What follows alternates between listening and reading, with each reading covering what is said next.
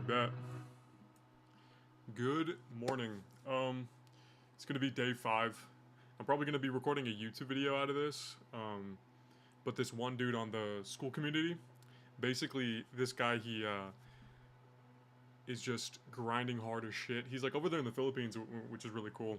And then he's out there doing shit, and he's basically just literally going hard balls to the wall, 10-hour, 12-hour shifts every single day, which is like really solid and I really fuck with. And I'm gonna be doing my own sort of thing like this, right? So up top right here, this is gonna be from the moment I start, like basically the timer. I'm gonna go really as long as possible, minimum 10 hours, and that I'm gonna be sectioning out the day into 4 parts. So these first 4 hours before I get to Charlie's thing, because today he actually has his own YouTube live, and then is gonna be fucking he's gonna be doing a Q&A, and then basically the first 4 hours from now all the way up until when is it? It'll be now until almost his stuff starts. I'm gonna be doing learning like straight up. Then after that, I'm gonna be doing cold outreach. I have a standing desk, so I'm gonna go from here to start moving up like this. Yeah, but basically we're gonna go from. Hold up. so then after those said 4 hours, we're gonna do sort of the rest of the day is just gonna be straight up building, to where I'm gonna be building out on the actionables for the day on what Charlie said. Probably get in a few more dials for the actual interview stuff for my niece, sort of research and understanding. And really the goals for today, pretty simple. It's going to be 250 cold calls, 30 dials for. It's going to be 250 dials. We'll sort of see where we land with everything, with the response rates, pickup rates, and everything. Then after that, we'll move in towards doing the sort of interview stuff. Actually, I have that backwards. I'm gonna do the interview dials first, and then do those conversations, because it's, at least for me in my head, it's significantly easier to move forward with just being like, hey, can you give me an interview, than like going through a very strict structure on how to basically get them through to what is it? Getting them to more of like a book call, and then me reciting things verbatim, because I kind of realized I'm really bad with scripts. Like, really bad at just memorizing scripts and then saying it verbatim, and I have to sort of do it over and over and over and over and over and over and over again, probably like 12, 13, 14, or 20 times before I actually get comfortable with actually saying shit. But like rambling off the dome and getting bullet points like this, or like not like this, I'm going off the dome right now, but getting bullet points, speaking about them, is something that I do way better. Like, it's not even close, because I remember when I I don't know how many times I've talked about this fucking VSL, but basically, with the VSL on what I had, right? Like, I created a script, I tried to go verbatim from it, and this is exactly how I looked. I had to move my fucking big ass monitor over here to the left side, so that then I could adjust my camera. But basically, how it turned out was me like this. I'm like looking at the camera, I'm over here, as I'm talking the whole fucking time, and it was just so dog shit. So, not gonna move forward with that. I'm just gonna get better at just bullet points. I think. So, I think the only thing I'm really gonna have open. I don't know if I just need the chat open. Whatever. All right. So we'll start with Charlie sort of thing right now.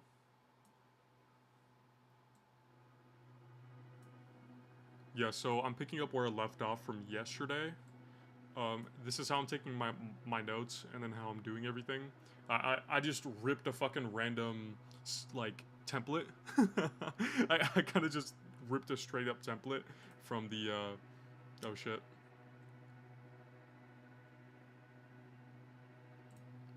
There you go. Okay. Yeah, but I just ripped the template straight up from Notion, and then configured it into the way that I needed it for. So right now we're on iterative renaissance. This is just sort of learning on how to improve things and do shit in ways that it kind of just like makes sense almost. Um, because when it comes to business stuff, you need to be constantly evolving and getting better. If not, because in honestly in business, if you're not growing, you're on a slow decline and you're basically done, right? It's just more of the rate of growth and then the rate of decline. That's sort of the only two binaries that you're sort of in. Um, Let me check the school community real quick and see what's up in there.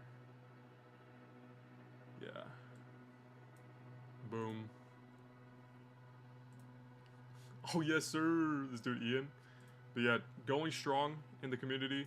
Um, really just need to focus on, grinding and then getting into shit. But really, let's sort of get into this. I'm probably not going to be talking a huge amount, just because I like locking in, and then I might periodically look over here to the right, just to see on what's up and what's moving and what's popping.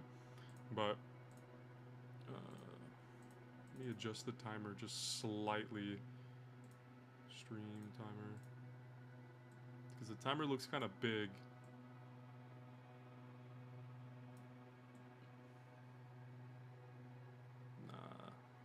Trying to find a good position. There you go. That's a decent position for it. All right. I'm gonna be getting back to 1.7 iterative renaissance, because I left off pretty late last night. So we'll sort of see what's up. Businesses get passed down to new businesses, and then these new businesses are going to slightly vary on the ones prior to them, and then they're going to repeat. And so this is how natural selection works in business, and this is how we get these really unique and super powerful business models that come out of, seemingly nowhere, but typically have taken, decades to sort of develop. And this is kind of what happened with dropshipping. This is what happened with consulting. Hey, first chatter. Yes, sir. Absolutely. Pretty interesting. Appreciate and it, if boss. you don't believe me, well, that's it. literally the process underpinning this entire program. Basically, got to do the same this shit. program is about to unleash a massive.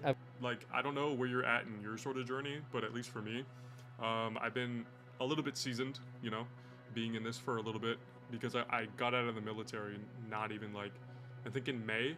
So prior to this, I've just been learning and then absorbing as much information as I could. So yeah, man, wherever you're at in your journey, just fucking keep pushing, keep grinding. And I mean, the one thing of what I like and what I think many people just lack is the ability to make a decision. I'm gonna get real with you for a second, not gonna lie, is that a lot of people, the reason why people don't start things or they don't do shit is because they are either fearful, anxious about the actual taking the decision, so that then the moment of time when they think about making the decision and then everything in between and then actually actioning upon it, many people make this gap really huge. I used to do that. Speaking from experience, not speaking because like I'm a perfect person, but I really was at that position, and then I really understand what it's like to be almost just sort of shackled by your own sort of feelings and emotion and shit. So it's really something, man. So what I highly recommend for everybody is, if y'all don't know about the RetardMaxxer wave, it's really funny. The whole premise of it is that some people on who are higher IQ or just have the like issue of overthinking, these are the kinds of people that needs to just turn off their brain and work. Turn off their brain and do things. Because like on how there's some stupid people who either who rob banks, who do a bunch of stupid shit, and then you like look at them, you're like, why the fuck are you doing that? Right? It's like, was there no thinking involved with you, deciding and understanding the consequences and the decisions of that? No. Like, half the time, people just don't think and don't put any fucking mind to anything, and use that to your advantage, because real huge action takers, because if you really look at the landscape, right, you sort of see on, because at least for me, what I notice is that I look at all my competition, and I'm like, dude, these guys aren't doing anything super unique. They're all copying each other. They all look fucking copy-paste the same, yet they still have more fucking results than me. You know why? Because they just took action. They just fucking did it. Which is just so insane and so stupidly distilled down and simple, but that's sort of how you need to think about it, right? Is that turn off your brain, take the action, worry about the consequences later. At least when it comes to this. Because if you're getting in your own way, you need to eliminate yourself by shutting off your fucking brain. Obviously have some sort of plan in mind, right? Do some prep so that then there's a bit of structure to your actions. But really, other than that, in order to take the first step, just do it and just fucking don't think about anything else. that's the whole fucking premise of RetardMaxxing. Shut off your fucking brain. So I'm gonna get back to it. So yeah, quick little rant, dog. Evolutionary wave of how to run this sort of online consulting business, this lean, hungry, mean, like, you know, 6 and 7 figure consulting business. And I'm literally doing this. I'm forcing natural selection into the market with this, and the market's gonna reward me over and over again accordingly. So here's where this gets interesting, because now you might be thinking, Charlie, just get to the point. So let's now visualize how a consulting business evolves. So in the same way that an ant, with this PDF that you can click on here, in the same way that we can see what an ant is made up of and how this thing would evolve over time, we can do the exact same thing with business. So if I just pull these slides up here, okay, and we come up here. So in the same way, you kind of recognize this diagram, right? So just like an organism, a business, version 1, exists in an environment which sets the conditions for survival. Now, the 2 primary conditions of the environment that you find yourself in are your niche and the problem that you're solving for your niche. And these are always present and always changing, right? So the problem might ever so slightly shift, or the niche might change. Not in the sense that, you know, you're changing the problem, you're changing the niche, but the needs of the niche are going to shift, and, you know, you're going to have to adapt. And so in the same way that an ant exists on a tree, a business exists in an environment, and the environment sets the conditions for survival. Now, here's where it gets kind of cool. So just like an organism, a business is made up of components. Business as a term, or that's my business, if you point to something, you're pointing to a selection of components. Like, business is like a term that we use to tidily aggregate different systems together. Like, a business doesn't really exist. It's just a word we use to bring some order to the chaos that is this string of components. And so a business is made up of components, and these components are foundations or macro systems, okay? They are known as level 1 variables.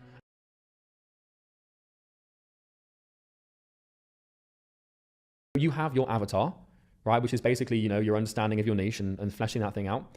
And you have your offer, which is what you're actually offering to people. Then you have your outbound process, which basically refers to how you get customers using outbound methods like cold email, cold calling, or cold DM. And don't worry, you haven't done the training on this yet, so you don't need to worry about this, but you're going to have an outbound process.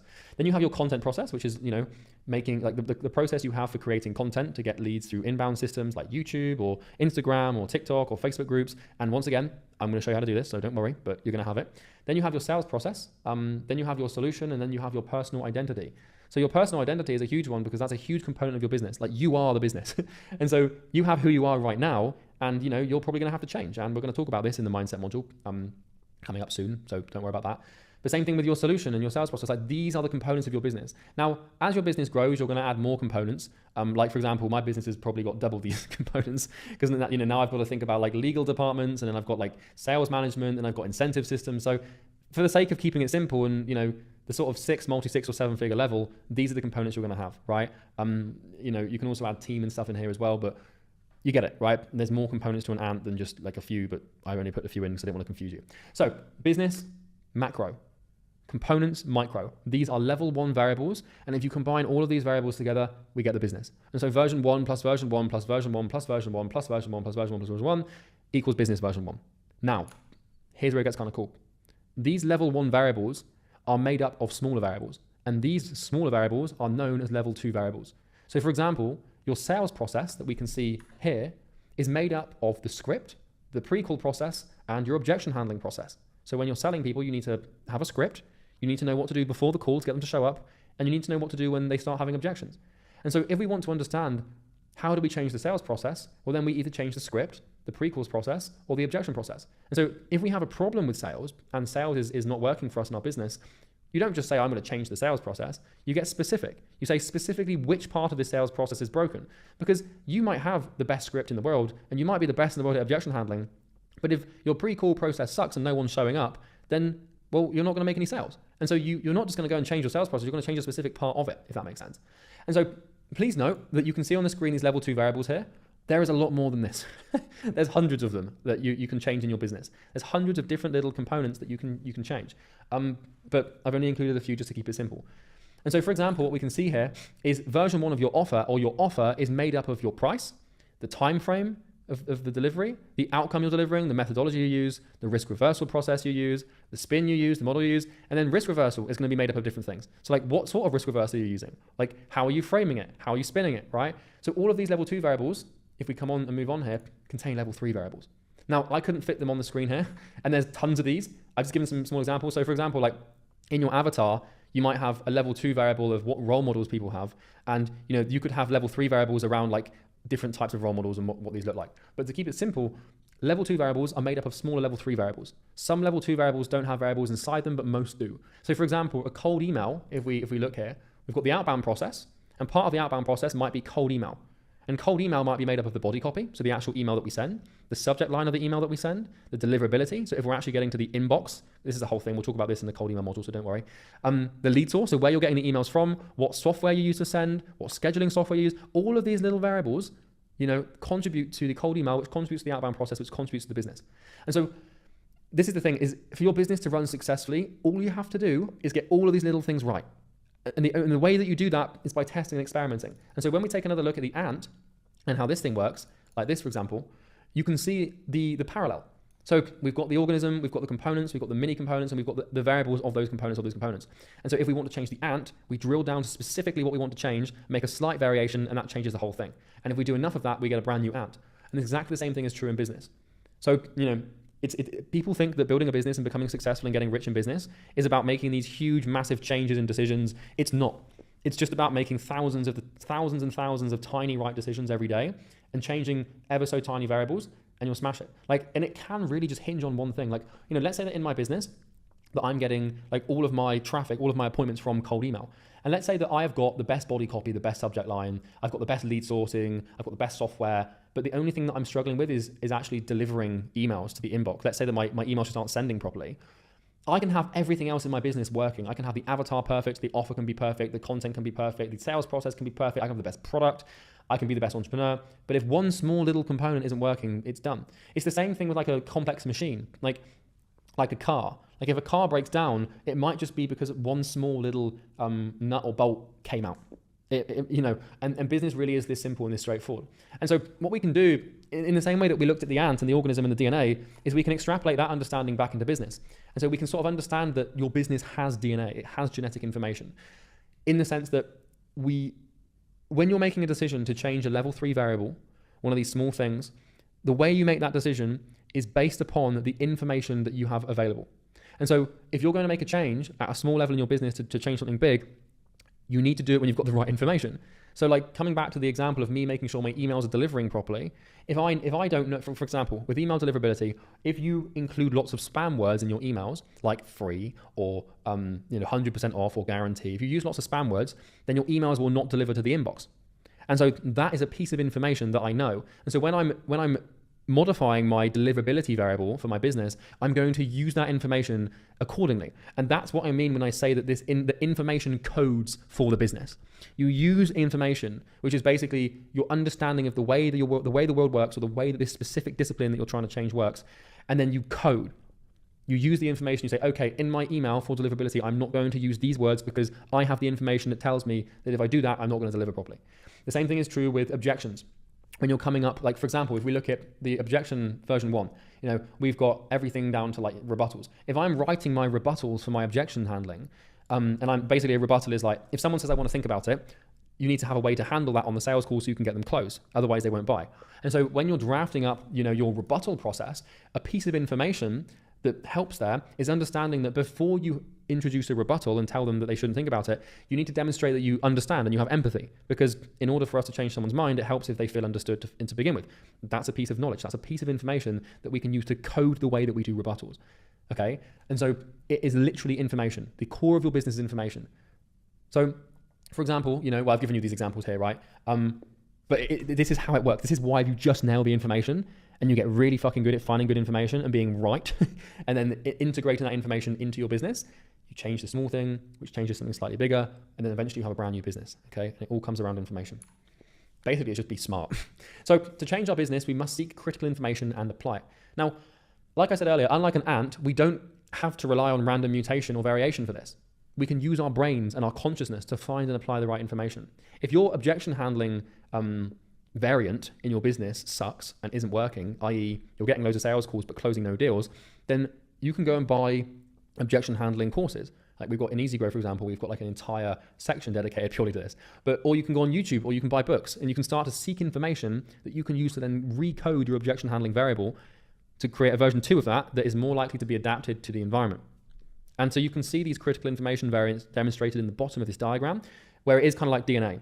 And so what we can start to do is, let's say, for example, that you've gone online and, let's say that you're on YouTube and you watch a video about how to structure your sales pitch, right? And you find it like a video from a really good salesperson on how to do something, a specific part of your sales pitch.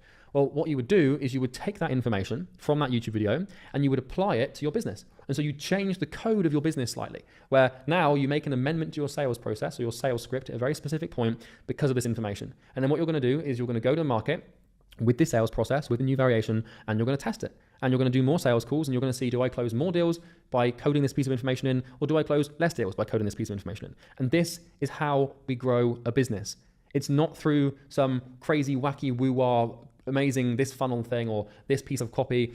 It's just small little iterations over time by defining the problem, seeking the information to solve that problem, applying it by recoding the variable and allowing that code to give assent to the result. And hopefully the result is better, okay? And, by changing the code of this thing, by watching the YouTube video on sales and changing the code of the pitch, we now have version 2 of our sales pitch, which now creates version 2 of our sales script, which creates version 2 of our sales process, which now creates version 2 of our business. And so you must learn to think in versions, okay? Where you've got version 1, which is where you are right now. You don't even have a version 1 yet because you haven't got all of your variables lined up. But when you finish this program and when you've been through all the videos and you've built the thing, you've now, all it is an experiment. You don't have a business, you have an experiment, okay? Once you've got the avatar, the offer, the outbound process, content process, sales process, solution, and your sort of personal identity in a row, this is a business, right? And all you're trying to do is not grow the business or become successful. You're just testing the variables that you've got. And if you don't get the result you want, i.e. you don't sign clients, you don't make money, all you do is you find out what about this chain of variables is not working. You drill all the way down to the thing that you think the problem is. You go and seek new information. You implant that information into the code of the variable that you think isn't working. You bring it back to the drawing board, you test the variables and the combination of variables again, and you see if it works. And that's all success is. If this isn't a penny drop, pin drop, aha, holy shit, epiphany moment for you, I don't know what will be. This is how you win. This is also why it takes a year or 2 or 3 years to get to that. Yeah, like, based on how Charlie explained this, like, he initially did the sort of, the example of this being the anatomy of an ant, right? And then all of the components of the ant and how that's a living organism. And then all of those components then identify what that is, right? Like what species of animal is this?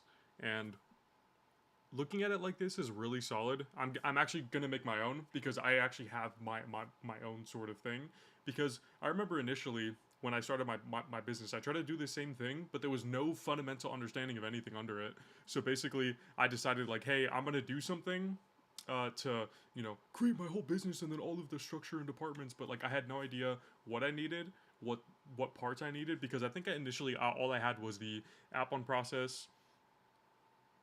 Yeah, outbound, sales, service delivery, and then I think like the fucking customer success, but it wasn't as robust as this. And also having that fundamental understanding that like, hey, this is a living organism, this is a living being, which does really make sense because a lot of businesses, the main thing on where they're sort of derived from, right, of the business it's just people. It's a bunch of people running this and building this sort of arbitrary shell thing that all it is just everyone's actions aggregated into this one thing, right? The exchange of goods and services and shit. And viewing it this way, and how if you're trying to change one thing, it just changes the version, right? Because if I'm trying to lock in on my sales process or my content process, if I'm not getting views, I look at, okay, is my hook bad? Or my title's bad? Or my captioning's terrible? Is the entire content of my thing shit too? Like, am I just doing it bad from the jump from like, all of these key things? And then once you go through all of your V1s, you can really just continually iterate, because then you're now in a continual problem solution cycle, and then you have a direction. Because I think of what this really does build is it gives you a sense of direction on where to take everything, and that it doesn't leave you sort of in the dust. Because if you don't have some sort of basic structure for anything, right, the human mind is going to be fucking lazy as shit and be like, hey, I don't really know what to do, because the brain does not like obscurity. Because if for me right now, I were to give myself a task and be like, hey, today, for as soon as you wake up, you're gonna work. My brain hates ambiguity. You need to put in, like, instead of saying, hey, I'm gonna work on the course today, no, I'm gonna go ahead and wake up. As soon as I wake up, I'm gonna put the stream on at like 4:30 to start it. Then I'm actually gonna get on at 4:45. Then I'm gonna go ahead and, you know, do an intro of the stream, and then after that I'll get into just watching 1.7 and finishing it. That level of detail, and like also I have a time block, and then fitting in within what, like up until 8 a.m. So that's like a really good structure. That's just a structure, period, that basically nobody fucking has and nobody does. And that if you don't do it, you're screwing yourself over. You're like literally fucking yourself, which is super cooked. So that's like really solid. And then also adding into like a documentation part of everything, because then you can add in different links, understand your structure, where your business is at, what things you use. Because I try to do this too, but like I had it in a very clunky, different way of doing it. So I definitely need to get something like this way more organized, and then understand what version everything's at, so that then I can continually improve. So yeah, let's get back to it. That point where you consider yourself successful, because experiments and tests take time to run. Do not forget this. It's just information, applying it in exactly the same way that an ant would evolve. Like, you know, it's the parallel between biology and business is insurmountable and, you know, unarguable. It's just there, you know. And so if we can learn to think like with DNA and variants and stuff, like, goodness me, you're going to be successful. You know, if this variant works, obviously you're making more money. And most of the time, the changes you make are going to suck and they're not going to work. But sometimes you'll find something that does. So that's basically, in a nutshell, how to actually win and succeed. And like, you know, if you know this and your competitors don't, like, you're going to crush them. Okay. Okay, and by the way, just so you're aware, this diagram took me an entire week to build. Like this idea of the ant and the variables and the micro macro shell-based thinking and trying to bring all these parallels together. Like, I understood this, but I actually spent an entire week on this one diagram that you see on the screen here and explaining it. So that's the level of importance that I want you to assign to this in your memory. Though I wouldn't have gone to that length of effort if I didn't think it was one of the most important things that you could possibly learn to grow a business ever. So here's some good news, right? So by using this program, your version 1 of business is probably my version 67. So whenever you buy mentorship, what you're doing is you're buying a version, right? So just by using this program, you have a huge head start, because my version 1 of all of these things here, like my V1 of these variables sucked. My avatar version 1, like my V1 when I first started, was like 4 sentences. Now it's like 30 pages, you know, it's like tens of thousands of words almost. And like, you know, maybe not tens of thousands, but lots and lots of words, right? And so when you're creating your avatar using my framework, you're borrowing my version 67 or my version 85 or my version 93 or whatever. It's the same thing with, you know, like EasyGrow, right? So for example, in EasyGrow, I've done the maths here. I've tested nearly 100 different cold email scripts to find what works. So when you buy EasyGrow, which I'm sure you will in the future as you become more successful, you're just going to plug it, right? You know, no fucking shame in that. You know my intentions here. But when you buy EasyGrow, you're buying like a version. You're not buying a program or a course. You're buying a shortcut, because you could test 100 cold email scripts yourself, but to do that and stay sane, and trust me, it's not easy, it might take you like 4 or 5 years. So by buying the program, you get where you would have got in 4 or 5 years in like 4 weeks. Does that make sense? So you're buying variables. And you know, my version in cold calling, I've iterated my cold calling script, and the cold calling scripts in EasyGrow have been iterated hundreds and hundreds of times. I've made tens of thousands of cold calls. And so in EasyGrow, your version 1 is going to be my version 128, for example. So this is how you make obscene levels of progress, and this is how you get rich real damn fast, is by just finding what works and then implementing it. And this is why we charge money for EasyGrow. It's why we charge quite a lot of money for EasyGrow, is because it's really fucking valuable, because it can save you like 5 years of testing and suffering. That's pretty worthwhile, you know? Same thing for my content process. So in EasyGrow, we teach how to do content. And, you know, I'm going to teach you how to do content at a more basic level in this program.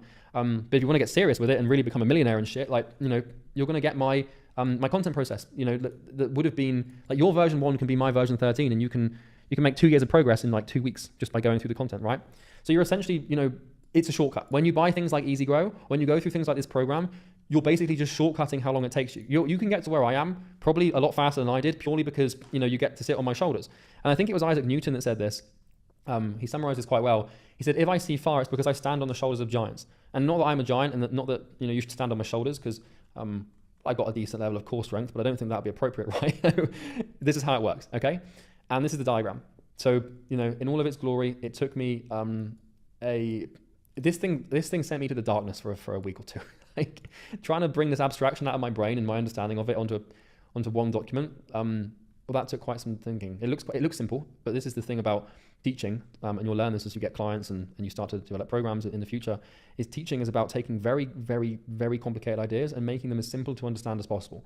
And, you know, the premise of this seems real simple to you now, but untangling that and making it simple is tough. And, you know, that's kind of summarized by Einstein's E equals mc squared. Like that, and we've all heard of that famous that famous equation before, but it summarizes a scientific theory that is so infinitely complex in like 3 words, like 3 letters. God damn it, like that guy was a genius. That's a sign of a genius, by the way, is being able to take really complex ideas and make them simple. This isn't genius level, by the way, like what I've done here. Like this is, I don't know, depends on what your perspective of genius is, but this is just like a genius invents this shit. Like Charles Darwin, for example, was the genius for, like, I based this thinking around his thinking, right? So, but yeah, that's kind of what you need to do if you're teaching. So you're welcome. Anyway, so the scientific method. So we're going to talk about the scientific method twice. Okay, so we're going to discuss it briefly now, and sort of we're going to talk about what it is, and then we're going to actually later on, after a little bit more context, explain how to do it. Because the way that we integrate information into the code of our business is by using the scientific method. There is a very, very, very specific way, a very scientific way that that this must be handled with, I think, 13 or 14 different steps that must be followed. If you just start trying to fuck around with your business code and your DNA of your business without the scientific method, you are going to burn the thing down and destroy it. And so you must follow a specific process. So we're going to get into that soon, but for now, let me get through the scientific method. So the big question that I'm sure you're now asking is, okay, well, Charlie, if building a business is just about finding the right variables, how do I do that? Like, how do I find level 3 variables that actually get results? And how do I know if new information is good or bad? Like, how do I know if the new code I've introduced works? And how do I build a profitable business? Well, the best business people are scientists, right? Like I said, not in the lab coat sense, but in the sense that they know how to test. They know how to experiment. And so you must learn to think scientifically. So I find it hilarious how, you know that sort of archetype in school, you know, of the kid in biology or chemistry or maths or physics or geography. And the kid in school is like, oh, when am I ever going to use this in the real world? It's like, that kid has no fucking idea. Like, I paid a lot of attention, in case you can't tell, I paid a lot of attention in biology and chemistry when I was 15, 16, because I knew that the rules of those games, the rules of those disciplines, of those studies can be carried across. And, you know, I didn't know that at 15, I wasn't cognizant of that. But I had this idea that when I was like a kid, I could see the parallels between what I was learning in these disciplines and, like, you know, one example, I was in geography and we were learning about coastal erosion. I think I was 15 or 16, we were learning about coastal erosion. And, you know, we were learning about how, like, different coastlines form because of the ocean and stuff. And, you know, at the time, I remember when I was like 16, this is when I was really starting to sort of get interested in business. And I was sort of trying to parallel that over. So I was looking at how businesses fail and how they erode over time. And then I was thinking, okay, well, coastal erosion is this gradual process that happens as a result of, like, nature. And maybe that's the same thing is true in business with the way that, like, you know, things decay. And then I looked at history. So I've been doing this for a long time, but all of this to say that shit that you learned in school is actually quite useful if you just know what to look for and how to apply it. Like another example, in chemistry, when I was 16, I learned about alloying. Alloying in chemistry is basically where you take 2 metals and you put them together to make a stronger metal. And that's like how steel is made, right? It's called alloying.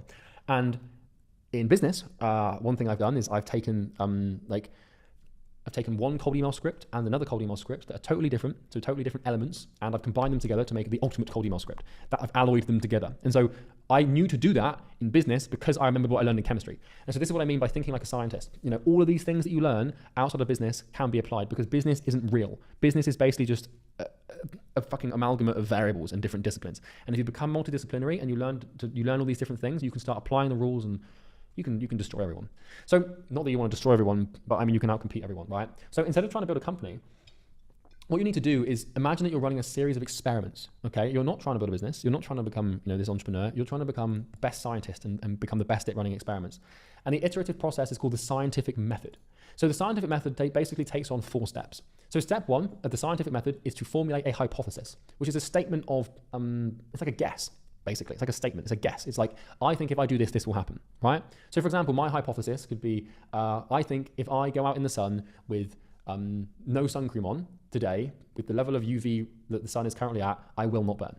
And then the step 2 is I will test that hypothesis. I'm going to go out in the sun for like 20 minutes. And then step 3 is tomorrow I'm going to see if I'm burned or not. I'm going to observe the results. And if I do burn, then I'm going to formulate a new hypothesis, which will be, okay, well, maybe I need to go out with sun cream on, right? And so we have this 4-step process to scientifically test anything, and it's the same thing in business. So right now, if you're watching this for the first time, you do not have a fully developed hypothesis. You have your avatar, maybe you've got your offer done, but you haven't got version 1 of your product. You haven't got version 1 of your outbound systems or your content systems. You haven't got version 1 of anything else. That's fine. I'm not worried about you not having this yet, unless you're rewatching this video and you have it, then good for you. I'm worried about you knowing how to think iteratively for when you do try to build these things, okay? Because the reason I'm teaching you the scientific method and the iterative process is because it can be used for every single variable in your business. Like, how do you build a good product? You iterate it. How do you build a good cold email system? You iterate it. How do you build a good sense of identity and a good character and a good mindset? You iterate it. You make gradual small changes over time, right? Sometimes you can make extreme changes real quick and make a lot of progress real quick, but usually it's done slowly, iteratively. And so if you can learn the scientific method and you can understand it on a level that is deep and you can comprehend it with your brain properly, then when it comes to building these other variables in your business, you're going to fly by the iterations and you're going to make so much more progress. So the answers are all there. Everything you want lies on the other side of hundreds or thousands of little tests. Once again, like buying EasyGrow, for example, just means you have to do less tests. We iterate our way to success in business little by little.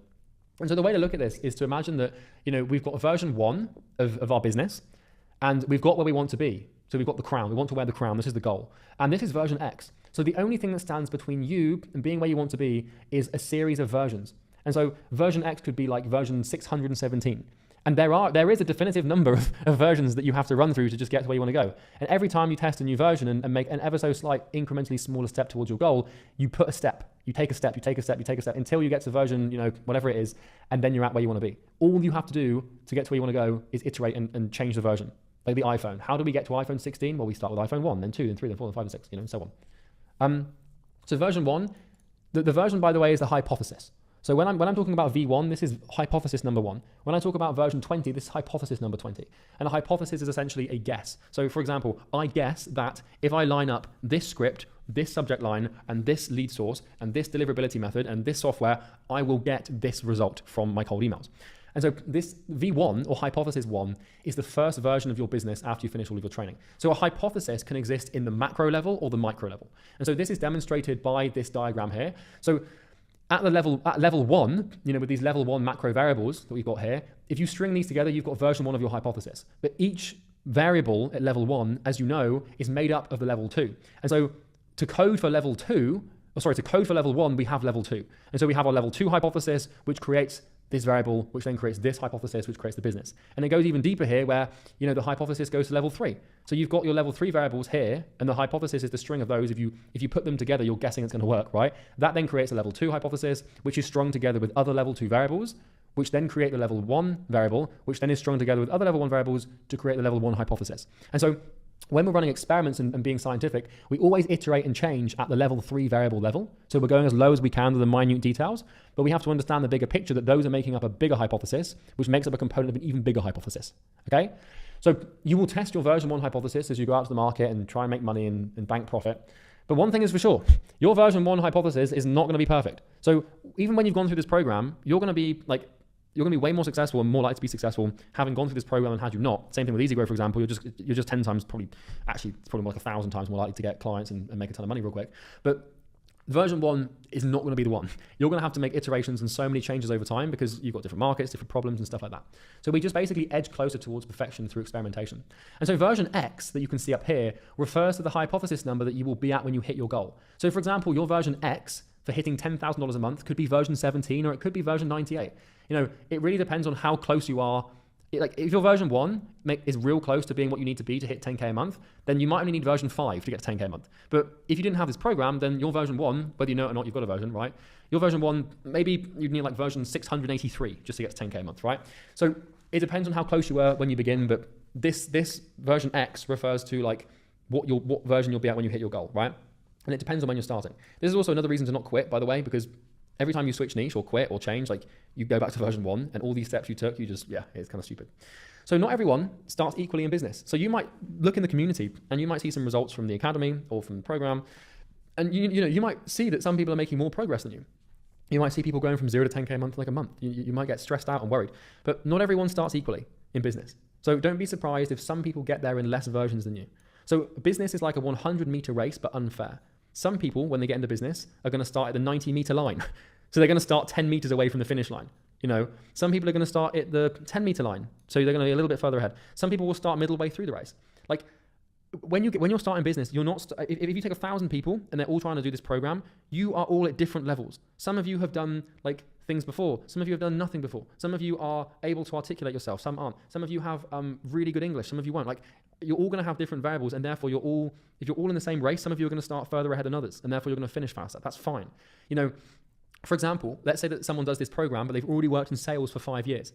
Like they won't need much iteration to find out what sales system is going to work. And maybe someone starts this program and they get into the same niche as you, but their parents are people in that niche. They're just further ahead than you already. They just are, And so you can't compare yourself to other people in the program and base, their progress on your progress, because where they started is totally different. It would literally be like lining up to race someone against 100 meters. And then you start at the 0-meter line at the beginning and they're starting at the 58-meter line. And then they beat you, and then you're like shocked and surprised, like, what? How are they further ahead than me? It's like, well, they started like halfway further than you, right? So if basically the point I'm making here is that if someone is achieving things faster than you are, it could be because they're working harder than you. That's a huge variable, because the harder you work, the faster you can test. That's all hard work is, by the way. It's just faster experimentation, putting cause to effect faster and finding something that works faster. But like if someone's further ahead than you, it's because maybe before they started, they've already done a bunch of experimentation. Like your version 1 and their version 1 are completely different in how close they are to the goal, right? So version 1 is not this universal thing where everyone starts at the beginning. Like if someone in the academy has access to Easy Grow, then their version 1 is going to be so much closer to the goal than yours is, because they've got such an advantage because of the depth of information around acquisition in that, right? Or the depth of acquisition around cold email or sales or whatever, right? And we're going to get into that in this program, but I'm just going to give you the basics, right? And then Easy Grow will take you to that point where you're making like millions and millions of dollars, right? Or multi-six figures. So macro versus micro iteration. So we can think about the iterative process in the macro or the micro. So macro is big and micro is component of big, relatively smaller in size to big. And so, when we're looking at this diagram here, we've got the business, which is the macro, and then we've got the level 1 variables, which are the micro, which are part of the business. But then what we can do is we can also see level 1 variables as the macro, and then we can see level 2 variables as the micro inside of the macro. And then what we can also do is we can see level 2 variables as the macro, and we can see level 3 variables as the micro inside of the macro. And then we can take it further and see level 3 variables as macro, and see the DNA or the genetic information or the information we're using as the micro inside of the macro. And so to give you a little bit more tangible examples, or a more tangible understanding of this. So the universe, as we know it, is the macro, and our galaxy, the Milky Way galaxy, is the micro. And you could see the Milky Way galaxy as the macro, and the solar system is micro. So micro is part of macro. So our solar system could be the macro, and Earth could be the micro. Like Earth is part of the solar system. And Earth could be the macro, and Europe could be the micro. It's relative in size. And then Europe could be the macro, and UK, the country of the UK, could be the micro. And then the UK could be the macro, and Somerset County could be the micro, and Somerset's the county that I grew up in. Big up Somerset. Just thought I'd throw in a little bit of Charlie Morgan trivia for you there. But Somerset's like a place in the UK. And so it's inside of the UK. And the UK... All right, I'm going to go throw my phone away and put it up there because I just posted that I'm live on my Instagram. So yeah, I'm just going to... I'll be back.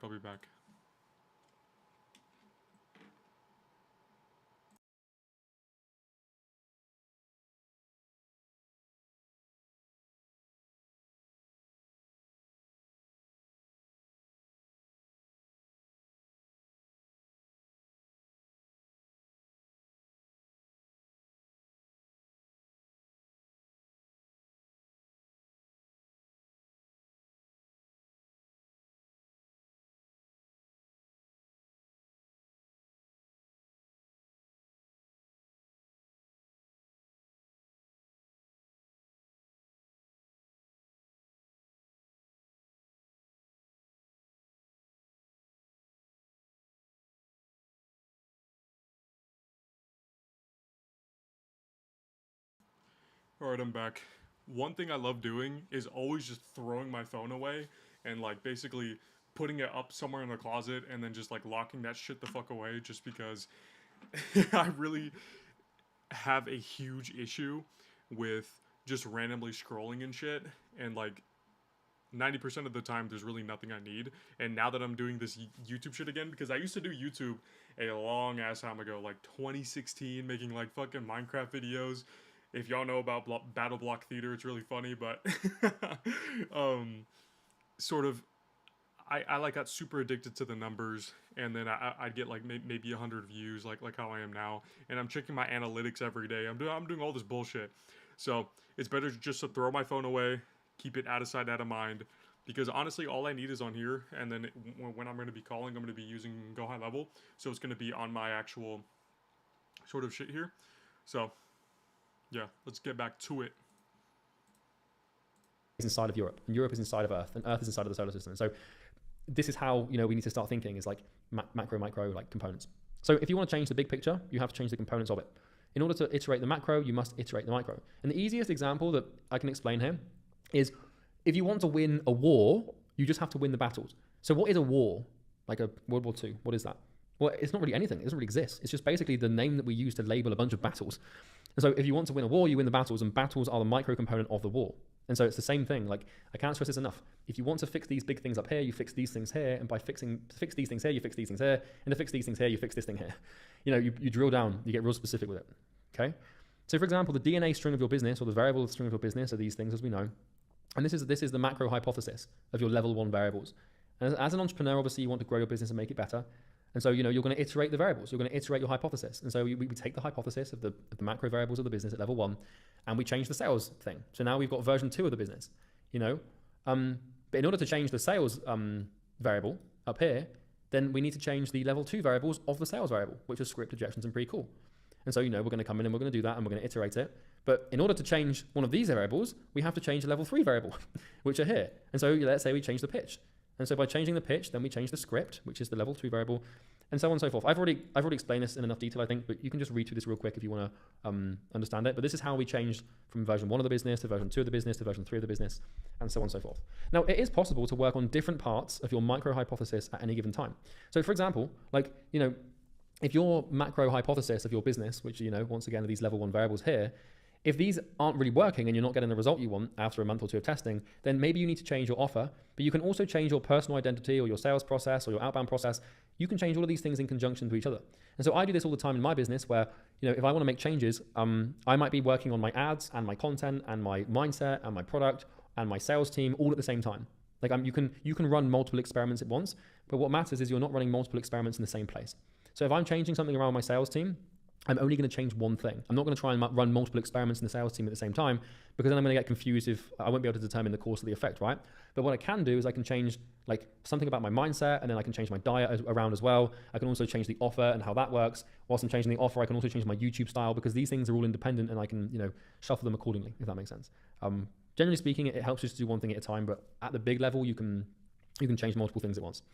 So changes in a localized hypothesis must not be interfered with. So for example, I can change my content process and my product at the same time, but I wouldn't change 2 things about my content process at once. And I'm going to explain why in a second. When we get into the actual process of the scientific method, I'll explain this. So just bear with me, but it should make sense in due course.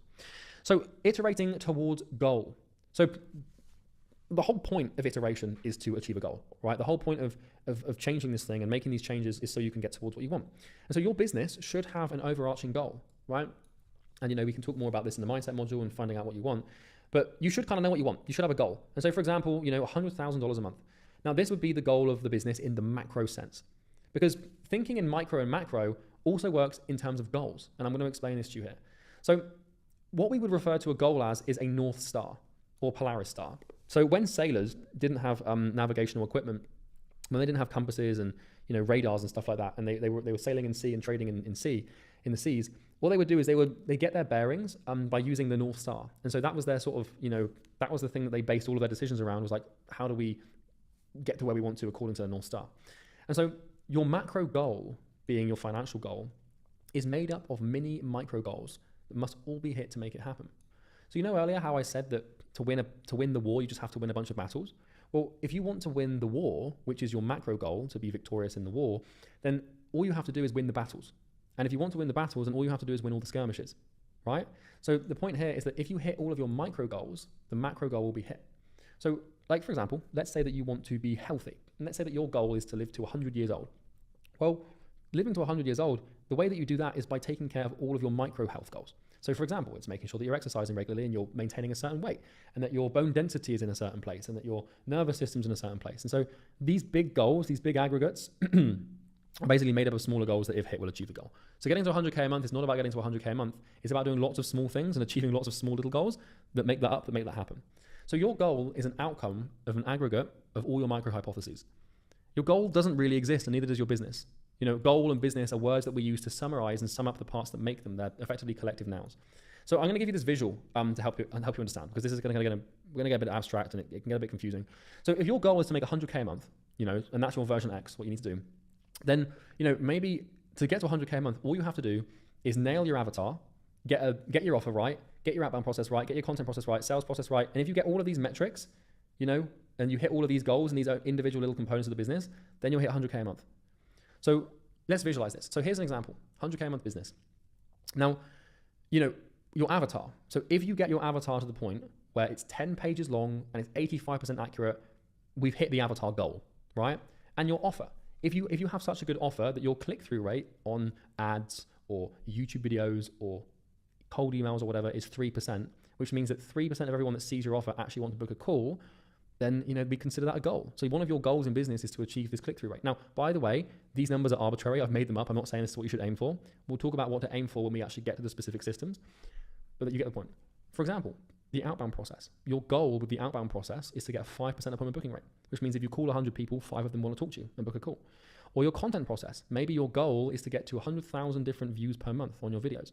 Or maybe your sales process. The goal could be to get to a conversion rate, get your sales skills to a conversion rate of 25%. Or maybe your goal with your product is to sell people into your product and to have a refund rate of less than 5%. You know, or maybe you have a goal for your mindset and your identity to become a person who's consistent. If you'd hit all of these smaller goals and you did all of these things, 100K a month would naturally manifest.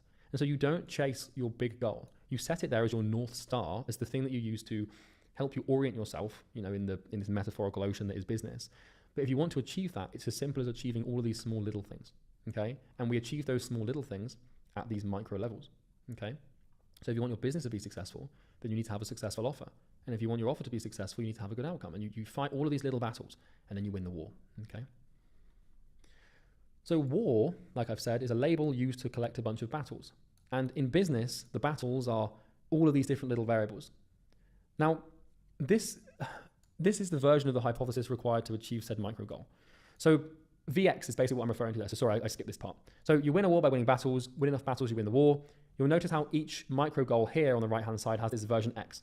So once again, whilst we have a version X for your overall goal and where you want to be, we have a version X for every small little goal as well. And if you hit the version X and the iterant, you know, the iterative process, if you iterate enough inside of each little component and you get to where you want to be in each little component, then you will manifest the entire thing. Now, I know that this is getting repetitive and it might be a little confusing and you might need to watch this section back a couple of times. I'm doing my best to explain a very complicated abstract term. Please bear with me, okay? So like I said, achieving your big goal is as simple as achieving lots of small ones by attacking them one at a time. And by attack, I just mean iterating, testing, and experimenting with new hypotheses. Success is incredibly easy and simple when you compartmentalize your objectives and look at them as small little problems to figure out. Figure them all out, line them up in a hypothesis string, and you will have a successful business. And a hypothesis string, by the way, is just like when you sort of visualize all the variables put together. And you literally iterate your way to success. The only kicker here is it just takes time. It takes years to get to these things. And you might have heard the phrase before that the only way to eat an elephant is one small chunk at a time. It's the same thing. Like getting to 100K a month is like eating an elephant. Like to do this thing, you have to break it down. Like what's everything I need to have in place to get to this point? And then you break those things down, and then you break the things down inside of those things, and you get to the real simple little pieces, and then you attack these tiny things. Because you can eat an elephant if you're only eating like little bite-sized pieces. It's just going to take you a long time, but you can do it. It's exactly the same thing with building a business. Like all of these little problems are quite easy to figure out. It's just there's lots of them, and they take a lot of time, and you need to attack the small things, okay? So measuring experimental outcomes. So the big question then becomes like, how do you know if your iteration is working? One thing I really did like of his sort of example here was like the KPIs, right? And then how he did the analogy of like, if you're going to eat an elephant, you're not going to do it all in one bite. You have to chunk it up. I kind of already did this, but I do really like his graphics because I could have one fucking Miro board where I have that one like, you know, spider down thing. And then these are also known as like KPIs. Like what are the the sort of key performance indicators that you need to hit in order to, get to said goal, right? And for me, it's going to be like $1 million a month by next year, and then that means probably within the next 6 months, I need to get to at least probably $250,000 a month, or at minimum 100K. So then that means I got to get to 100K as fast as possible. But regardless, is that I just want to get that stuff solidified, put it in there, because I've already done like all of the math for the KPIs for my cold calls, because then usually I can break down the amount of volume I need in order to hit said goal. So then I already have it in my head, but I just have to grind a tiny bit harder, just so that I know where I'm sort of at with these things, and that I can just sort of have one centralized area that I build out that makes it look really nice and sexy, so that then I can just churn a bunch of results out, and then have like one area I can sort of look at. Because I think that's the one thing on what I was sort of getting fucked up on, is having just a central location to look at everything for the majority of my business, right? Like one area to see all of the analytics, one area to see all of my sort of processes, structures, SOPs, and everything.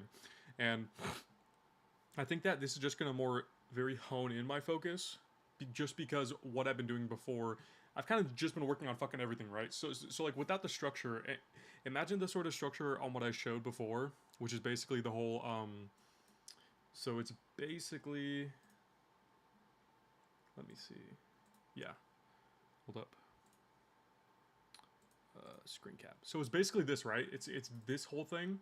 And imagine I have all of this, but it's sort of like in my head, and it just randomly pops in. It's like, oh shit, I'm gonna work on my sales process. There's like a few pre-call things, the actual objection stuff, and then the script, and then I'm sort of like piecing together and then doing things like hour by hour, different, and then there's no like clear direction of like, okay, right now the next 2 hours I'm gonna work on my script. No, it's like, okay, I'm gonna work on my script, blah blah blah. I'm working for it, I'm trying to find resources. Then I get distracted to like, oh, what about the pre-call process though? And then I start going through that and be like, okay, what actually about objections? Like there's no documented process and like what the fuck I'm working on to make it like direct. So I just need to get solid on that, so that then it makes it easy to be able to get more solid results and more results, period, and to like make my time really effective, because then I get a huge amount done in like my value per unit of time just increases, because then that means that I can work for 12 hours, but then I can get probably 10 times more done just because I'm being more efficient and effective. So yeah, we'll get back to Charlie yapping. You get to the real simple little problems of measuring experimental outcomes. So the big question then becomes like, how do you know if your iteration is working? like how do you actually know if a new hypothesis is good or bad? So as I've discussed, a hypothesis is basically a guess. And it's like it's a statement of like a guess, where it's like, okay, well, if I do this, then this might happen. But how do you know if a hypothesis works or not? Like, what makes a hypothesis at any level, whether in the macro or the micro, good or bad? Well, as we now know, we have goals at multiple levels. And I want you to start thinking about it like this. So when I use the word goal from now on, I'm referring the goal is transcending the levels. So it could be the goal of getting to 100K a month, or it could be the goal of getting to a 25% sales conversion rate, right? When you can test at multiple levels, therefore we have goals at multiple levels, and we have KPIs at multiple levels, which are key performance indicators. And this will all become clear as I go through this diagram, okay? So think about it like this, because this diagram can be extended to understand the nature of experiment at all different 3 levels of variables, okay? So you've got level 1, level 2, level 3. If we want to know if an experiment's working or not, because we're going to experiment at these different levels, then we can use this diagram, okay? And I know this is getting a little confusing, and this is one of the hardest things for me to explain to you. So please, if you feel confused and it's taking a minute for you to understand, just rewatch the whole video. It's really important you get this, and I appreciate you bearing with me. So here's how it works. So this is how you can measure the effectiveness of an experiment. So we have the goal, and we have what we would refer to as hell, determined by this fire, right? The red arrow refers to regress, and the green arrow refers to progress, and the black line with the version next to it refers to the baseline. So you have where you are right now. So whenever you're conducting an experiment, or whenever you're about to begin a new experiment, you have your baseline. And your baseline is determined by your current hypothesis. So the current variables that you have, okay? Version 1. Then you have where you want to be, which is your goal. And then you have where you don't want to be, which we're going to call hell, which is below your baseline. So, if you bring in a new experiment, and you bring in a new set of variables, and you bring in a new hypothesis, and you test something new, you're bringing in like version 2. And if by introducing version 2, you move away from baseline towards your goal, then we are making progress. But if by introducing version 2, we move away from baseline towards hell, then we are making regression. And so, when you introduce something new to your business, it's either going to bring you closer towards your goal or push you away from where you are right now towards hell. Or it's going to keep you at the same level and keep you the same.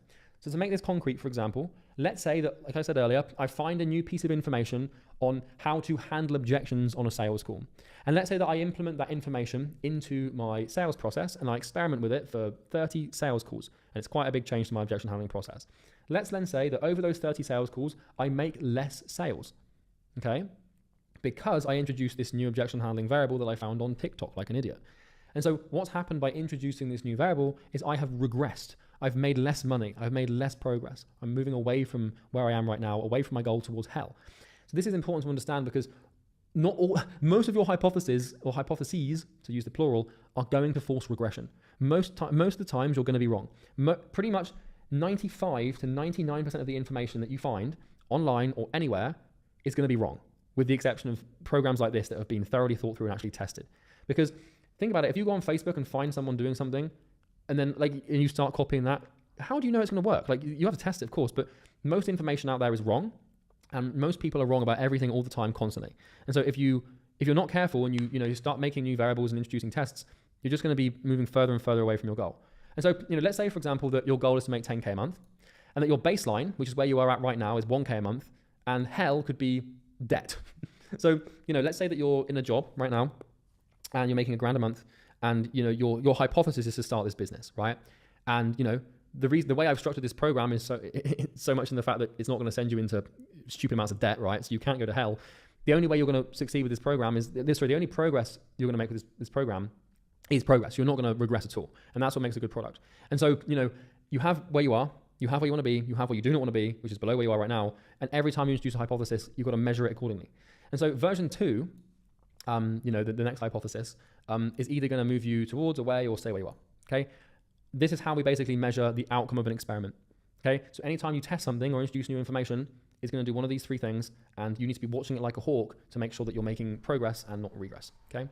So yeah, so one part of this when it comes to improving that I learned from Alex Ramosi is that when you try to identify something to change in the business, from his experience, which is like a lot of fucking experience, which is like almost 15 years of business experience, is that he kind of notices that if you're going to change something, there's always a 20% decrease in initial performance from your set baseline, right? Because if we're over here on baseline, right, we're like right here with the V1, there's going to be a 20% decrease going towards, the red fire, which is butt, and then regress before you actually see any sort of result or even reach baseline before, right? So then it's more of determining, the thing about changes here is more of determining whatever change you're going to make, is it going to make a bigger than a 20% impact, right? Because it kind of doesn't make any sense if you're going to have something that's already working, you change it, but then it's 15% worse. You know what I mean? It doesn't make any sense. What the fuck was the whole point in testing it in the first place? Obviously, you can't predict tests, but it's like if you're going to do multiple tests, but you need to have a very solid foundation on why you're going to do it. Don't just do it for the hell of it. And don't just do it from a non-credible source. Your testing has to be refined, and it's not just going to be some basic stupid shit where you're just testing random things. All the variables are different. The source of information is dog shit. It's just straight up, you need to come with structured testing so that then you can make sure that with that given 20% decrease initially, is that it needs to be above that, right? There needs to be at least, is it worth it to have a 5% increase, or is it worth it to have a 10 or 20% increase, right? Then you can sort of gauge if that test is even worth trying in the first place. Obviously testing is good and shit, but it's better to be a little bit smarter with sort of how you move and then how you do things. So let's get back to it. Let's say that we introduce a new variable to this experiment to create V2. Let's say that we introduce version 2 like this. And, we've now introduced version 2, and by introducing version 2, we've moved slightly closer towards our goal. And so by virtue of progress, which we can visualize here by version 2 bringing us above the baseline, version 2 is better than version 1. So therefore we lock it in and we create a new baseline. And this is how you make progress, is you introduce a new hypothesis, you pop it in. If it makes progress, then you stick to that hypothesis. If it doesn't, then you go back to version 1 or the version before that, and then you continue.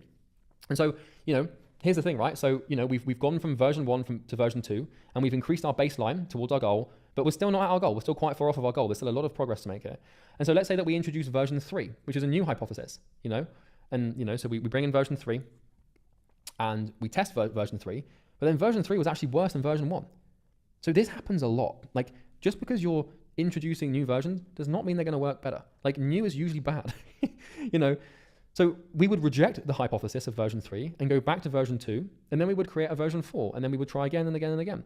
And so, for example, right, let's make this concrete. So let's say that this is the current baseline for how many appointments you get from your cold emails. Okay, cold emails are a nice, easy example. So you're getting this many appointments. So the goal is to get 100 appointments a month, and Hale is getting no appointments a month. And so right now you're getting like 50 appointments a month, but you're not getting enough, right? So you introduce version 2, and you change your cold email slightly, one of the variables to change that system, and therefore you start booking 60 appointments a month. You've just ever so slightly increased the amount of appointments you're getting, which is perfect, right? But then you think, okay, well, I'm onto something here. I'll change it again. But then by making that change in that month of that change, now you only book 20 appointments. So you need to have the awareness and the cognizance basically to recognize when a change is driving regression as opposed to progression. And so, this is kind of how it works. Like you can map your hypotheses on the trajectory towards your goal. So most hypotheses, most new information and most new hypotheses and new variants that you introduce will fail. And most of them will drive regression away from the baseline before them. This is the point of an experiment. So now we would know, for example, that cold email number 3 is way worse than cold email number 2, and it's even worse than cold email number 1 was, okay? Because we're below that baseline. And so after doing this for some time, you can start to map the results of your various hypotheses, always setting the baseline at the newest height and testing from there. So for example, here is an experiment with 12 different variants. And let's say this is a cold email experiment. So we start off with version 1 baseline where we're booking 50 appointments a month. And we introduce version 2. And version 2 moves us to 60 appointments a month, but still not quite there. Well, version 2 becomes our new baseline. And then we think we'll test version 3, but version 3, as we know, brings us to 20 appointments a month. So we think, okay, shit, we'll go back to version 2, but we're going to run an experiment. So when you're running an experiment, what you're doing is you're still running version 2 at this point. So if something's working, you never stop running it ever. You just introduce an experiment like separately to it. So if I'm running a cold email campaign that's working, I'm never going to turn that off. If I want to try a new cold email campaign, I'm going to create a new one and run that as a new experiment. In the same way that, if a scientist is trying to measure the growth of a bacteria, he's going to get them in a petri dish and he's going to put some stuff in a different petri dish to test the effect of that stuff as opposed to the stuff before it. So what I'm saying is when you've got something that works, never stop doing it. If you want to test it and try something new, then, you run a different experiment. And this is explained in more depth in Easy Grow. This is something that to really grasp and to really understand. Like you can get the basics of it like this, but if you really want to become an absolute expert in this thing, it takes like 15 hours of explanation. So we'll get into that later. But anyway, so version 3 is, shit, doesn't work as well, below baseline. So we try version 4, which is also worse than version 2. So then we try version 5, which is actually better than version 2. So our new baseline becomes number 5. And then from version 5, we try version 6, which is way worse than version 4 was and better than version 3 though. So, version 6, it still hasn't got us towards our goal. So we try version 7, which works slightly better. And then version 8, which works the same as version 1. And then version 9. And this is how progress looks, is you iterate, and it's not going to be this like neat little tidy jump towards goal. You're going to go up and down. But what matters is you remember the highest point and you always maintain that as the standard. Like the people are just sometimes idiots where I've seen this all the time with like people who test things and like they just end up forgetting what works. So like they'll have version 1, which works better than their version 6. But for some reason, they're running version 6, even though version 1 worked better. and they're like, oh, but it's version 6, so it must be better. It's like, you're an idiot. Like, it doesn't work. So you can visualize it like this. Progress is never a straight line. And you always want to, raise that bar, raise that baseline, and measure every experiment that comes against it past the previous highest point. Okay? Now, in summary, your business is simply one big experiment with a North Star, which is your overall overarching goal, like 100K a month or 10K a month. To achieve the North Star, we must conduct various smaller experiments. Because that's how you do it. And these smaller experiments are made up of even smaller experiments. So for example, if the North Star of your business is to make 100K a month, then a goal that you're going to have to achieve to make this happen could be 100 appointments per month. And that's at the outbound cold email level. And a goal that you're going to have to achieve to make this goal happen is getting 10,000 people to open your emails per month. So this is my point, is goals are like, they are fractal insofar as the fact that the big thing needs a little thing to happen, and the little thing needs a littler thing to happen. You have to learn to think in macro, micro, micro, okay? And so the variables of the cold email open rate are going to be deliverability, the subject line, the lead sourcing, the email name, the structure, the personalization. If we get all of these little things right, then we're going to get this thing right. And if we get all of these little things right, then we're going to get things at this level right. And if we get all the things at this level right, we're going to get this thing right. This is literally just building a house. Like, you don't build a house, you just lay tons of bricks. And like, building a house is about building lots of different little rooms. And if you get all the rooms built, then you have the house together. Like, these big things, these macro things, are just collective names for little components. And if you're building a kitchen, like, well, now you need to build the sink, and now you need to build the island, then you need to build the dining table in the kitchen, then you need to build like the oven, and then to build the oven, you need to build the handle on the oven, and you need to build the grill in the oven, and to build the grill in the oven, you need to build like the little slats, and like, we build things by building small things. Like that's the whole point of this entire video, is just to explain that one point. And if we get the small things right, the bigger things fall into place. And it's really easy to build the small things. Like, figuring those little small things out are really easy. What's hard is trying to do it all at once and getting confused. But if you can see it in the micro, it's really fucking easy. Now, so this is how it works, right? So we've got the goal at the business level, and we're going to measure our progress towards our goal, or regression towards hell, at the macro business level, which is basically how much money we're making. And then the business goal is made up of lots of micro goals, and we're going to measure these micro goals, and the variance and the hypotheses of these micro goals in either direction. And then the micro goals are made up of even smaller micro goals, and we're going to measure these in different directions. And so all of these make up this, and all of this makes up this, and that's how it works. Now, I know that this is a hard thing to grasp, and I've tried my best. He's saying that it's a hard thing to grasp, but I mean, this is just solidifying what I was already kind of doing when it came to testing and then doing things. It's just more of like, I needed to add a mental model to it, because if I don't have a mental model, I kind of just have it in my brain for a little bit, and then it doesn't really stick. Because I think the nice thing about this, right, is that if you have, like, for me, it's going to be cold calling, right? There's like the script, lead source, then there's the sort of tracking things, and then a bunch of other variables, like the first 30 seconds, and then after that, the questions I ask, my sort of little 30-second elevator pitch, right? So there's like all of these other variables that I need to have documented to test, because I think this does me a good service by understanding and making the components, right? To find all of the bricks to then put together and then track and test things based on obviously what I'm testing, right? And then adding it a way to document it and visualize it, because I think before, the way that I was testing and doing things, there wasn't much of a rhyme or reason for it. I kind of put it in there, but there's zero structure. Like, I started basically doing everything zero structure, just fucking freeballing it. So it's like, fuck it. And that's also probably why I don't have, the results that I really want. But anyway, this is just putting a good mental model in my head to be like, if I'm working on, V1 of something, here's all of the components, and then I can even document and test them to see on what happened.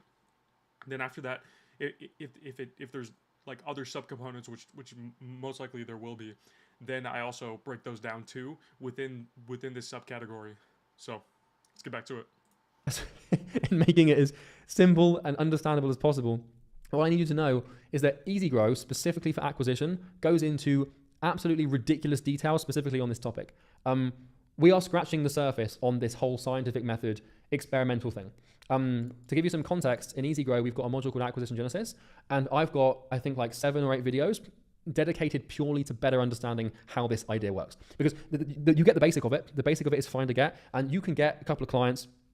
You can get you get yourself started with the basics. But if you're serious about building this business thing, and you're serious about getting to that sort of 10K a month, 30K a month, 50K a month, 100K a month, if you want to just get a couple of clients and chill, absolutely fine. But if you want to actually build a business, you need to understand this on a level that is much, much, much, much more advanced than this. And so that's what I've kind of done with Easy Grow here, is I've got these videos from Acquisition Genesis, and these are all dedicated, like 3 hour long, 3.5 hour long.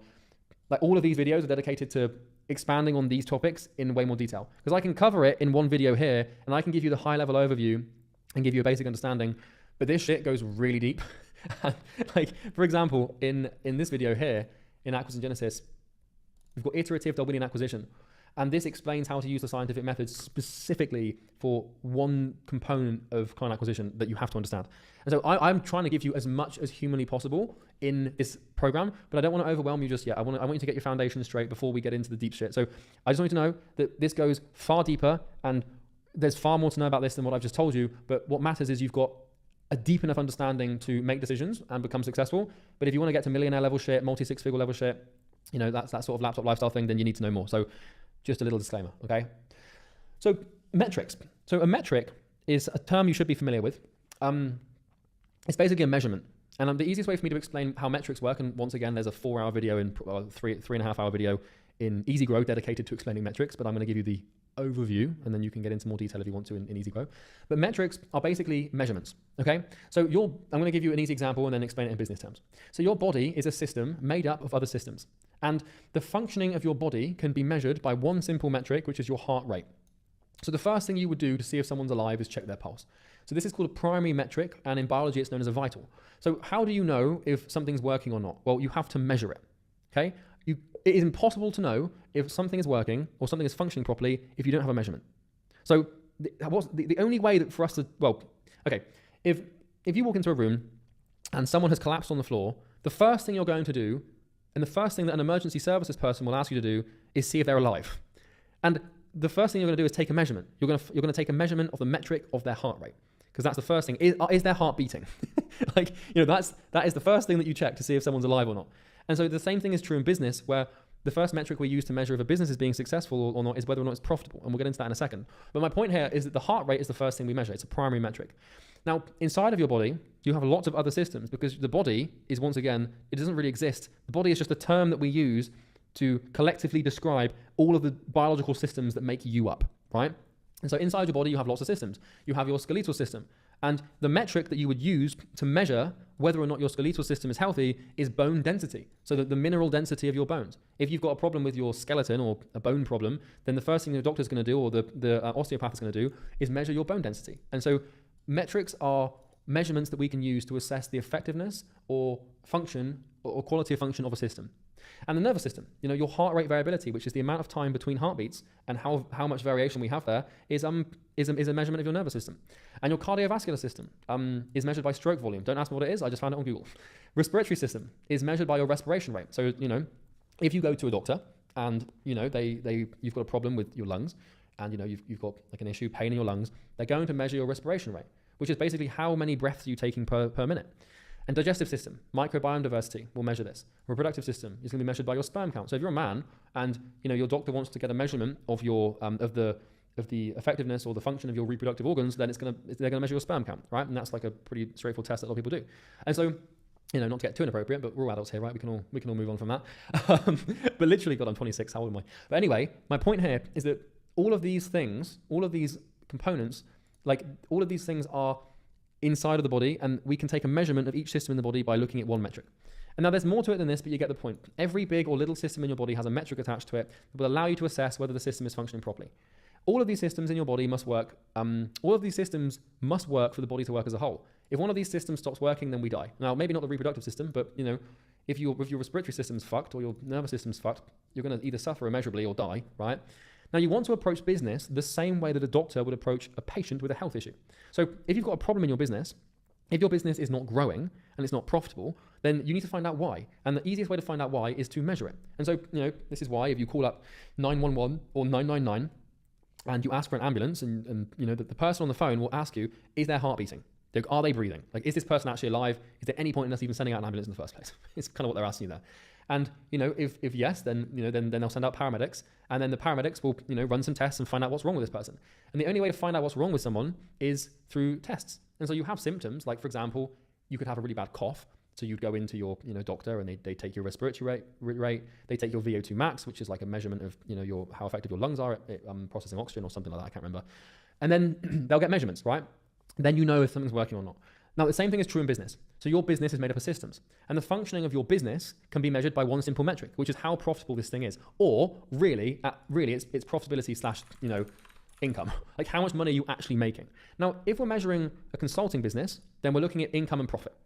So, for example, a consulting business that's making $100,000 a month with a 70% profit margin is going to be better than a consulting business making $5,000 a month at a 15% profit margin. Like, the functioning of that business number one is better than business number two. And so we measure the success of our businesses by profit and income. Now, if you're looking at a software business and like a portfolio company, you look at like market cap, it gets weird and different, but just to keep it simple, we're using profit and income. the first thing you would do to see if a consulting business was successful is look at income and profit. Okay, and I'm just going to highlight this. So, this is really the first thing you do. Like, if someone came to you and said, is Charlie's business successful?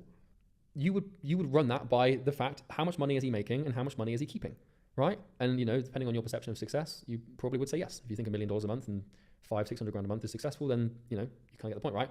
So it's pretty straightforward. Like, you start with this primary variable. This is the vital. This is how we know, is our business successful or not? Is it profitable and is there income? Then our income and profitability, in the same way that our heart rate is going to be determined by these systems, because if your nervous system's screwed up, then your heart rate will be off. Same thing if your respiratory system's all messed up, your heart will be working faster, right? And so each system in your business can be measured and tracked by a metric. So your product system is measured by your refund rate.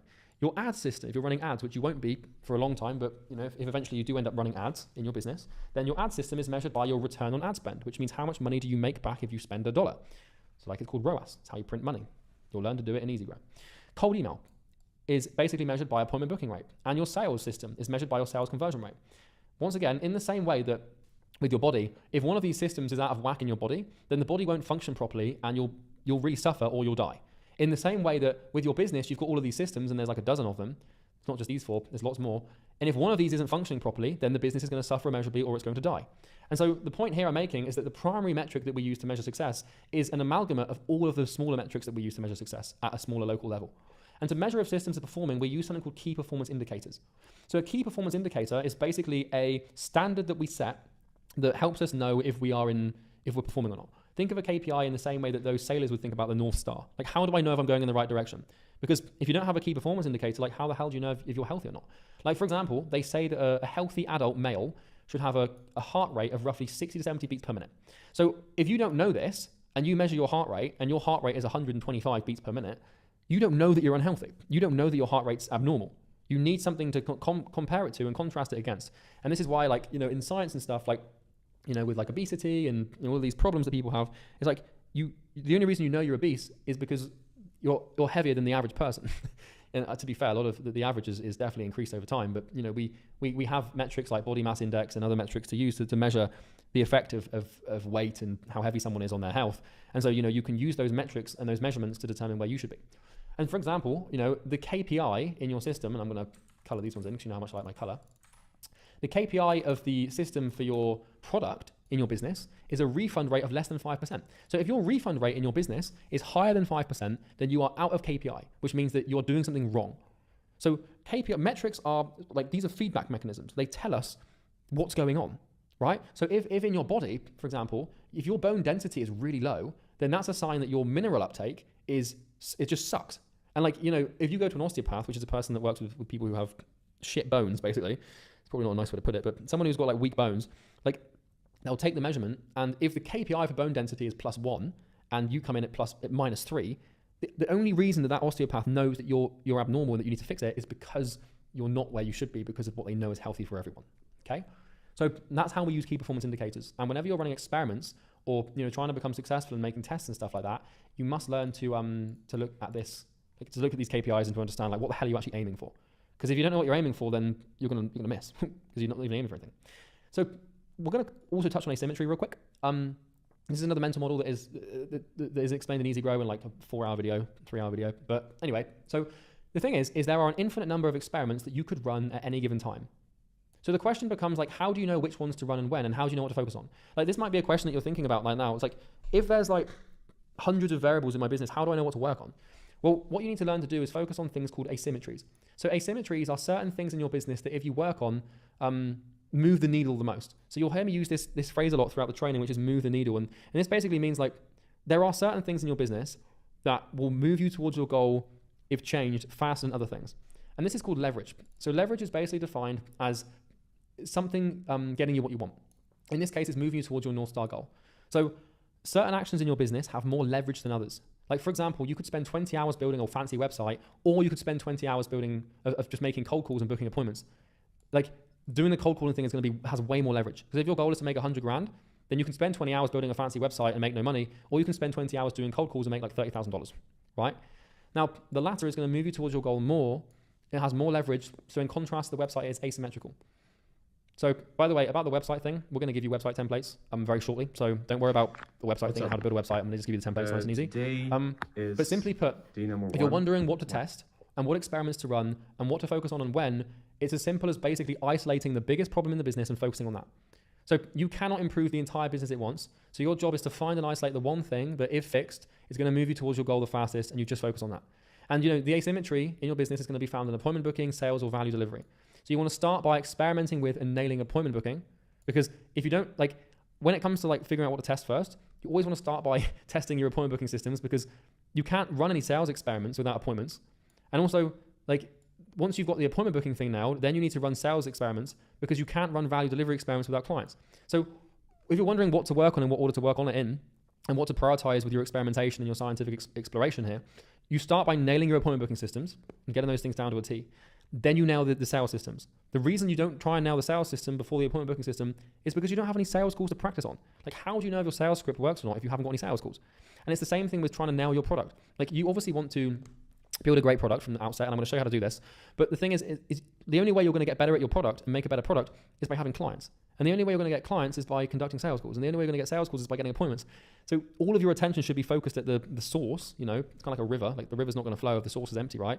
So you experiment by getting appointments first, nail that. Then you nail the sales thing, you nail that. Then you nail the product thing. They obviously want to work on all three things consecutively. Yeah, it's because I think the one part that I would kind of do is that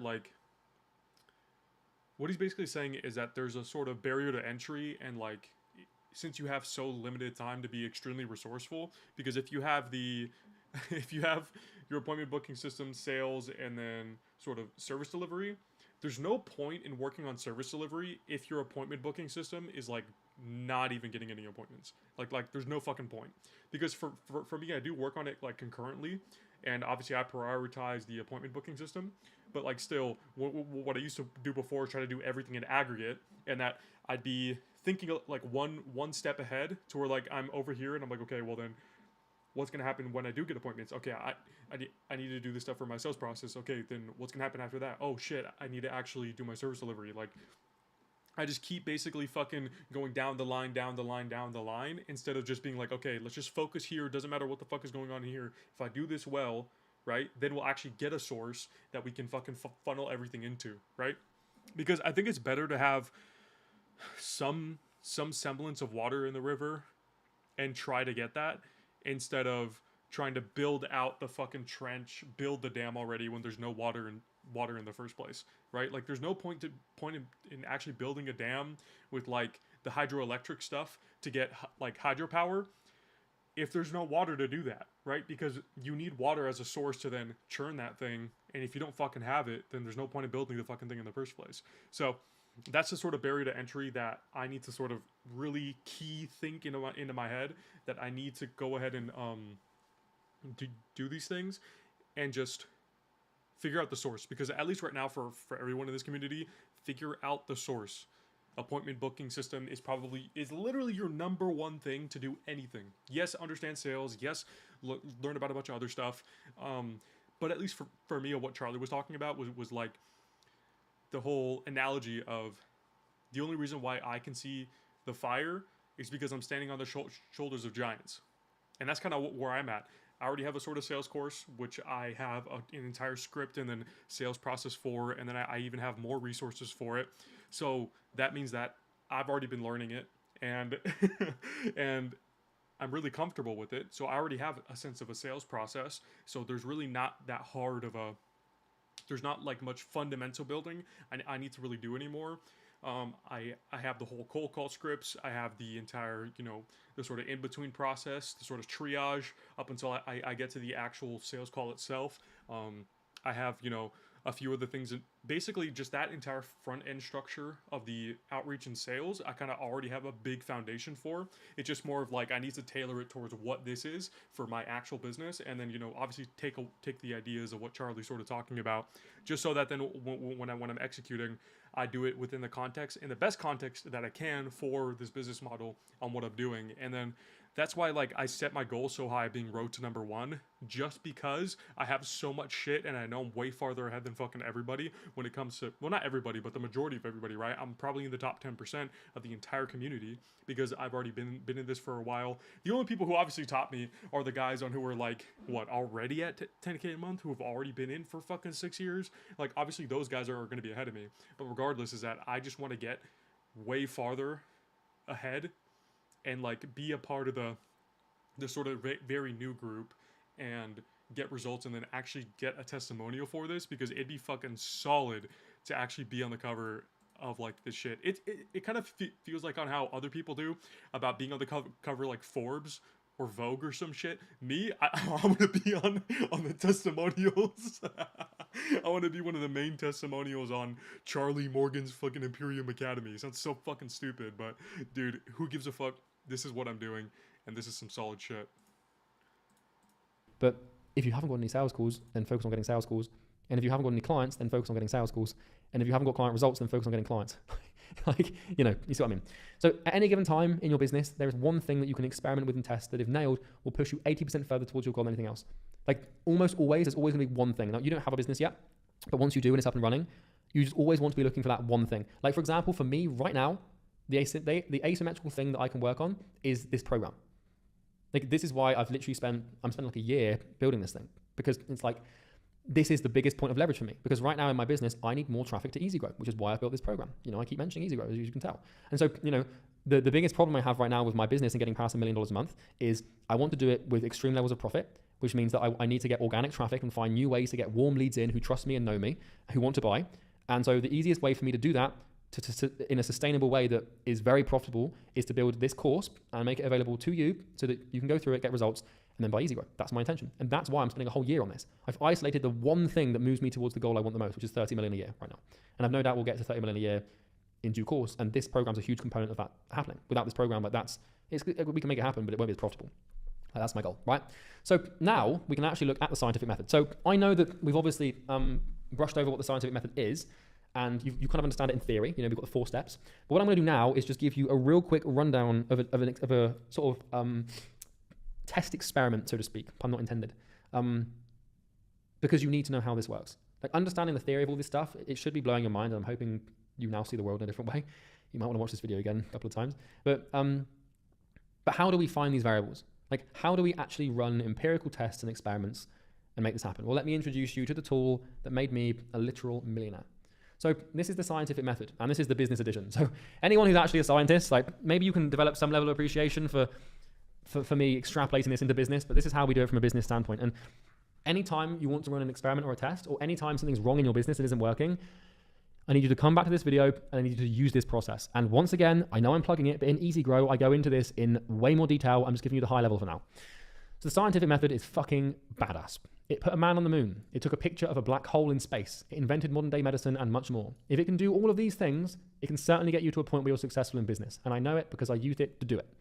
So we have the cycle where we start by formulating our hypothesis. Once again, we're transcending the 3 levels. It can be macro, micro, or micro, micro, right? We're testing the hypothesis, we're observing the results of the test, and then we're using the results of the test to iterate a new hypothesis to run the experiment again.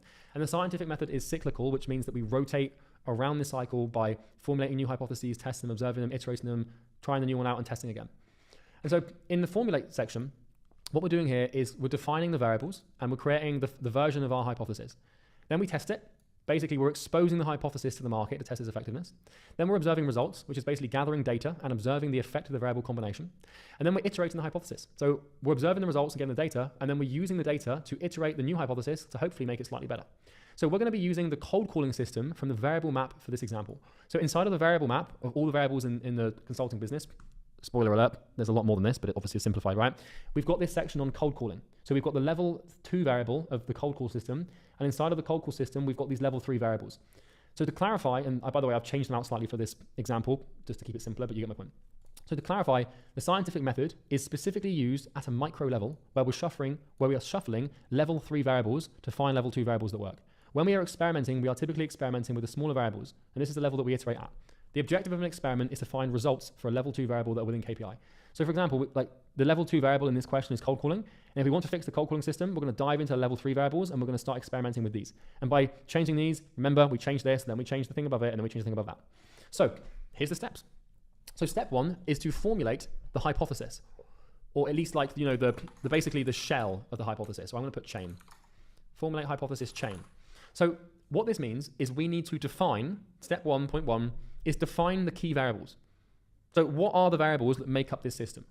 There's going to be 2 to 4, no more than that. You don't really want more than 4, otherwise you get complex. You want to define the key variables. What are the things that really, really impact this system? So in this instance for cold calling, it's the gatekeeper process, the hook, and the pitch. These are the 3 things that we can play around with and change to change the cold calling system as a whole. The next step is to define the metrics and KPI. So what measurement are you actually going to use to determine if the experiment is successful? So, in this instance, the overall metric we're going to use to track the effectiveness of the change or the experiment is the appointment booking rate. But then each of these little things has its own metric. So this metric here, this big metric, is made up of little metrics. So we would have the gatekeeper bypass rate, which means if I call 100 businesses and speak to 100 gatekeepers, a gatekeeper is like a receptionist or someone that's not the decision maker that I need to get past to obviously pitch. If I call 100 of them and I speak to 100 gatekeepers and I manage to get through to 20 decision makers, then my gatekeeper bypassing rate is 20%. And then we have the hook rate. So your pitch rate is basically once you get through to a decision maker, how often are you able to pitch them? Because you need to say to them, look, I'm calling you, I'm trying to sell you something here. Like, can I pitch you this? So if we speak to 10 decision makers or 100 decision makers, sorry, and we try and hook them and we speak to 15, then our pitch rate is 15%. And then we have our conversion rate, which basically measures of the people that we pitched, how many of them did we convert into an appointment? Now, this is a very specific example. I know I keep repeating myself here, but in Easy Grow, this is covered in so much more detail. This is such a high, I can't even begin to explain how high level this is for acquisition, but you get the point. Metrics are made up of little metrics, we make up bigger metrics, blah, blah, blah. And then what we want to do is we want to establish the key performance indicator for each of these levels. So for example, in the cold calling section in Easy Grow, we establish the KPIs for each stage of the cold calling process so that when you're experimenting, you know specifically what to go between. And so once we've established the metrics and the KPIs we're going to use to measure them, we need to establish the sample size. So how many times are you going to test these variables? Like if you're stringing together this chain and you're going to build your own gatekeeper process, you're going to build your own hook and build your own pitch, therefore you've built your hypothesis. Like how many times are we going to test these 3 variables? Well, in this instance, we try making 1,000 cold calls. Like this is a higher sample, so more testability. Then we need to establish the latency and time frame. So how long will you run the test for and hit your sample size? 1.5 is make the test airtight. So then you ask yourself, what could possibly interfere with this test and skew the results at no fault of the variables? So airtight is a kind of a scientific term. Like if you've got like a Petri dish, like if you're running an experiment on like a dish of bacteria, you need to make sure that dish is airtight. Because if there's any airborne bacteria or airborne minerals or water that can get into the experiment, it can fuck with the experiment and mess the result up. And the whole point of the scientific method is just to try and find the effectiveness of one variable. And so if you introduce a variable to a Petri dish, but then you've left the lid off, and then like now there's all these things coming into it, like it's going to mess the experiment up. Funnily enough, that's actually how penicillin was literally discovered. So big up Joseph for that, but whatever. Anyway, so for example, with our cold calling thing, something that could mess with the results is making cold calls during Christmas. Like if we try and run the cold calling experiment during a time that no one's at work, then we're going to get bad results. Or let's say that we have a really bad internet connection or a bad phone connection. We're not going to sound like professional and people aren't going to understand us. And this is just another variable that needs to be accounted for. So before you run an experiment, make it airtight. 1.6 is create your version variables. So now that you've lined up your chain of variables, you actually need to create your hypothesis. So you create your variables to establish a hypothesis. So for example, we've got version 1 of our gatekeeper process, we've got version 1 of our hook, and we've got version 1 of our pitch. And this overall makes version 1 of our cold calling process. This is now our hypothesis, okay? And so we've got our hypothesis V1. Next, you establish the constants and the key variable. So now you define your constants, and these are part of the system, or part of the experiment rather, that directly or indirectly affect the ability of the variable, to perform its function. And they must be held constant while it's running. So what this means is when you've got these things that you're looking to test, everything else in the experiment must be the same. So let's say you make your first 500 calls with a USA number, with a USA phone number, but then you make your next 500 calls with a UK phone number. And then let's say there's a difference between those two things. Like you no longer know now whether the change was because of the change to your key variables or because you changed your phone number. So for example, in cold calling, every call you must have the same tone of voice. You must have the same speech pacing, which is basically how quickly you talk. You've got to use the same lead sourcing techniques. You've got to use the same of everything basically. You've got to call at the same time of the day, because if during this experiment you know, 20% of the time you're calling at 3 p.m., 50% of the time you're calling at 7 p.m., you know, and then 10% you're calling at 9 a.m., whatever. Like these things are variables, and the time of day you call is going to impact the experiment in some way, shape, or form. And the problem is that if you vary anything else other than the one thing that you're trying to test, you no longer know what caused the result to happen. And so basically ask yourself, what could influence the outcome of this experiment other than the variables? So, you know, different tonality, etc., etc. And this is called ceteris paribus. So ceteris paribus is an incredibly important idea, and it's Latin for all other things staying the same except for one. And ceteris paribus is the fundamental foundation of the scientific method. Because the thing is when you're running an experiment, you can only test one thing at a time. One key variable can be changed at a time. Everything else must be held constant and the same. If you try testing two things at once and you observe a change, then you have absolutely no idea what brought that change on, so you can only test one variable at a time. What we're trying to do with experimentation and iteration in the scientific method is we're trying to determine cause and effect. And if you change multiple causes and you get a different effect, you no longer know what caused that effect, which means that you can't make accurate decisions and you're going to confuse yourself. So step 2 is to test the hypothesis. So, you know, you've got your version 1, you know, let it run. Step 2.2 is do nothing. So whilst the test is running, do not fuck with the test. Don't make any changes. You're going to have every emotional impulse under the sun to fuck around with it, but don't. Let it run. Decide how many you're going to do and then run it. Remember, we're just here to experiment. We're not here to try and build a business or be successful. We're just trying to run experiments. Obviously, you want to build a business to be successful, but the way you do that is by unemotionally running experiments. The one enemy of science is emotion. And if you bring emotion and impulse and change into your experiments, like if you get 500 cold calls in and then you find a fucking video on TikTok, because you're an idiot and you're on TikTok, and then you find like, oh, on TikTok I saw this guy say this thing, so I'm going to change this. No. Ceteris paribus. Iron mind. No emotion, no impulse, no change. One variable at a time. Be patient. Step 2.3 is log the data. So what's going to happen as you run the test is you're going to start to observe data. So you want to observe what's happening and keep a daily log of the data in a spreadsheet. So for example, I borrowed this from EasyGrow. This is the cold calling metrics spreadsheet that we use. And so what this allows you to do every day is log down like how many calls have you made, how many DMs have you pitched. If you're testing your gatekeeper script, you're going to log in like how many people have picked up, how many gatekeepers have answered, etc., etc. And you know, you've got all of these things that you're going to log every single day to measure the effectiveness of the cold calling system. And you need to log your data every day because the only point of doing the scientific method is getting data. The whole reason like we do this is actually just to get data so we can make better decisions. Building a business and becoming successful is about making the right decision consecutively over and over again. And the only way to make the right decision is to know it's the right decision. And the only way to know it's the right decision is by looking at data. Data and numbers will tell you what is right and what is wrong. And so this is why we do this. We're not doing this for any other reason than knowing what the right decision is every time. And the only way we know it's right is by testing an accurate, empirical, statistical observation, which is why you must log your metrics every time. Okay? And I've got metrics, you know, in all of these folders up here. All of these are basically just metric folders, you know, that tell me different things about my business. So step 3 is observe results. So the next thing to do in 3.1 is verify the data. So before you make any decisions, just check your data and make sure that you've logged it properly and it's accurate and there's no anomalies. Well, there might be anomalies, but make sure that they're not of your own fault. Step 3.2 is determine success. So then what we're doing is we're sort of coming back to this diagram here and we're asking ourselves, like, you know, we've got our baseline, which is where we were when we started the experiment. So was the experiment successful?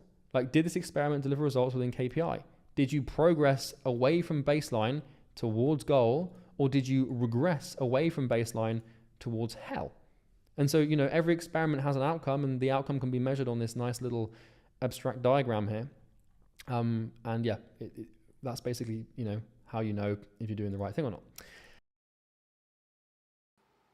Just freaking, I need to slow down and then type all this shit out.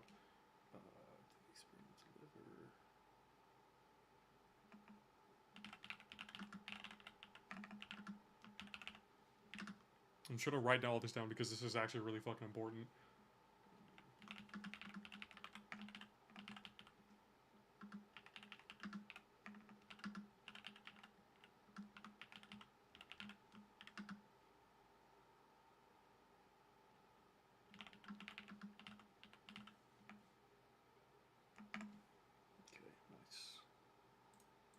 And then step 4 is iterating hypothesis. So once we've built a hypothesis, right, like this, and then gone out to test it and gather the data and observe the results and make sure they're good, well, now we can iterate the hypothesis. So, the step 4.1 is to redefine key variables. So if appropriate, you may need to run more experiments to find KPI, to get into that point that, of success or to hit that goal. And if so, then you renote your key variables and the result they delivered. So for example, if I know that gatekeeper process V1, hook V1, and pitch V1 delivered an appointment booking rate of, let's say, 2%, then we've established empirically in our market, at this moment in time, in our environment, that this collection of variables delivers on average a 2% appointment booking rate. Okay, do you have any idea how big that is to understand? You now have an advantage. You now know that something works in a certain way. And if you do this hundreds of times, you're going to know hundreds of things that work. And so what you need to do now is recognize, okay, well, appointment booking rate of 2% might not be what we want. So the next thing to do is to pick the needle mover variable, because we're going to run another experiment, because we want this ABR to be like 5%. So if we want to get to 5%, then we need to iterate away from this and try and improve it. So the next experiment is to pick the needle mover variable. So to improve our appointment booking rate, you need to decide which variable you want to test. So now we're no longer going to be testing all three at once. We're just going to be testing one at a time. So let me explain. So remember, you can only test one thing at a time. So after you've done your original version 1 test, you can now only test one variable at a time.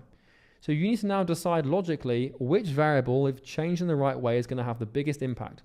So for example, with these metrics here, in your last experiment, you might have really nailed the gatekeeper process. Maybe you get through the decision maker all the time. You also might have no trouble hooking decision makers and getting to the pitch. So the data will tell you, because if your gatekeeper bypassing rate is like 95% and your pitch rate is like 92%, but your appointment booking rate is 2%, then you know there's no problem with your gatekeeper process and no problem with your hook.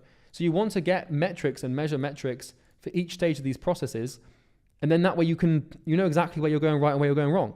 And so what we would do in this case, if your gatekeeper process was in KPI and your hook process was in KPI, then you would iterate the pitch variable, because you can get through the decision maker and you can pitch them real easy, but the problem is actually saying the right thing to get them to convert. And so here we would edit the pitch, right? So step 4.3 is to recognize these new constants. So once you've decided the needle mover variable, step 4 to convert.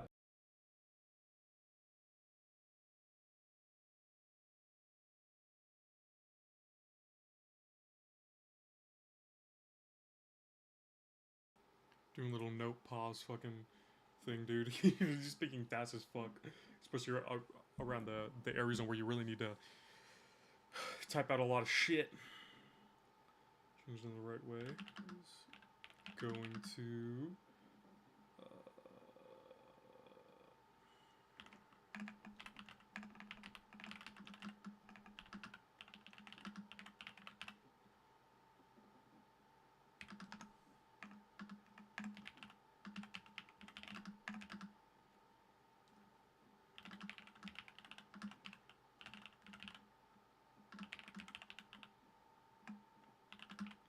might have really nailed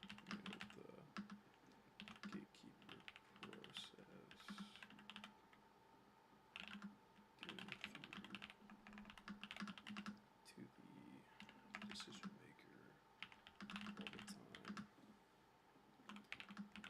Might have also had trouble hooking decision makers and getting to the pitch.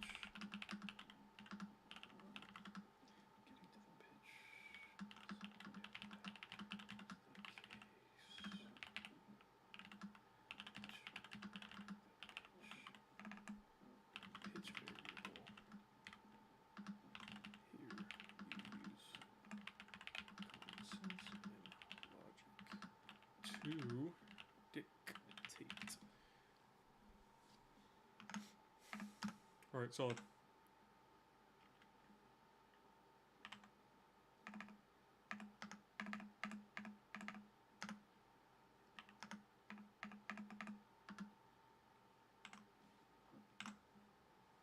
Alright, Continue.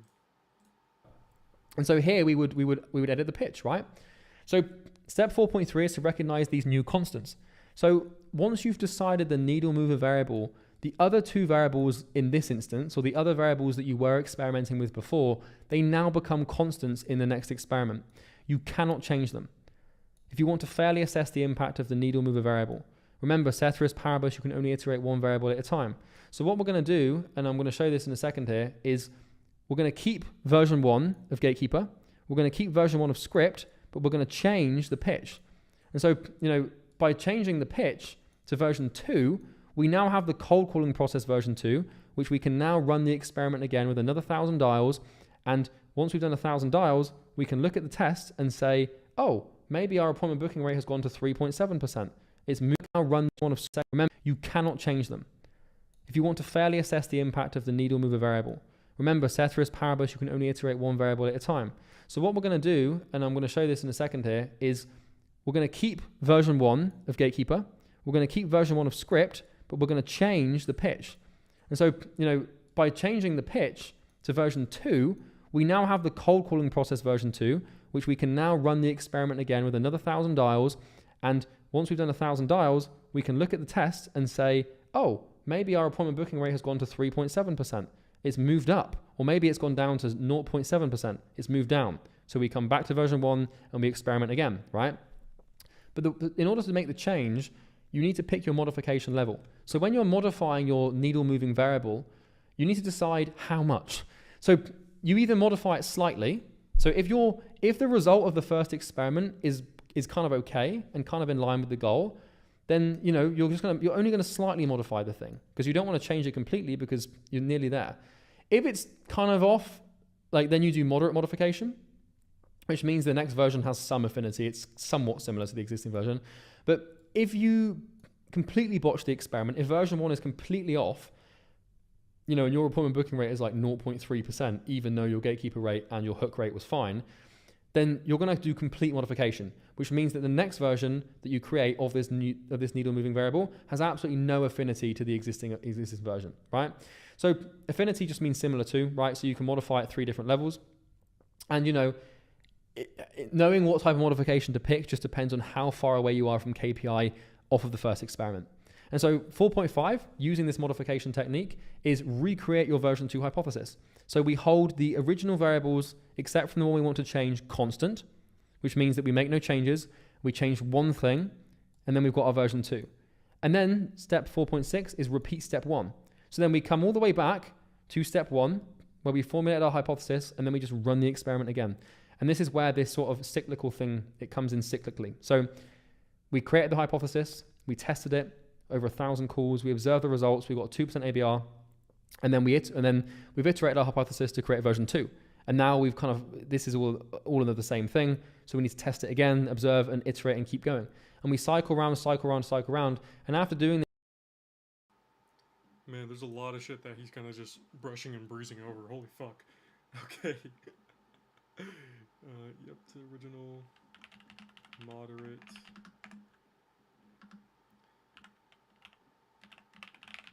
Moderate modification. It'll be next one has some to original. Then we have complete modification, which then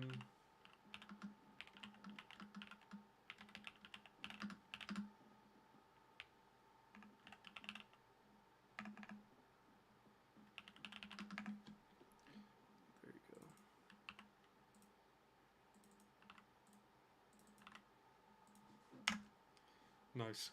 Dude, there's just some things that he's just not going over, bro. Modify needle mover.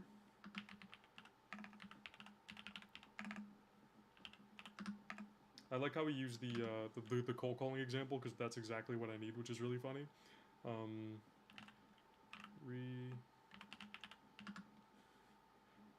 Recreate your V2.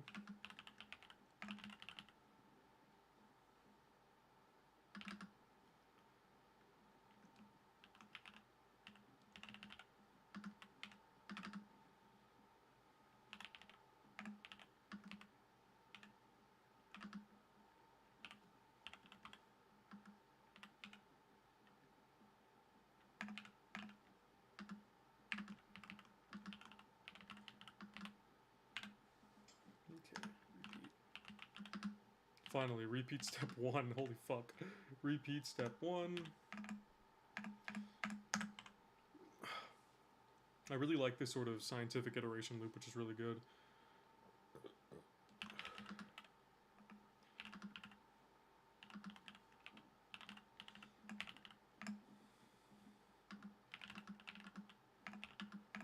Run it through the same test ran V1 through. V1 through. Remember to follow all 6 of the rules laid out at the start of step 3. Step 3, before drawing conclusions.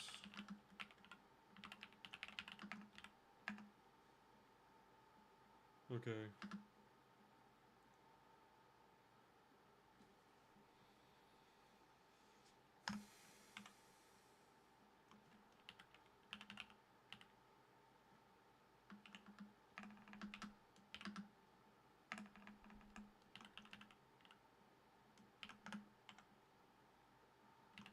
Data for the sample size has been collected and metrics are attributed to their source. Latency is accounted for.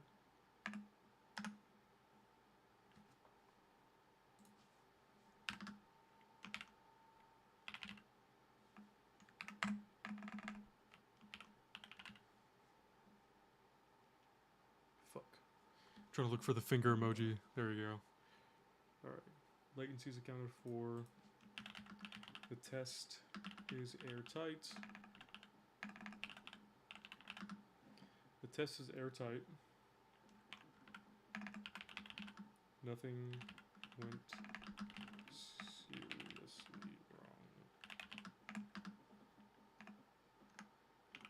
All what?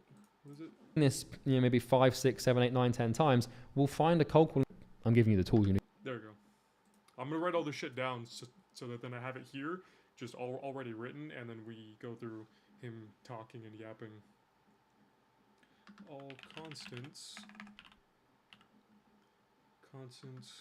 stay the same. You changed nothing throughout the test. You logged the data. Logged the data daily. The data daily with 100% accuracy. Okay, solid.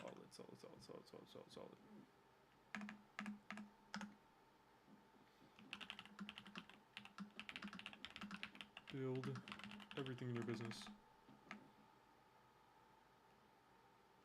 Yeah, so I think this is really good, mainly because I was already kind of doing this. Like, I just didn't have a structure, and I didn't have anybody to validate my thinking. So this is really good that I can look at this and be like, oh shit, I was already on the right track. Because I think for anyone in my position where you kind of already been doing this for a little bit, is that you're already kind of doing shit, right? And you probably already have some results, have some sort of thing that is working, but then you're trying to figure out what is the process that I have to go through to make this better, to improve, right? Because obviously there's the first start of like, okay, let's just get something to fucking work. Then there's the next step of like, okay, what's the new North Star that I have to hit, and what KPIs do I want, and then how am I going to get there without breaking the initial thing that I already had. So adding this like very thorough sort of fundamental thing, way of doing this is going to be really, really, really, really good, just because this can be applied everywhere, right? It doesn't matter what the fuck you're doing. Like, he did, I love how he did the cold call example, but you could apply this to hiring situations, client retention. You could put this into the sales process itself. You could put it into how you're even accounting your finances, how you're doing stuff with your operations, doing your own ads, doing the service delivery, testing those aspects and key things, and then add this sort of scientific method, obviously business edition, into your actual service delivery, so that then that you are set for getting everything better and making it significantly, to where then what you're doing can just improve over time, which is literally makes it even better that since you have this framework to where it doesn't matter what you're doing, you follow this and you're just going to get better, period. You can have the confidence to just be like, hey man, in a month I'll do X, Y, and Z, because you already know the process on how to get better, how to continually move forward, which is really solid. So yeah, let's get into this. In case you don't want to, right? So yeah, you basically take your new hypothesis and run it through the same test that you ran version 1 through. Now remember that you must follow all 6 of the rules laid out at the start of step 3 before drawing conclusions. So, make sure that you've got a good sample size, you've accounted for latency, which basically just means that, you're accounting for any delays. But actually this is kind of latencies are more advanced kind of, we won't worry about that. We won't concern ourselves with that. Don't worry about it, basically. It's only for like much more complicated experiments at a significantly higher level of business. So don't worry. So yeah, make sure you've got all these things in a row. And this is basically how you build everything in your business. This is the scientific method. Now, people kind of get this. Like, you might have heard gurus before who talk about A/B split tests, where they're like, oh yeah, just split test it, bro. They're kind of, they're all on the right track because that's kind of a scientific test. But this is an A/B split test on steroids. And this is how you really should think. So anytime someone just says they need to do an A/B split test, like, it can sometimes be appropriate, but you need to kind of do your A/B split tests thoroughly and like this, okay? So if you follow all 18 of these steps, and there's 18 of these steps, I thought there was only 14 or 13. I made this document a while ago. If you follow all 18 of these steps properly, you literally cannot fail. And I mean this in every sense of the word. The only variable is time. You just need to give the scientific method enough time to work and shuffle variables. It will take time, but it will work. Like, if you actually follow the scientific method, if you actually do this cyclical thing, you cannot fail. For as long as you keep trying, you can't fail anyway, by definition. But this is how you find anything that works. Unless you get really lucky, then you've got to do the scientific method. And I'm sure you don't want to rely on luck as a strategy in business, because it's a pretty bad one. So that's the scientific method, business edition. And you can also open up a summary of all the steps here, and you can observe them. That shouldn't be there. And you can observe them here, okay? So we'll just get rid of this. And then you've got the summary. So you can see all of the steps to the scientific method in a nice, neat little order here, okay? Now, the last thing we're going to look at is variation. So we've kind of covered variation. Once again, this is a topic that in Easy Grow is just like, there's like a whole thing on it, but I'm just going to cover it quickly here because you need to know it. So as you should recall from earlier, information is the bedrock of a business. It is used to change level 3 variables that in turn have a major impact on the business as a whole. The quality of the information that you have determines the quality of your business. Now, variation of information is the key to this whole thing. So in the same way that, like, if a spider lays eggs and if it hatches 500 spiderlings, all of those spiderlings will be slightly different to, basically account for the change in environment. This is because your environment, sorry, I'm going to start this again. Variation of information is the key to the whole thing. It's been a long video. This is because your experiments can only be as good as the information informing them. So this is a really important thing. Like, a good scientist is only a good scientist because they know what to test, right? And obviously we can remove the emotion and do the empirical experiments and stuff, but you need to have the right information. Without variation, entire species will die and businesses will fail. This is why most people suck at business, by the way. Like, this is why why most of these sort of startup business online courses and videos do not help. So I'm sure you've done this before or seen this before where, some guru is selling like a course and, it kind of sucks and no one really gets results, and it's because there's no variation. Like, everyone has the same thing. It's like, they say like, I'll just sell this one thing on Amazon, or like, this is the best dropshipping product to sell. And then everyone does it, and then it's no longer the best thing to sell because there's no variation, right? And this is how we die. So this is why I've not given you the best niche or the best service, because then everyone would copy it and there would be no variation, and as a species we would die. And I'm responsible for you guys, so I don't want you to die, right? At least in a business sense, or not personally, of course. Although I don't know you, I would rather you didn't die, right? So anyway, like, I'm not biasing you towards a niche or a service in any way. This is going to be the same thing when we come to the cold email and the cold calling and the cold DM and the content processes. Like, I'm not going to give you like, say exactly this, because if you do that, it won't work because everyone will do it. Now in Easy Grow, we do that because in Easy Grow, there's only like 1,000 people, or like it's a much more elite group. But with the size of this community, as I'm sure you've observed, if I unleash like a new cold email like template, everyone's going to use it and it's going to stop working. So I can do that in Easy Grow, which is why we do, because there's less people using it. But at this level, not going to happen. But I'm still going to give you the best training that you're ever going to find at this level for acquisition. Don't worry about that. But my point here is we're going to go through principles, we're going to go through ideas, we're going to go through how to do it, not just do this, because you can't copy and paste your way to success. You can if you're the only person copying and pasting, but the second that like more than one person does, it doesn't work. So variation is the key to evolutionary success. It's the random mutation of genes that has brought about humans, owls, willow trees, and all successful species we know today. This program will give you the variables you need to succeed, but I implore you to introduce your own calculated and random variation. So there are countless combinations of variables that we can combine to test, and there is no end to variation. You can have as much fun as you want with it, and you can apply almost anything to business to see if it works. My best systems that I've ever made have not been copy and pasted. They are the result of relentless iteration of random variables.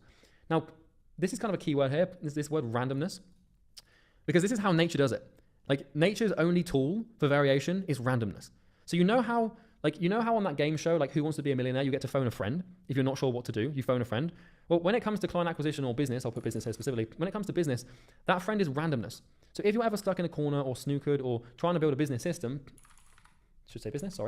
try randomness. I'm not even joking. Turn to a random page in a random book, pick a random line, and see how you can apply it to your business. Learn from nature, because you never know what you're going to discover. Like, you want to become this mad scientist, basically, and you want to become random and somewhat unpredictable. Like, you know, if I'm building a new, like, if I'm making like a YouTube video, and I'm trying to think of like a hook for a YouTube video, like, I'm not even joking. Sometimes if I'm not sure what to say in the hook, I'll just go to my library, pick out a random book, a random page, shut my eyes, point at one word, and I'll see if I can build the hook around that word. And it works. Like, you know, because if you're using randomness and you're really, truly kind of truly experiencing variation in your business, then no one's going to be like you. A lot of the time it won't work. And this is why, like, you know, in nature, like, most of the variants are not preferable. Like, most information you find for your business will not be good, and most of it will suck. But sometimes you'll come across something that just changes the game completely, and the only way you're going to do that is by just trying things that are random. Now, not completely random, obviously have to make sense, but I'm hoping you can get the point. I hope you can understand. So variation is the key of evolution, and, you know, once you understand that and you use it, you'll crush everyone. So just to sort of summarize this video in a sentence or two, maybe I could have saved you the time, but I think giving you the context and the full understanding was important. You know this phrase of, if at first you don't succeed, try and try again? Well, that's for idiots. Because if you do the same thing over and over again and expect a different result, then you're insane. And that's not the definition of insanity, but a popularized one. Like, if you try something and it doesn't work and you try it again, it's not going to work again.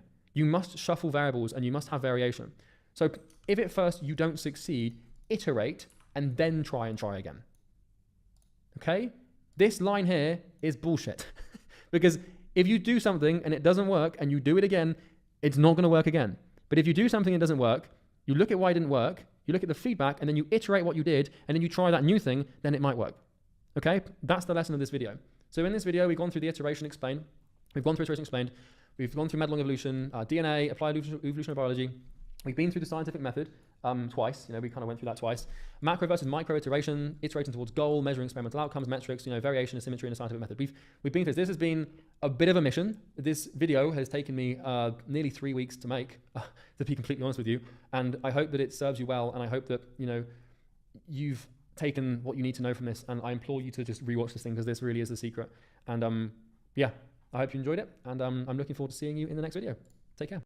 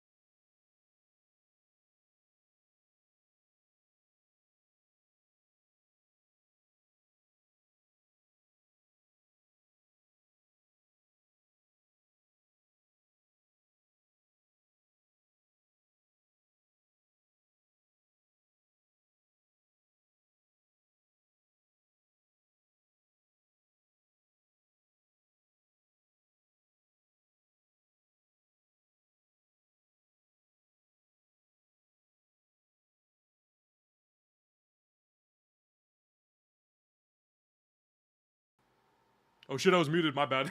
I was fucking muted. Okay, so I was basically just creating a question. I just finished 1.7 of this, like another module in the course. And then I basically holy fuck, they left, whatever. Um so yeah, finished the course, like one portion of it, and then I'm moving on to the very last module. It's only like 30 minutes. And then I'll see if I even need to like do any of it. Maybe not. Hopefully it's just something really simple that I can do. Not because I don't want to work, but it's like I just want to get past this and then get to the more of the mindset stuff, because there is a part of the mindset in here that is like really good.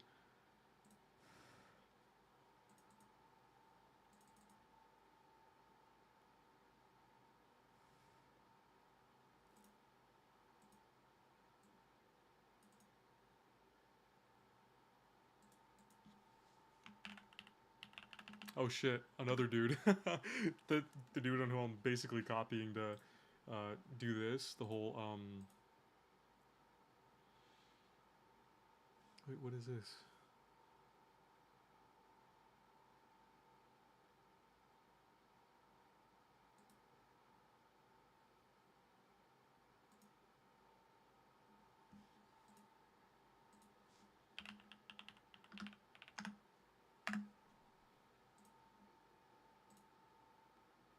Yeah, so basically I'm gonna continue to get into this.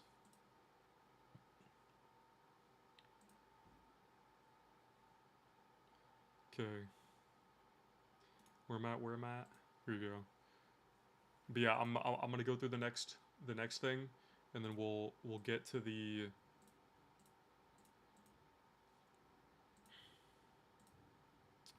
other parts of the rest of the course. Business setup, because I already have the majority of my stuff set up, so we'll sort of see what this turns into. Very simple and straightforward steps to setting up your business in terms of legality, financially, and basically getting you set up so that you actually have something tangible and real to sort of trade out of. Now, be under no illusion, we've been setting up your business the whole time, and the niche selection, the offer creation, the problem selection, the solution validation, all of those things are the core foundations. This is kind of just the dressing that we have to do to seem legitimate and actually have a entity and bank account and payment processor and all those things to make us look legitimate, transparent and tangible. So we're going to be naming your business, registering your domain, setting up your business email, legal documents, templates, company logo, website setup, professional LinkedIn setup, registering your company, banking setup, payment processing setup, and software stack setup. So we're really going to get into some. Okay, so I genuinely already have all of this, so we'll skip it just because I don't need to do any of that. Like, I legit don't need to be here in this section at least. So we'll just sort of move on. And then I'll get into the next section that I need to be in,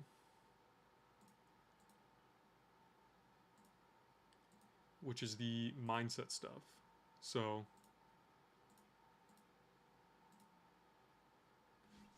yeah, gonna make a quick post though about me actually completing this. So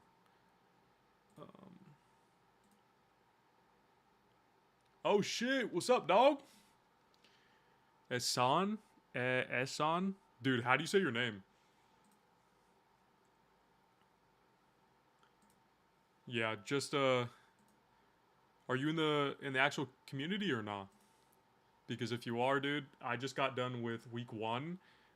Started Friday, and then I'm gonna be doing some shit in a bit, and then I'm about to hop in the live stream that Charlie has that he's about to do for the whole Q&A stuff, and then I'm locking in today, going absolutely crazy, bro.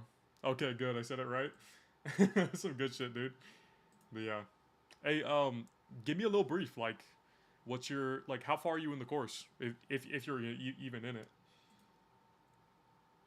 Because you know, obviously this isn't for everybody, you know, but hopefully you're part of it, my man.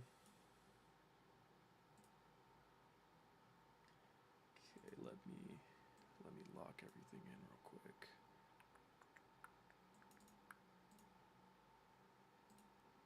There you go. Yeah. The whole purpose of me doing this is just doing it like for, you know, just cause. I just joined a few minutes ago. Oh, in the actual course itself.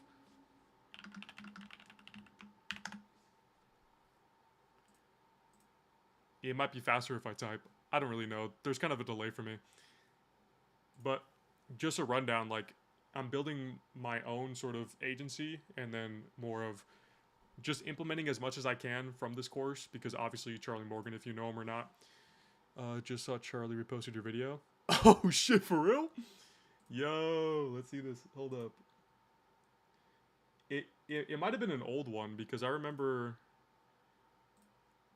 because I posted a few. Like I didn't just post one. I posted, yeah, the vlogs. That's like my third one, the one of what you're seeing. I have a little bit more, but regardless, is that like there's this other dude in the community. His name's Franz. He's a Filipino, and then I got this idea from him.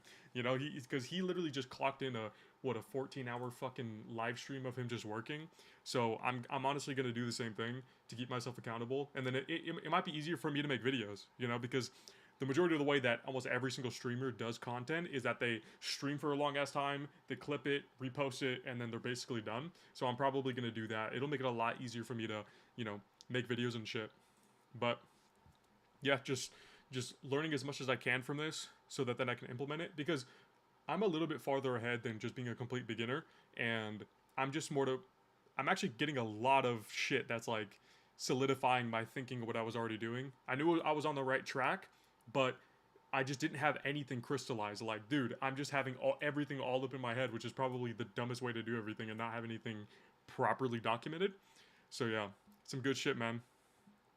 I mean, give me a little bit about you, man, because you know I'm just kind of yapping. Yeah, it's really smart that you're talking to me. Yes, sir. Yeah, I'm probably not gonna want my niche to see this, because if you see the title of this, RetardMaxxer follows Imperium Academy, really fucking funny. I just really love it because I used to make content a long time ago, and this was like 2016, bro. Like 2016, I'm like fucking in 8th grade. I'm making fucking Battle Block Theater, bro. If you know Battle Block Theater, you're fucking goated. But I used to just record on a shitty fucking laptop that had four cores, and it took 18 hours to actually render and then upload the video. And I also didn't have fucking internet, bro. Like literally, I was so broke that my parents found this random fucking internet that was for free. I don't know what service provider it was, but we ended up like running out of it. But when I did have it, I did everything. When I didn't have that and it wasn't working, I basically used my hotspot, and I only had like 10 gigs. And dude, that ran up so fucking quick. So I could basically only post maybe once a month, kind of. But yeah, man. This stuff is really funny because the rest of my series, I call it the Retard Explains. Because, you know, obviously I'm learning, I don't know everything, but dude, it's fun. Like, you being in the community too, I'd recommend doing the same thing, honestly, for yourself, because I'm not really doing this for really anyone else other than me, because I like doing it. I'm having a lot of fun with it. Making the thumbnails is funny. Doing everything and everything about this is really just something I'm truly enjoying. And at least for later on, like, I'm documenting everything I'm saying, thinking, and doing. So it'd be kind of nice for later on, if I want to sidestep and go ahead and, you know, just start copying fucking Charlie, then whatever. But like, regardless, doing this is going to be really good. It's gonna allow me to sort of just document everything at all. And yeah, bro, do this shit. Honestly, just say fuck it. Start a live stream right now if you can. Post a fucking video. Just get something out there, because one thing I'm noticing on what I kind of fix myself is that everybody tries to get other people to, you know, everyone wants someone to think for them because they're too lazy to do it, or they're too scared. Because yes, seeking information is good, but the best way that you're going to find the information on what you want is just to go out there and fucking look for it, right? Because I was in a loop where when I'm trying to do outreach, I'm like, okay, so for my script, how should I do it? How should I structure it? What problems do they have? Okay, in order to find out their problems, I need to go ahead and you know, figure out what they want, and the best way to do that is just go ask them, which basically takes fucking action. But yeah, man, from Alaska, and I'm 23, dog. So I'm probably one of the older guys in this. I'm not like I'm not like a youngin. I'm not 18, but yeah, dude, because I like got out of the Marine Corps in May, so like I've spent 4 years in the military.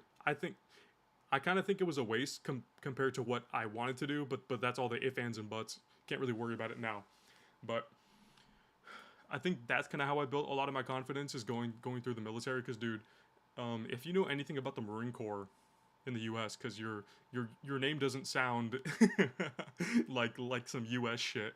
So yeah, man, like the Marine Corps is like one of the hardest branches that isn't like special forces, and it's really fucked, dude.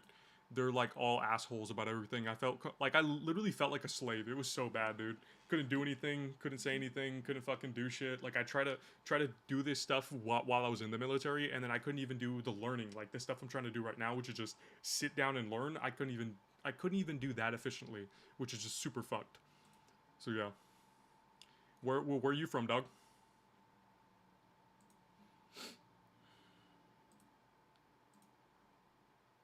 Yeah, I'm also just clicking on the school community. I'm trying to get to fucking level 5, bro, cuz I'm just trying to DM people to like connect and shit. And then like I had maybe three or four people on who I was about to, but then they're all just like DM me. Bro, I can't. I'm not level 5, you fucking dickhead. Just super cooked. From Syria. Oh shit. I was born in a fucking war. Got to the first world country a few years ago and learned English. Yo! Holy fuck. Damn, that... Dude, you know what's some fuck shit? I'm not trying to get political, but the reason why, you know, the whole 20-year war in the Middle East, it wasn't worth it. And, you know, I'm gonna put an emoji and let's see if you know what I'm talking about. Hold up. Where is it? Wait, I'm gonna find something. Hold up. I'm gonna find something. I'm gonna put in emoji, and you please tell me if this. Yeah, I think you know what I'm talking about. Well, I can't fucking paste it, whatever. But it's a juice box emoji. Juice box or that long nose. That's the reason why they were there, and I don't think any of us should have been going to war, period. And I'm glad I got out, so that then, yeah, nice, bro. So like, yeah, that's why I kind of also left the military, because, you know, juice box is the whole reason why we're there. Why the majority of like our military has either died, killed people for no fucking reason. So I'm like, I'm getting the fuck out of this, because I was out there in Hawaii, and I would have, if shit were to pop off, I would be fighting. I had the coverage of the sort of Pacific, so I'd be over there protecting Taiwan, fighting the Chinese, which is like an automatic death. You know, like that's a 100% death, like an actual death sentence. And I would, dude, it sucks so bad if your legacy was I joined the military at 18, then at the age of 22 we went to war with China and I got fucking slapped by a drone. That is the most pussy shit ever, and you're just dying for no reason, bro. It's just so like not worth it. And I'm like, dude, do I really want to die for that, you know, blue and white country? Do I really want to? You know? So I'm just like, yeah, nah, bro. I'm good off that. So I'm so glad I got out. So glad that yeah, dude, it's fucked. It's like all the reasoning for why we were there is all personal to them. Like literally there's no benefit to us. There's no strategic benefit. There's no tactical benefit. None of it. We literally have a parasite on us, and I'm gonna go die for them. I'm gonna go kill fucking kids. Yeah, bro, let's get rich instead. Like I'd rather be in that position, right? Like I'd rather be on where they're at, avoid all of this period, so that then like I'm not at risk of my entire legacy ending just because, you know, just because, you know, something was promised to them 3,000 years ago. You know what I mean? Like that's not what I'm trying to do, bro. That's just not it, man. What's your like, have you actually gone through the course already or no?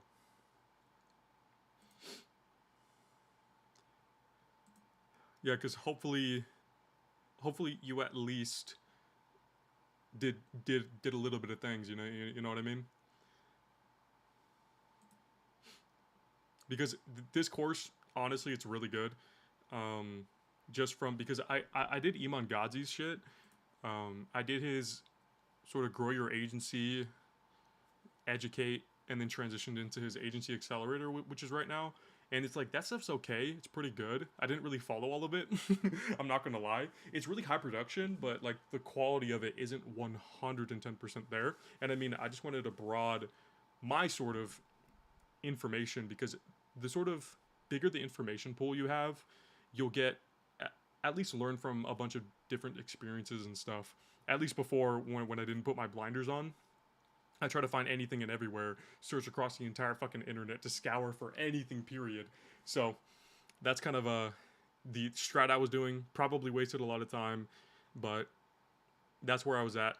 I already have some knowledge under my belt. But yeah, bro, hopefully you got some shit.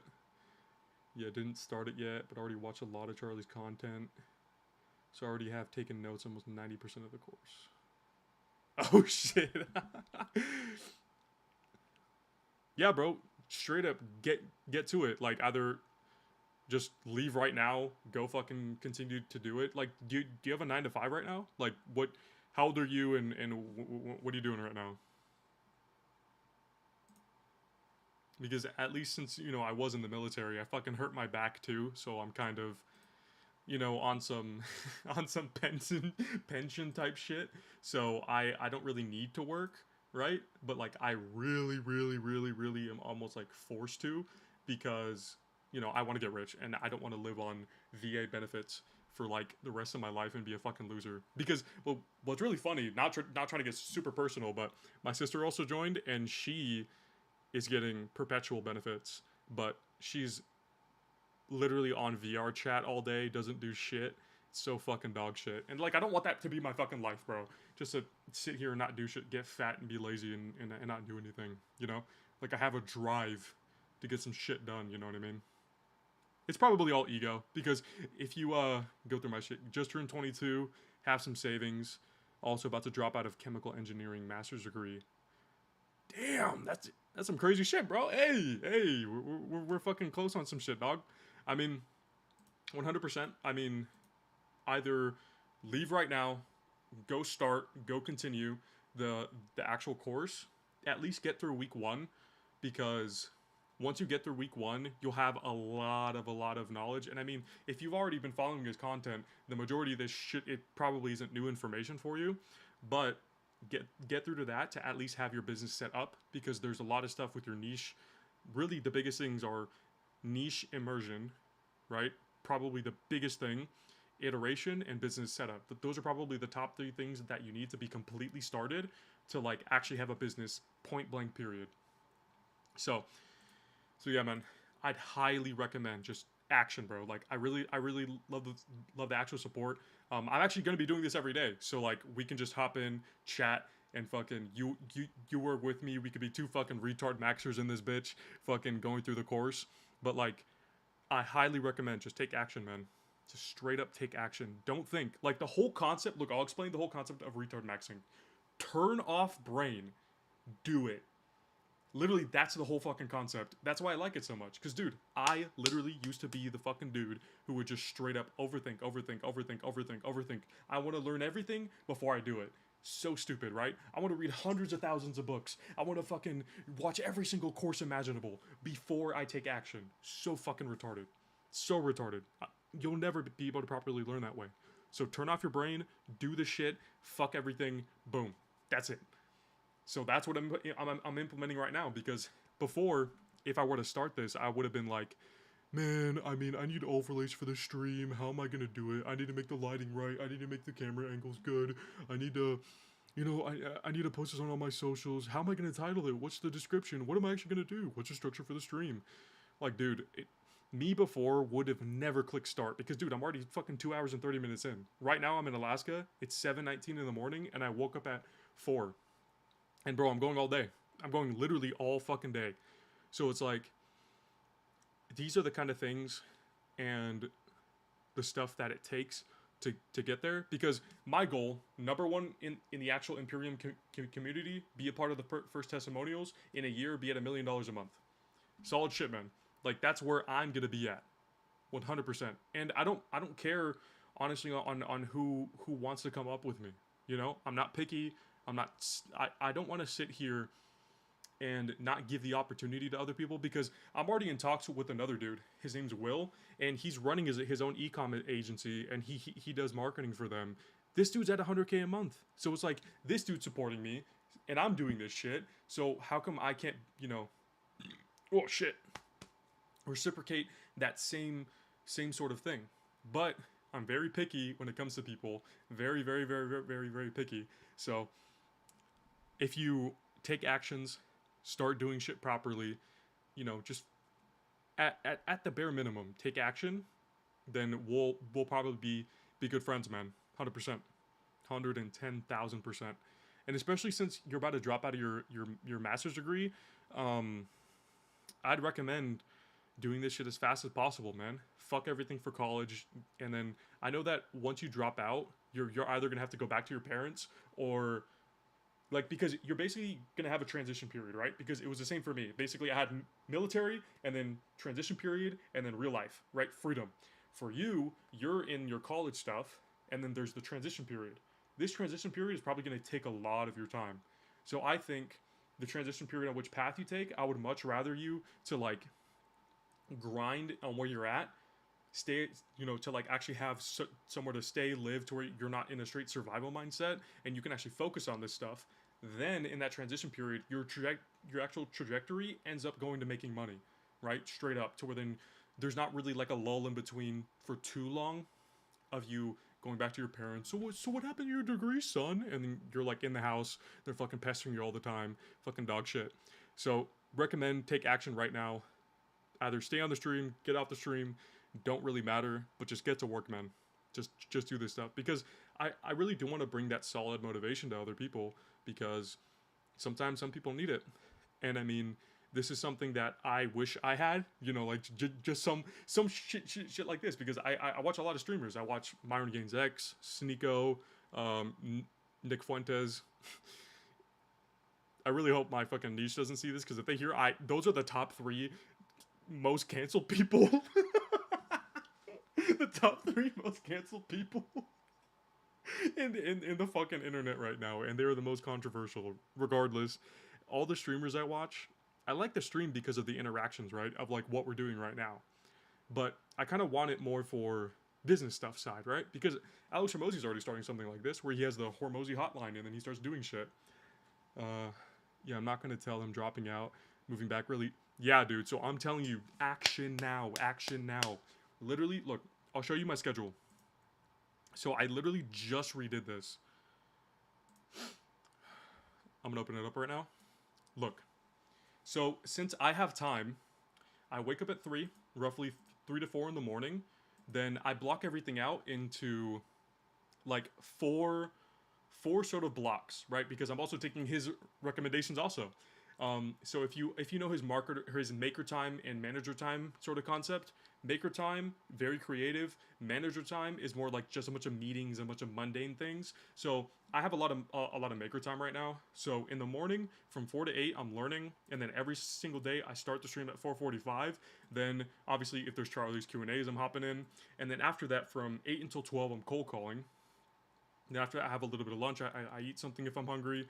Then this other section is going to be building, right? If I have to build funnels, my scripts, doing any sort of practice reps, anything. Then after that, obviously eat, more time. And then I also track a lot of my tasks and things on what I like, my sort of to-do list and ClickUp.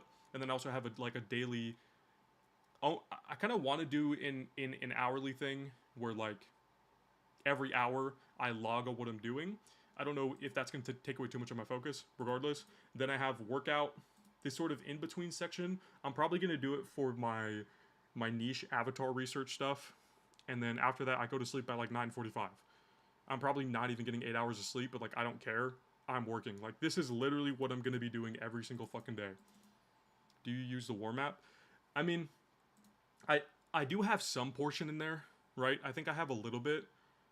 But for me, at least mentally, I think it makes it a little bit easier if I just go week by week, day by day. And I am gonna probably use it. I don't know. I don't know why in my head, like, using the war map is just another extra thing if I'm already doing other stuff. But I kind of, at least right now, to sort of build resilience and build some sort of results and some habits of just taking action. The one thing I'm focusing on is just first taking action, logging my stuff, and then keeping myself accountable. Yeah, because like I'm kind of just doing on what makes sense to me, at least for now. Because at least in my head, I don't want to think about too far, you know. Get it now. Set us your progress. Catch up with you later. Instagram. I'll give you my @ real. Let me double check because like, dude, another thing, I centralized everything onto my computer to where I don't even have to touch my phone anymore, which is really good because I had a really bad habit of being a fucking idiot and just straight up brain rot scrolling all the fucking time, bro. Here, yeah. So I gave you the @ hit me up. Let me know. Let's see what's going on, dog. Just cause hey man, like I'm happy to fucking do this shit. We can stream together. We could do these things, bro. Like it's some solid shit. Solid shit. But yeah, I think Charlie's thing is about to start in 30 minutes, and I want to continue doing this, bro. Good sort of talk. Go ahead and follow me back. Like, for action taking, I want you to follow me back right now. Like, we'll follow each other. Where's it at? Yes, sir! What's up, dog? Damn, man, this dude's jacked too. What the fuck? Good ass dude. Alright, bet. Okay, get to it. Get the fuck out of here. Go start doing shit. Actually get stuff done, bro. Please, for the love of God. This was a really good fucking conversation, kind of. Well, I'm talking to you, mainly. So, I really want this to flourish. Go ahead and get shit done, man. Best of fucking luck. And I'm gonna get back to what I'm doing, dog. Yes, sir! Alright, let me get this shit going.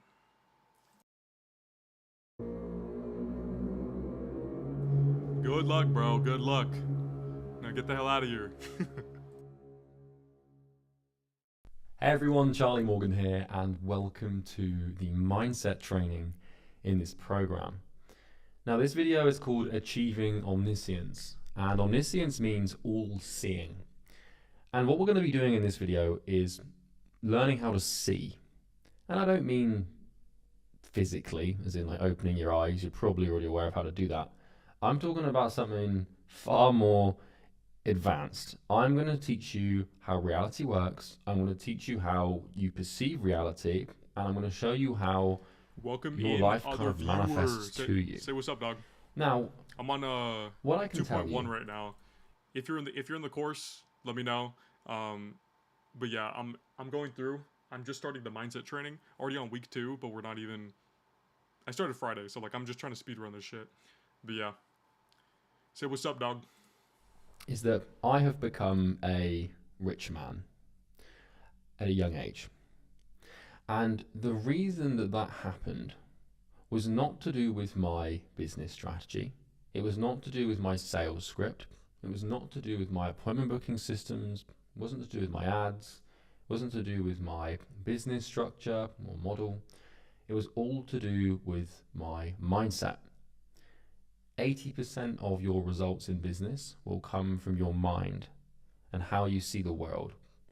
And I know that right now that you don't understand that that's how it works, and you might not believe that, and you might think all you need is the script or the email systems or whatever.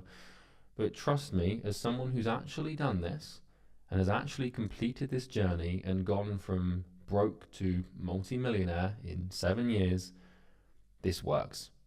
And what I'm going to do in this week and over the course of the next few videos with this mindset training is share and part with you everything that I know about engineering your mind and altering your perception of reality in yourself so you can get rich and get what you want.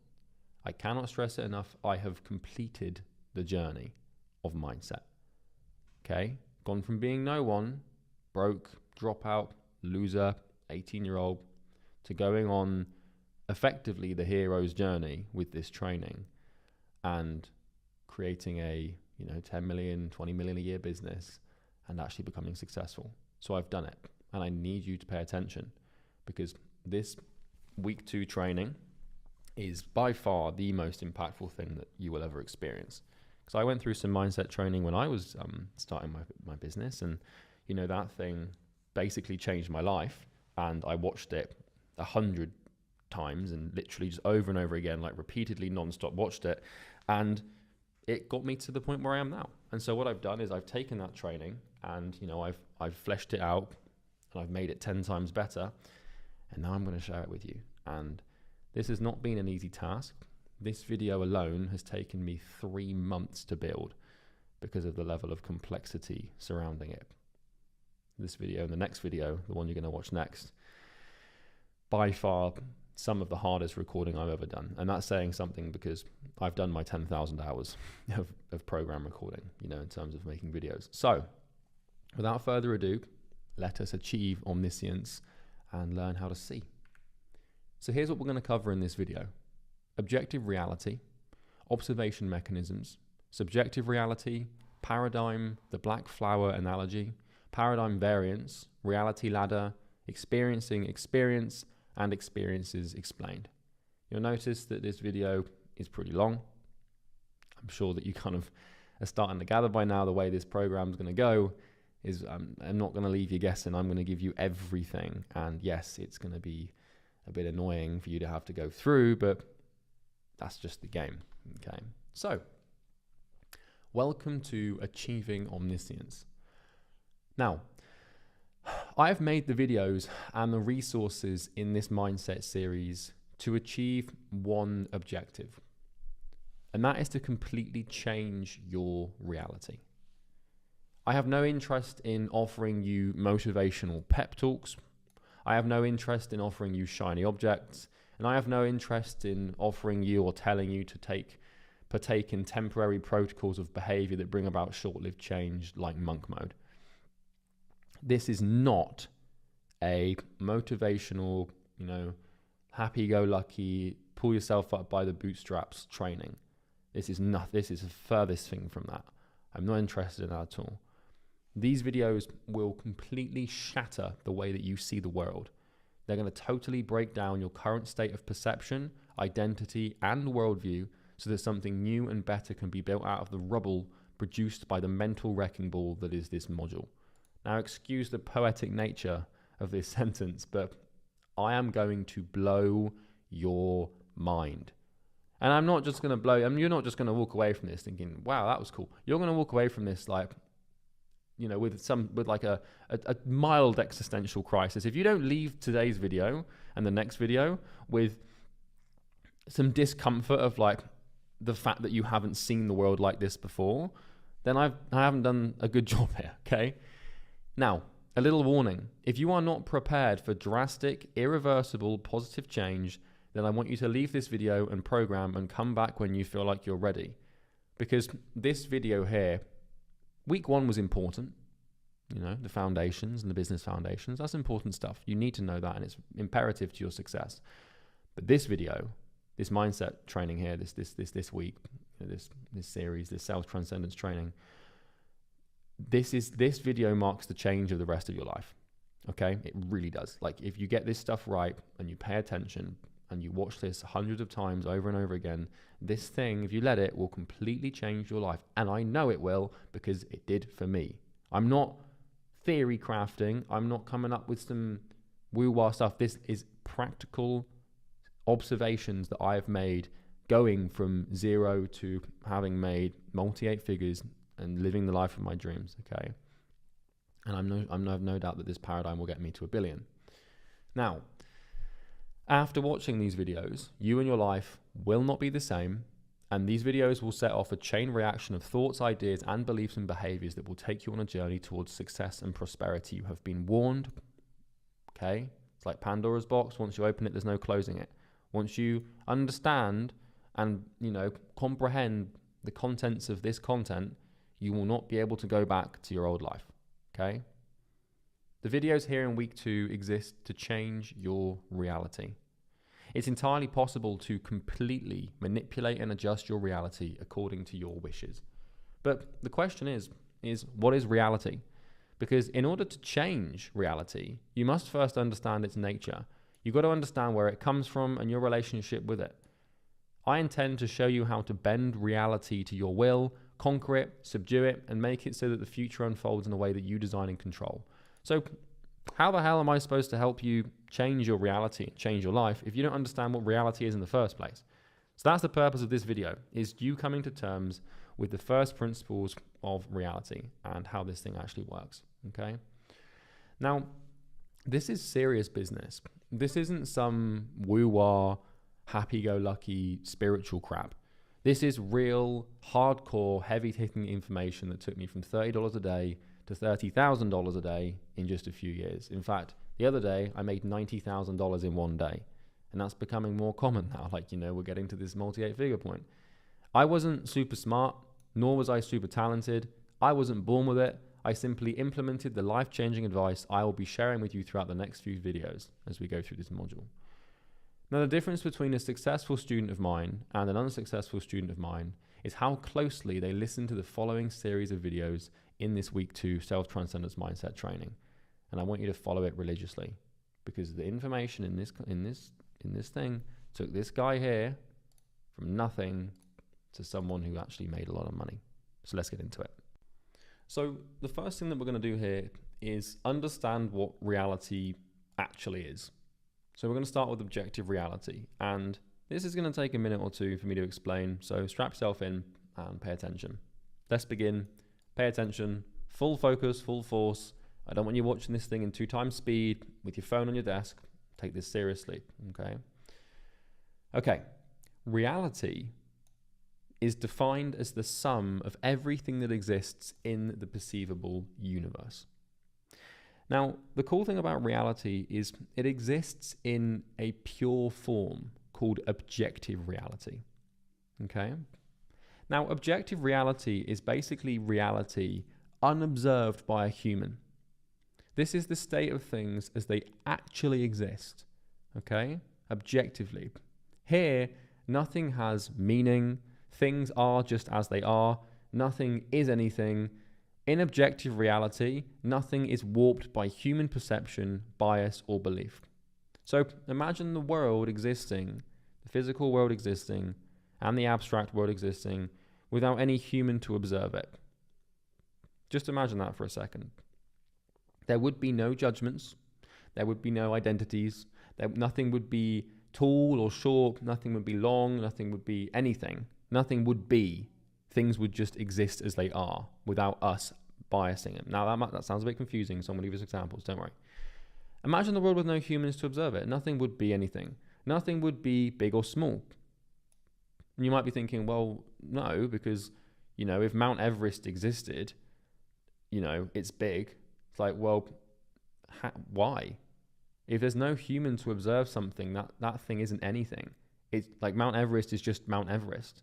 It's not big or small. It's just a mountain that exists. In the same way that nothing would be right or wrong. Nothing would be good or bad. Let's say that, if lions and gazelles existed and a lion hunted a gazelle, that without a human to observe it, if you remove yourself and you remove everyone, all that's happened is a lion's eating a gazelle. It's not evil or good or bad, or it's not anything. It just happened, right?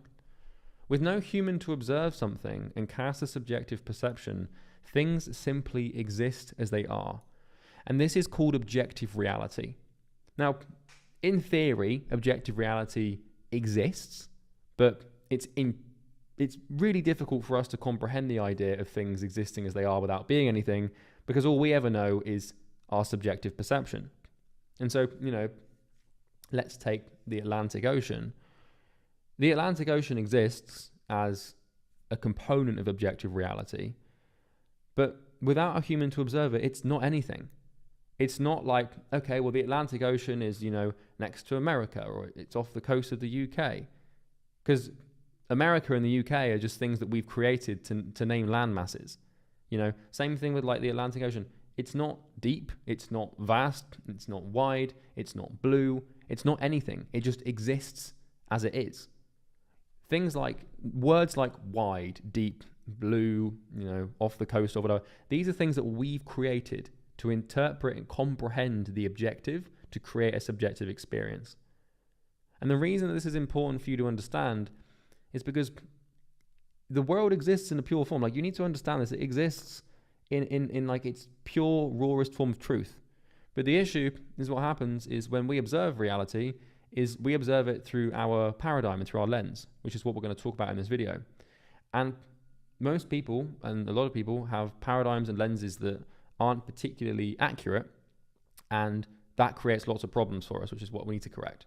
But the only way that something can be anything or mean anything is for a human to observe it.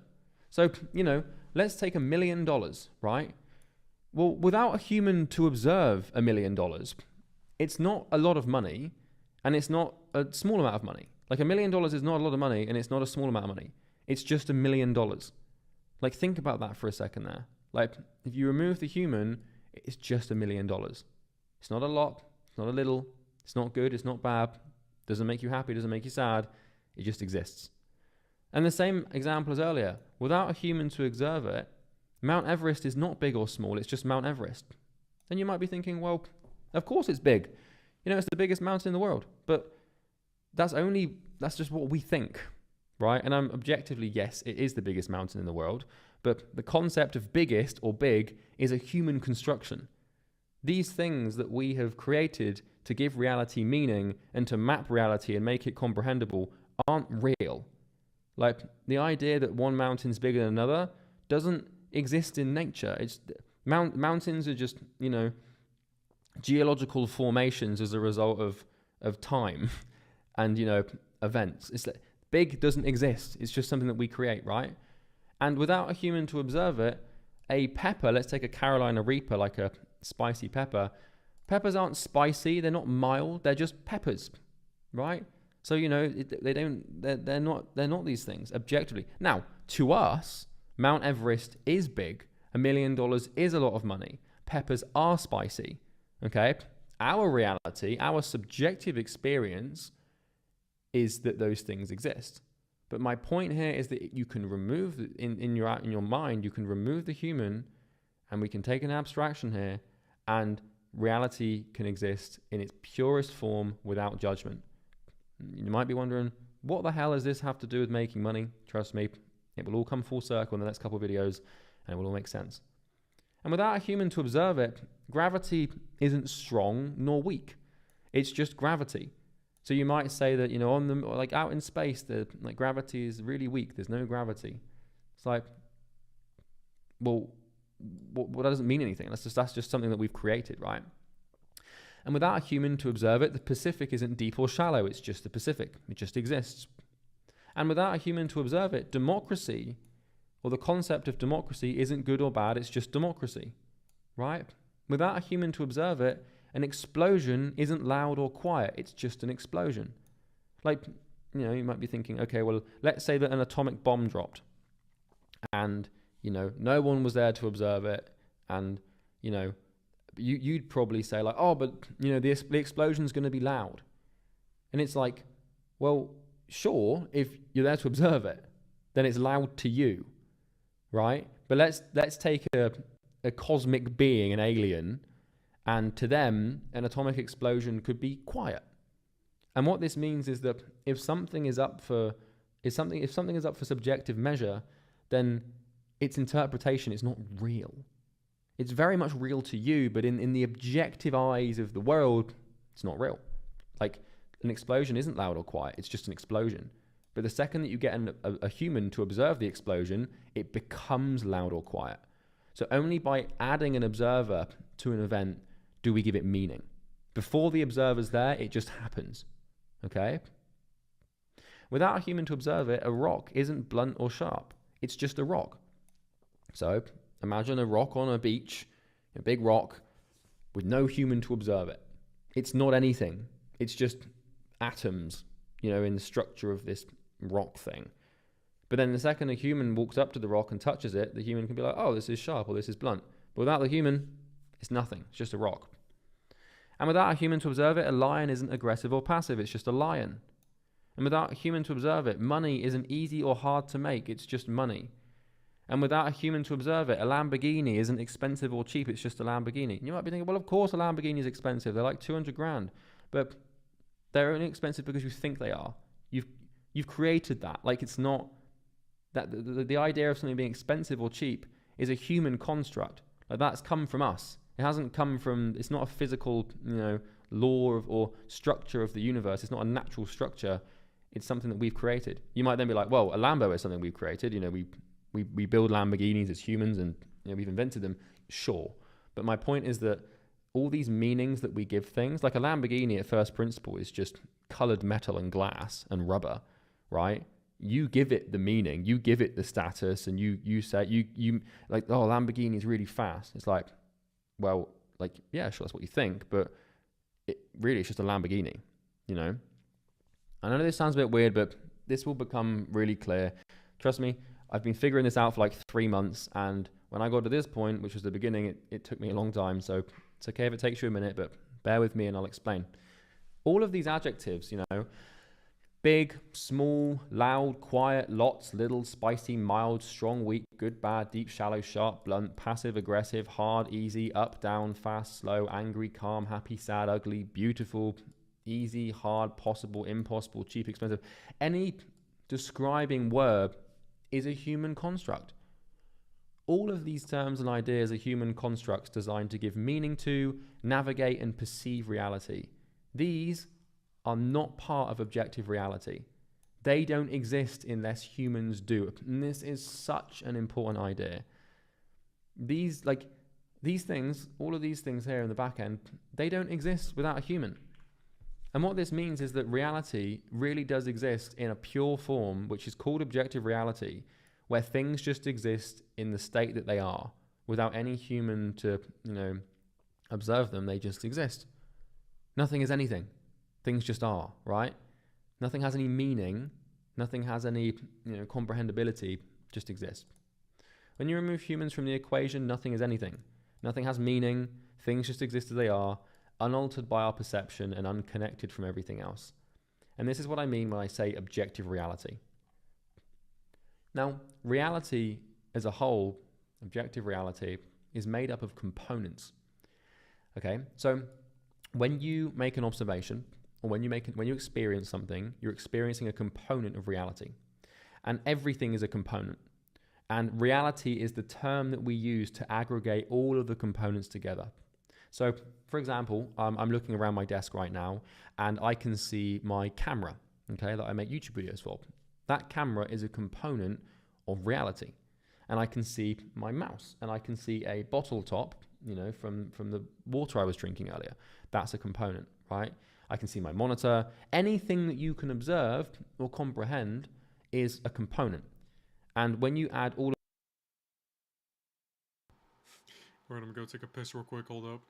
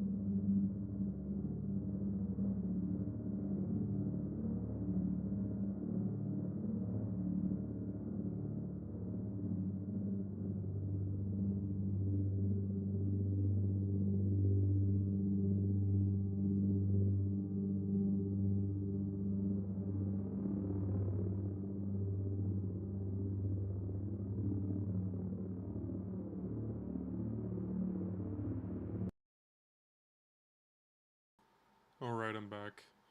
No more, no piss breaks. Let's get back into it. These things together, you get reality. So reality it's not really anything, it's just the collection of everything put together, if that makes sense. Now, so when I talk about components, by the way, later in this video, that's the context. Now, components of reality are split into two forms. So every component is made up of it's one of two things.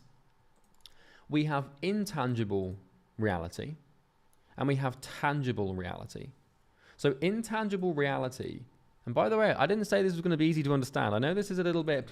Oh shit, Charlie stream's about to start. Let's go! A little bit out there, but like I said, just bear with me. Keep your head locked in, and this will make sense. And it will, and then you'll be like, oh, okay, I get it. So intangible reality, these are components of reality that cannot be physically seen or felt. Now you might be thinking, how the hell can something be part of reality if I can't see it? Like I can see the pen on my desk and I can see my water bottle. Those things are part of my reality. Well, I would challenge you and say something like, well, what about the law? Or what about money? Or what about democracy? What about the idea of your mother, right? Your mother is a human being and she's a person and, you can see her, or hopefully you can if she's still alive. I hope she is. You can see her and you can touch her, right? And she's real, very much real. But that's just her body. But the idea of mother or father or family or friend is intangible, right? So the point here is that there are things that exist in reality that cannot be physically seen or felt. And they're very much real. Because to us, democracy is real. But you can't touch it. You might be thinking, yeah, but I can go and vote and I can touch the ballot paper and, I can do that and write down my name, who I want to vote for. But that's not democracy. That's just a piece of paper, right? So the idea of democracy and, the idea of gravity, for example, it's very real. It's part of our reality. And, we can comprehend it and perceive it, but we just can't do that physically. We have to use our imagination, okay? Same thing with memories, all these things that are very much real to you, you can't hold, can't see, can't touch. And now the other side of reality is tangible reality. So these are components of reality that can be physically seen or felt. So the camera on the desk, if you've got a dog, if you've got, if you've got a jumper on your desk, or if you're looking around and you can see your feet, hopefully you don't have those horrible things out. I'm just joking. But, you get my point. These are things in reality that you can physically see or feel, okay? For example, music. You might think that music is intangible, but you can listen to it, you can feel it. In the same way that, you can eat something and that thing is very much, you can feel it. So anything that you can feel through your senses or see is tangible. Now, objective reality, as we know, is the state of things as they actually exist. So, once again, things that haven't been observed by a human, that haven't been given meaning, they just exist. They just are. They're not anything. They're not big or small, or good or bad, or happy or sad. They just exist, okay? So before a human imagine something before a human observes it. What is it? It's nothing. It just is a thing. And I know that's so hard to comprehend, but, let's say that, take something on your desk right now, right? Say I've got a pen on my desk, right? I'm looking at this pen. And to me, this pen is, it's black, so it's got black ink. It's medium sized, and I know that it means writing, and I know what it means, right? And, it's plastic, and I can, it's hard, and I can feel it. But if I wasn't here to observe this pen, the pen it's not made out of plastic. It's not big or small. It's not black or white. It just exists. I give it the meaning through my subjective observation, okay? I know it still might be a little confusing. I'm going to keep going through it. So objective reality is split into these two categories. So we've got the intangible objective reality. This is kind of part one of reality. This is the part that exists and can be understood, but not interacted using our five senses. So intangible objective reality can only exist in our imagination and in the mind and is abstract. And these things are very much real, but cannot be physically observed. So, for example, love. So let's say that you love someone. You can't touch or feel or physically sense love, but it's very much real in your mind. The law, okay? You might say like, oh, well, you know, I can go and like read the law, or, you know, I can go and like, you know, go on a website and read the laws that we have. But all you're seeing there is just a website and words. The actual idea of the law, you know, is intangible. And money. So you might think, well, okay, yeah, no, I can hold money, and I can see it in my bank account, and I can see it, I can touch it. But can you? Not really. You can touch the $10 bill, but you can't touch the concept of money. Gravity, democracy, calories, time, language, story, natural selection, memory, numbers. Here's a big one. Numbers. You can't touch numbers. You can't see numbers. You might think like, yeah, but I can type 1 on my keyboard and see the number 1. Yeah, sure, you can see the representation of the abstract, but you can't actually see numbers. Like, don't get me wrong, you can see the numbers on a screen, or you can write them down, but the idea, you know, the abstraction that we've created, they're not real. You can't touch them. You could carve out a number 1 out of wood, but you'd just be touching wood. Do you know what I mean? Like, it's not real. It is real, but in your head. Anger, society, psychology, business. There's tens of thousands of these things. All of these things are intangible. They are very real, but they cannot be physically seen or felt or observed. Then we have tangible. How are we all doing? How are we all feeling? Yo, Charlie's in. This is weird, guys. I've never done a live stream before. I'm so used to talking to a camera without live feedback, so this will be really fun. As per usual, no, James, we're not doing a hairline check before we start. The hat stays on, mate, during the live streams and off the live streams as well. Right. Well, thanks for coming to my party. It's nice to know that we've got some friends. I know that some of you have got questions, and you know the purpose of these streams is pretty much to run through questions and for me to help you guys with anything really, whether it's stuff relevant to academy work or whatever. Clear this first. It's an Imran Ghazi type shit promotion. Yeah, I don't know how to stream, so it's going to be really interesting. Sam says, you reached out to me on my personal email. I don't really check my emails, man, so yeah. Cool.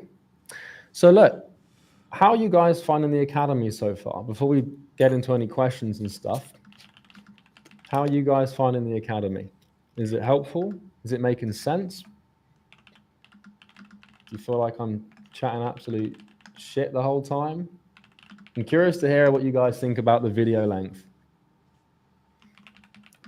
Because, like, you know, one thing I was really worried about with the videos is obviously making them like 3-4 hours long, and then people being like, "Oh, I can't watch this." But I suppose this is probably like the best shit ever. You know? After this, I'm gonna get into actually. What's everyone's favorite video so far? What's your favorite video?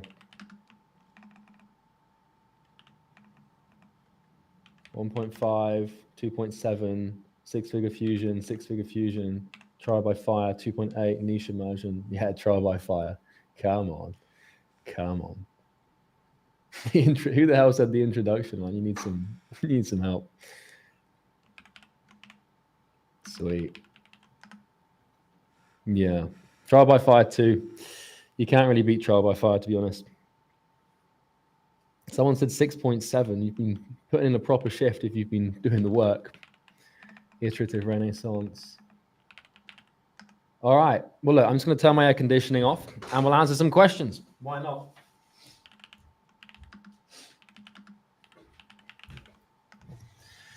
Well, we've got 400 people here, which is 400 more people than I was expecting, to be honest. I didn't know if anyone was actually going to show up to these or not.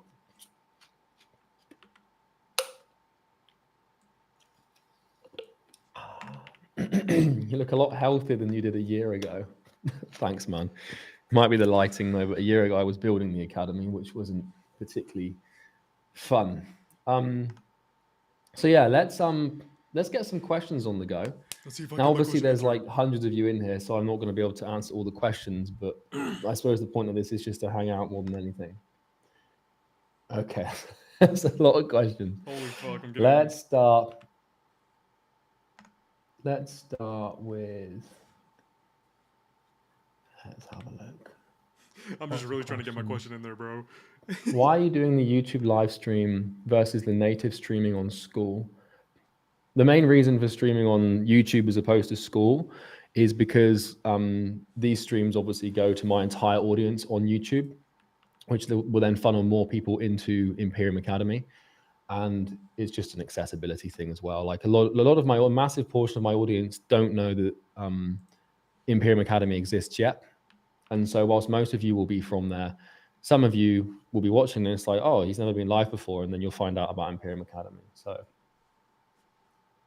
my question is, if you were me, would you pick the barber niche or the dental niche?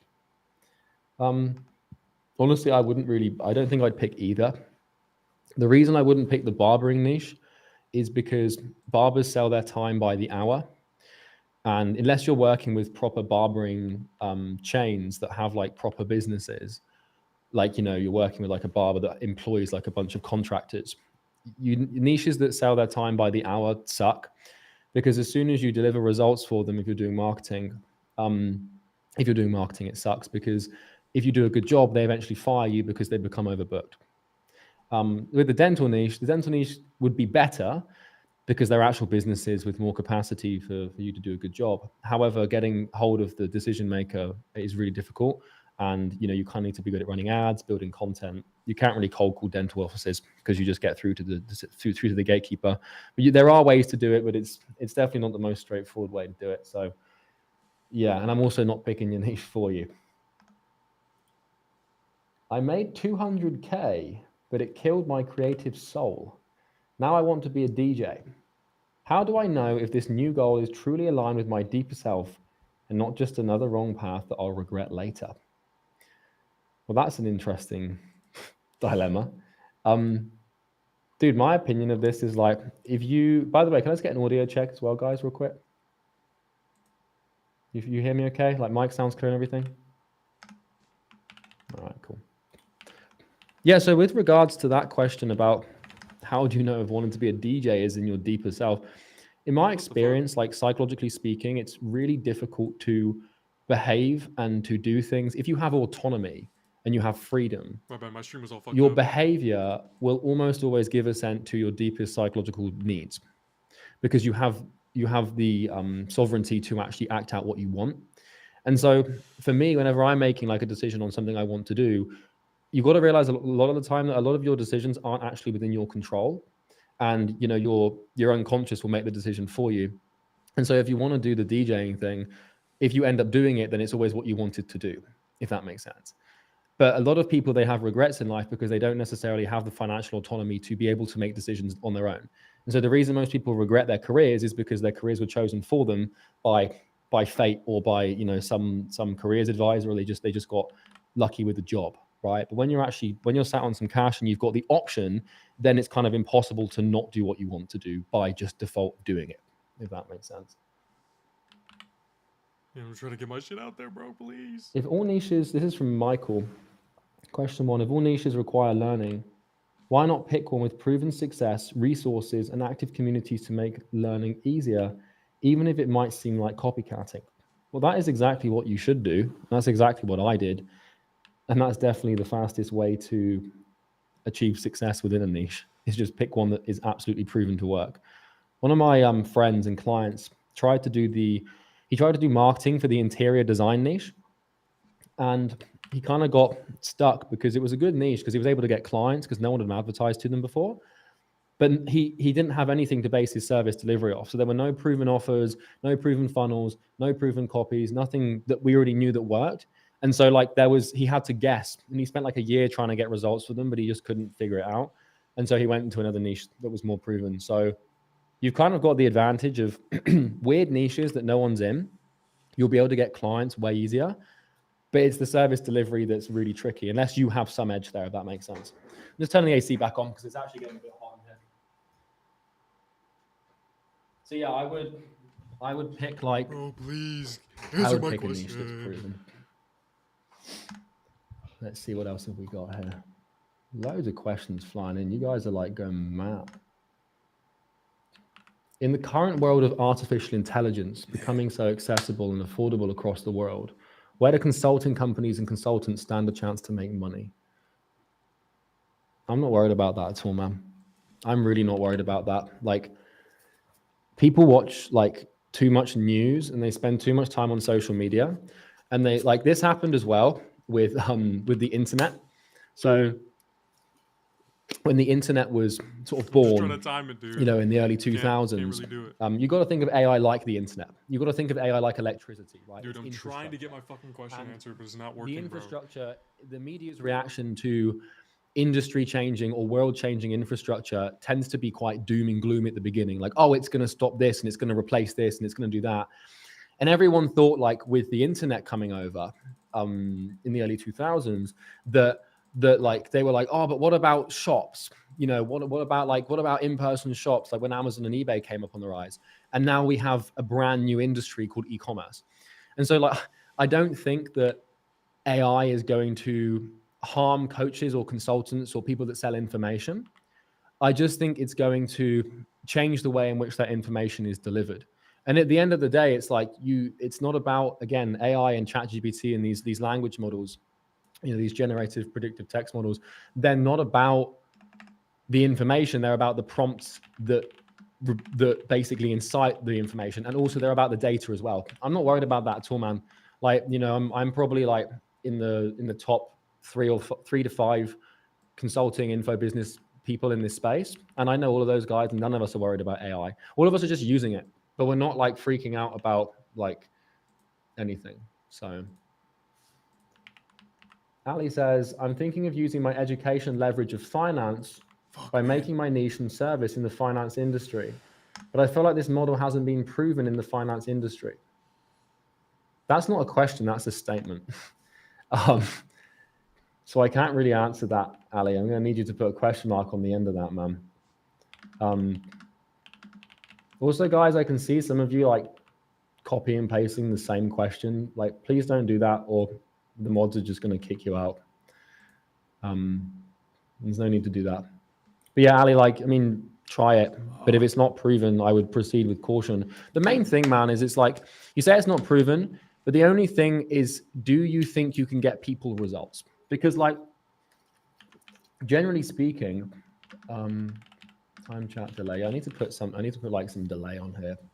I'll do that in a second. Generally speaking, like, if you think you can get people results and you can actually deliver, getting clients is easy because you can make solid offers. So it's a question of whether you can actually deliver or not. So let me see if I can just change these settings a little bit. I've never done this before, so I actually have no idea how to like slow down the chat or anything like that. Let's have a little look here, shall we? Can I change that? Boomerang moment. Yeah, absolutely is. I literally have no idea how to slow down the chat, unfortunately. I probably should have done some research on this before we actually went live, hey? Come on, bro. Answer my question. I don't know what I just turned on there. Dude, I'm just trying to fucking ask my question. Please, Charlie. I don't know. I think we might have to make do with the quicker chat for now, and then we can always make the adjustments for the next stream. I'm still learning, guys. I'm sure you can all forgive me here. Please, Charlie. Okay. Charlie, I can't post the content I want because I chase viral. People don't watch the in-depth education. It sucks to make stupid videos. Well, that's not really a question again, but B, that's just not true. Like, why are you chasing virality? I can't post the content I want because I chase viral. Well, the simple answer to that is just don't chase viral. There's nothing, there's no real magical answer behind that. You say that people don't want in-depth education, but that's just not true, because if that was true and if that belief statement actually represented the objective nature of the world, then podcasts wouldn't exist. Like, my content wouldn't exist. Like, you know, that's also probably a projection. Like, if you think that people won't watch long form educational content, it might be because you're not willing to watch it, or because the people you've surrounded yourself aren't willing. So yeah.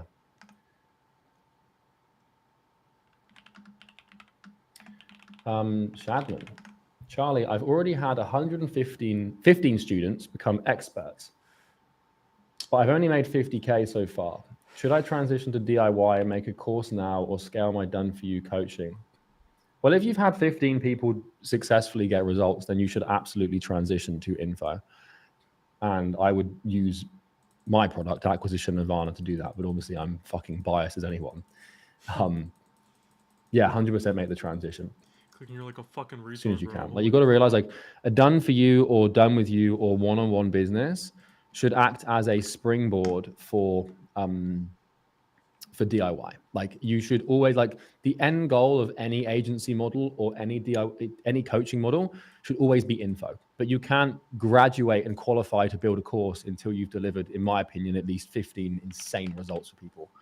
So yeah. Let's have a look. Do US business owners care about my English accent or fluency on sales calls? Is it hard to sell when I'm not a native speaker and not fully fluent? No. I mean, like, the fluency thing matters more than the accent thing, because, you know, at the end of the day, your communication skills, like, they need to be able to understand you. And also on sales calls, you need to be able to sit in a serious state of conviction. And so, like, you know, if you're struggling to deliver your speech, like, you don't know the words, then you need to really work on that. If you're not fluent, then that will harm your conversions. The accent's not so much of a problem, in my experience. They just need to be able to understand you. But the fluency thing, that's really, really important. So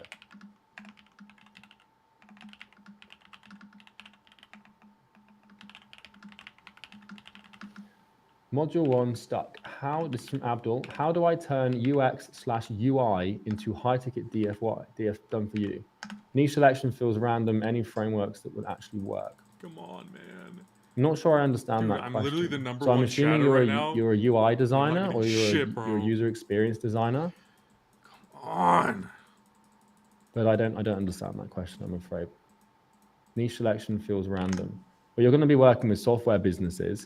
So maybe you need to pick, do you work with apps, or do you work with business-to-business softwares? Do you work with education softwares? Do you work with social media softwares? Yeah, I would go down that route.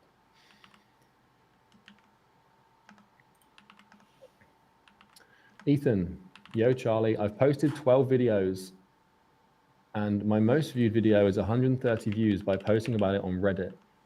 Have you got any tips?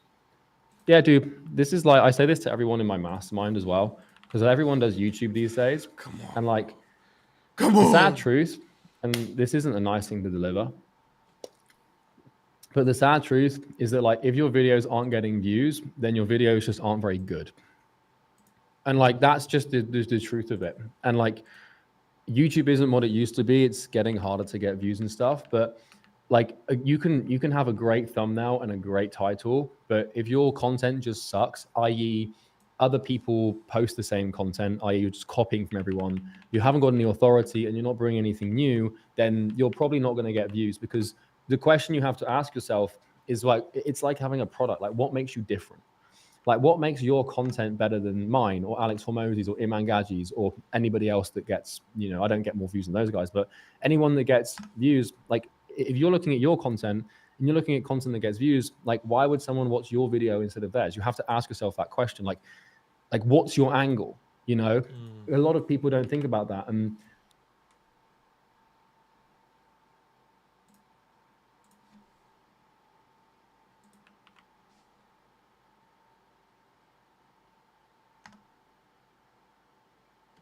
holy fuck, no, did the stream go down? Rip stream. They focus.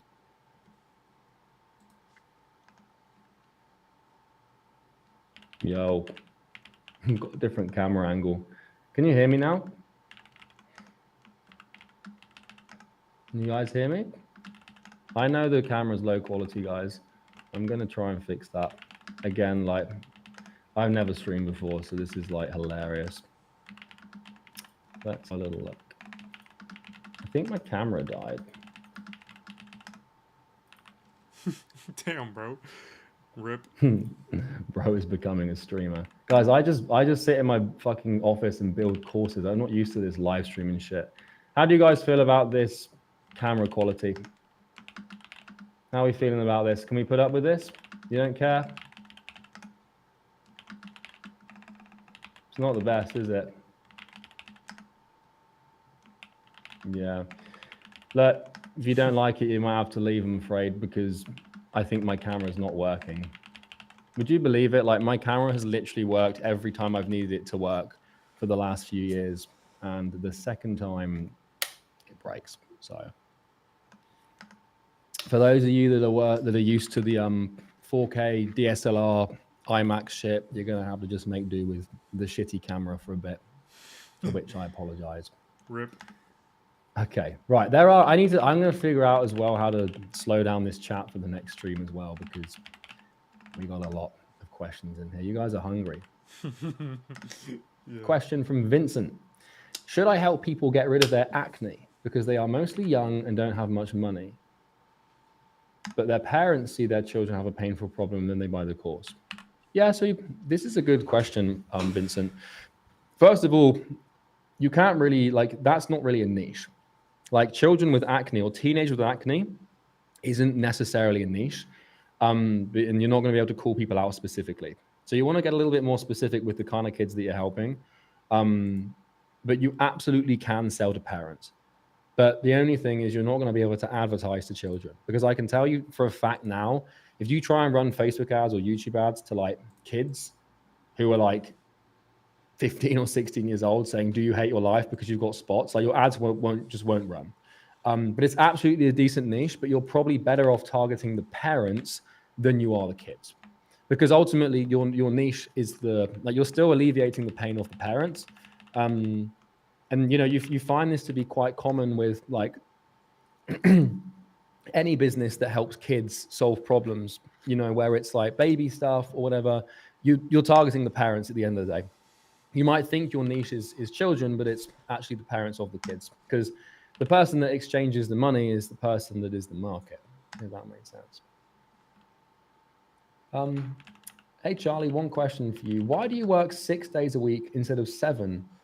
Isn't it easier to have the same schedule every day without major changes? Well, I work 6 days a week because that's the most sustainable thing that I've found. I've tried working 7 days a week, 24 hours a day, nonstop, and I've done that before, but I often find that leads to me being less productive. It leads to me burning out, and it basically leads to me not having a good time and being far less productive than I otherwise would have been if I took some time off and rested and took a break, if that makes sense. So, yeah.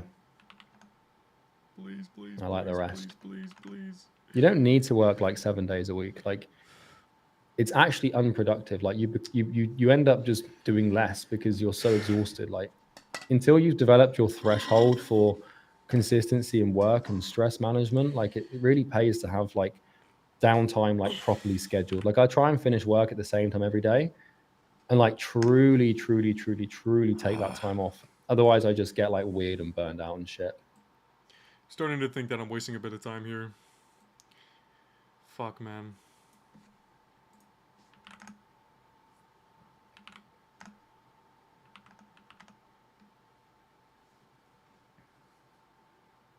Heinz Schmidt. It's an interesting name. Hey, man. Do I really have to stop reading self-improvement books? Even the ones you recommended whilst doing the program? You don't have to stop doing anything, man. Like, I only tell you what I think you should do, not what you absolutely must do. I think that whilst you're going through, like, you got to realize this, man. Like, your brain, your mind only has so much capacity for new information. And your mind has a mechanism that digests information and synthesizes that information into understandable memory that can be applied and acted out. And if you're doing the program, like Imperium Academy is fucking intense.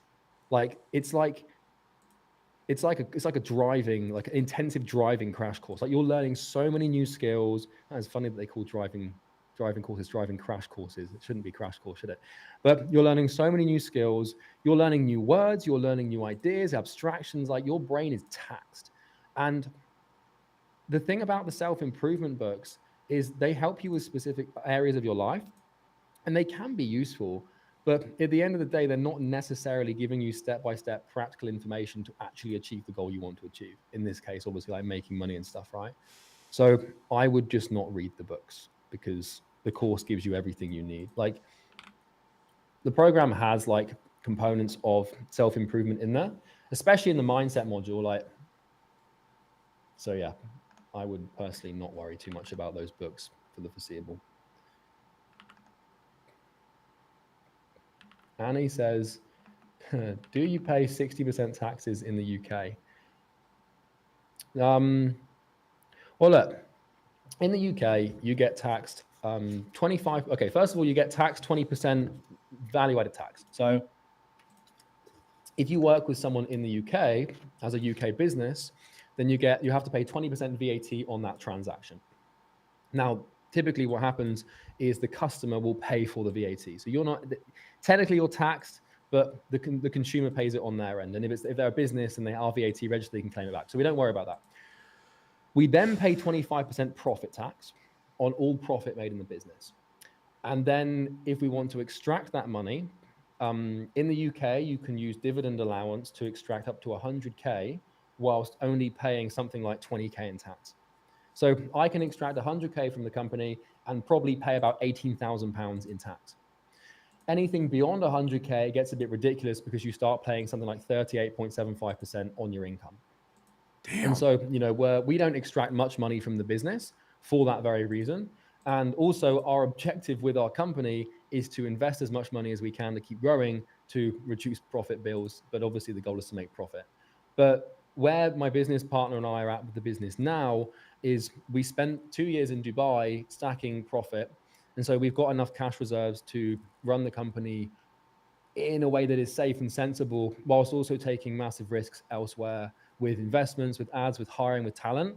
And so we're not all that focused on profit at the moment because, we're locked in on trying to spend money and if anything, reduce margins to invest and develop and grow. We spend a lot of money on the company, and it's all to do with building value and making things better. But I don't care about tax anymore. Like I just don't care. Like I used to worry so much about the tax and the efficiency of it. But the truth is that eventually you get to a point where you have so much money and you have so much money in your accounts that whether you get taxed or not on future income just doesn't bother you. And it only bothers you if you have a lifestyle you need to sustain. So if you've got like 50K a month in expenses and you're buying cars and watches and you're renting mansions and all these things like I did in Dubai, then you worry about tax. But the problem with worrying about tax is then it forces you to live in these tax-free countries, which in my opinion aren't very conducive to commercial growth and long-term business success.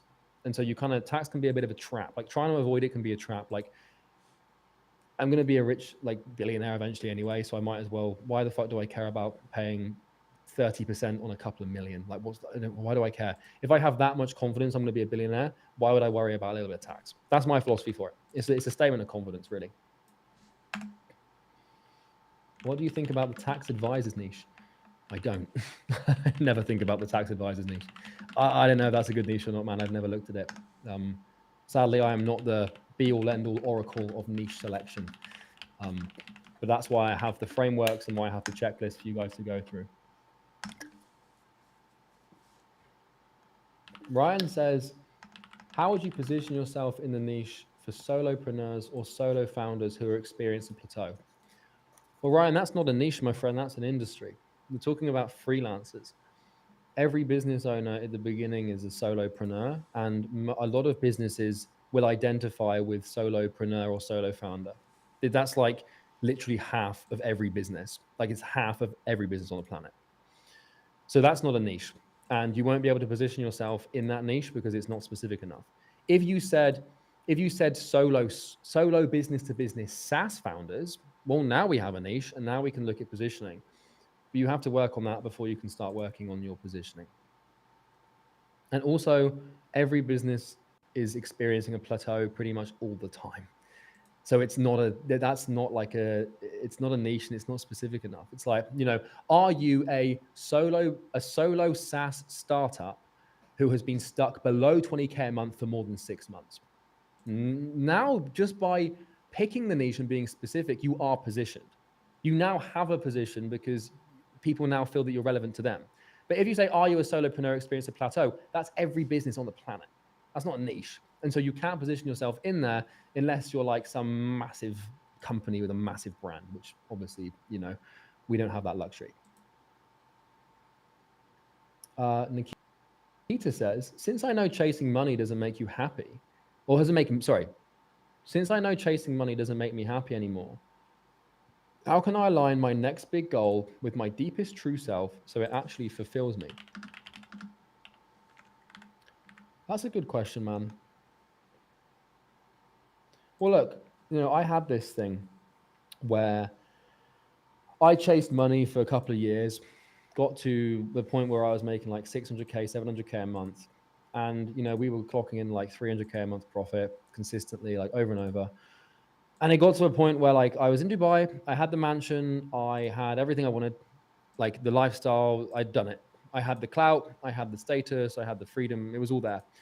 And I was kind of like, shit, what do I do now? And I kind of lost my motivation to work like really significantly because I was like, I don't need any more money. Like there's no, I can't buy any more.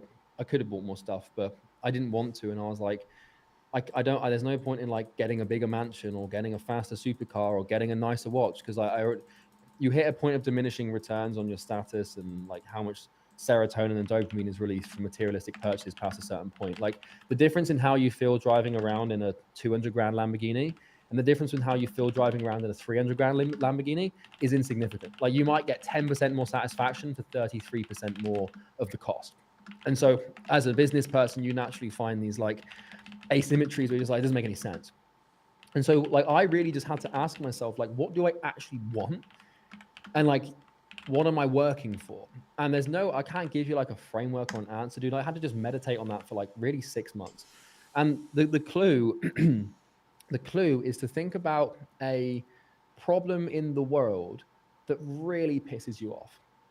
Like an injustice, if you'd like something you see in the world, specifically in your circle of competence, like in your area that you understand, because climate change might piss you off, or I don't know, a war, or like you might want to have world peace or solve hunger, but you don't know how to do those things, right? And they're not in your circle of competence. And so like, what you do is you look at what you know, and then you look at what pisses you off about what you know.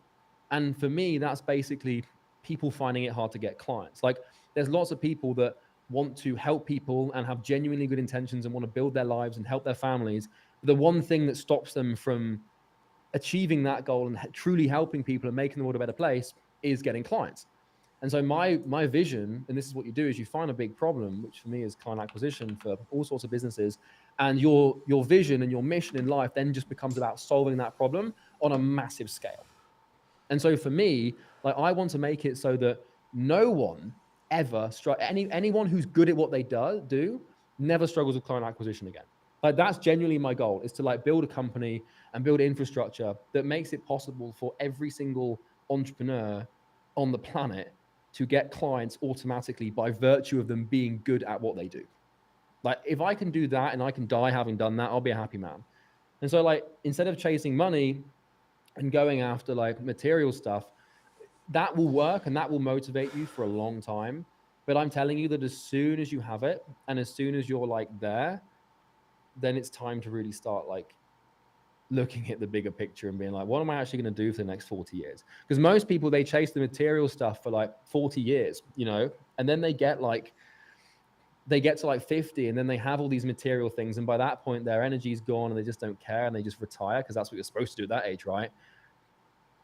But if you're young and you do it right and you listen to the right information really quickly, and you're really fast, then you tend to be you get to that point a lot faster. So yeah, that's good. Naveed Faras says, how do you read books? I'll be honest with you guys, I haven't read a book now for like, well, that's 6 months. Which is like surprising. A lot of people were surprised at that, but like I genuinely haven't had the time to read for like a long time. So yeah, I literally have not had the time. Like my like philosophy for reading at the moment has kind of shifted because in my opinion, if I have the energy and the mental capacity to consume non-fiction literature, I'm not working hard enough. Like at the moment, the way that my work schedule is by the time that I'm finished, I'm like lying in bed, like trying to sleep. I just haven't got anything to give to anyone, let alone like a biography or anything like that. So like, honestly, if you're like working, if you're reading a lot, you're probably not working hard enough. And I know that contradicts some stuff that I've said in the past, but like when I think about the times when I made the most progress in my business, and I think about the times that I made the most money and made the most personal development and business development, it was when I was just focused on like working. And sometimes like it happens where you don't need to acquire new knowledge and you learn more by just working and solving problems than you do reading. And so the way you want to treat reading is like when you've got nothing to do, when you feel like you've hit a plateau, that's when you go and seek information. That's when you go and, if you're having a motivation problem, you go and read the biographies. If you're having a marketing problem, you go and read the psychology. If you're having an existential issue, you go and read the philosophy. But you only really read to solve problems. So, Oscar, how's it going, man? We've got Oscar in here. He's #1 in the community at the moment, I believe. In fact, let me check. Can we get some W's for Oscar? I think he's got like nearly 700 engagements in the community. So big W's for Oscar. I really am a fucking streamer now, aren't I? W's in the chat. Oscar said that the only way to reach your goal to help every person in the world who wants to be an entrepreneur to be successful was to visit severe burnout again. Would you do it and why? Yeah, probably. The thing is, man, is like, oh, they've got a little hairline chat there, didn't you, cheeky? The thing about like the burnout stuff is I wouldn't reach the same level of burnout that I got to before. Because like, look, the thing is, man, is like getting to that point, it sets you back. It does you more bad than it does you good, if that makes sense. And so like, if I'm like burned out, I'm of no use to anyone. And so if the precursor, if the statement was this, Charlie, in order to achieve your vision, you have to experience like traumatic acute burnout and you have to, then absolutely yes, I would. But I've done some critical assessments on this question in the past, and I've realized that I can achieve my big visions and become a billionaire without having to do that. If it was the case I had to do that to get my goal, then I would. But it isn't the case to do that. Does that make sense? Like I've got a high pain tolerance. So like if that was the only way to get it done, then I absolutely would do it. But because it's not, I'm not going to do that. Like guys, I can tell you like from experience, like if you burn out like properly, like you'll become catatonic. Like it can be really catastrophic. It can hospitalize you. Like it can make you really, really unwell. So I wouldn't recommend it. I've tried it. It is not nice. What's up, Sean? How you doing, man? Is it true that the only way to learn is by learning the hard way? No. You guys need to put far less significance on aphorisms and little statements like that. Like, like the cliches where everyone like says, oh, the only way to like, it takes money to make money. No, it fucking doesn't. Like, oh, you're only going to learn the hard way. It's like, no, you're not. The only way to get rich is to work smart, not hard. No, it's not. Like these binary rules that can apply to 70 to 80% of situations will not apply in certain circumstances. And, you don't want to be binary and stuck applying these rules. Like, one of my favorite cliches is hilarious because it says every rule has an exception, even this rule. So there's an exception to every rule, especially this one. And so that means that all of those like little like cliche statements that people just download into their brains and just repeat because it thinks they think it makes them sound, I can't even fucking articulate myself. What the hell? They think it makes them sound smart. Hilariously ironic. Yeah, it doesn't. So you do not have to learn the hard way. Like, you can learn in Imperium Academy. It's free. All you've got to do is watch some videos and click a keyboard around for like a couple of weeks. That's not hard, and you can learn a lot very quickly. If you want to get people results in an info business, by the way, you don't want people to learn the hard way. Like, give them, like, I can tell you one thing, that the easiest way to learn something and the easiest way for something to register as true in your mind and for knowledge to be acted out is pain. So there is merit to the statement, because the easiest way to learn something is pain. Like, how do you, like, for example, like if you got ran over because you didn't look when crossing the road both ways, you're going to learn from that. You're never ever crossing the road again without looking both ways. But yeah.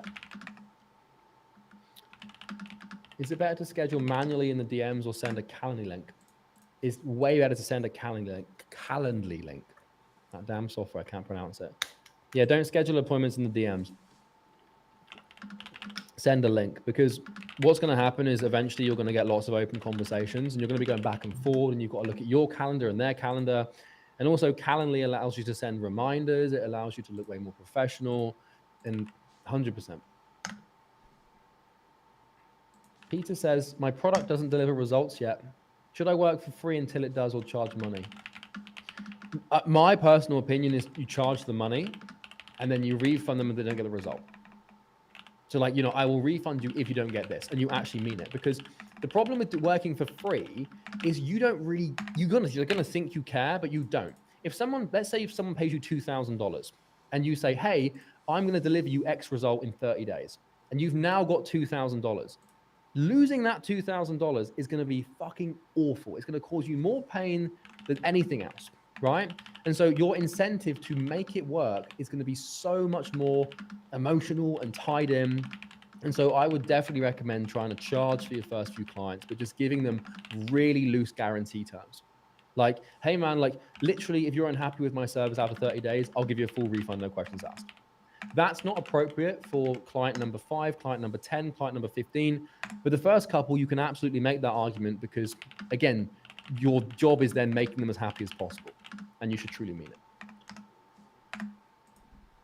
Oscar says, why am I drinking from a plastic water bottle? My water filter broke. I'm getting it fixed on Thursday. So until then, I'm going to have to drink some microplastics. It doesn't really matter.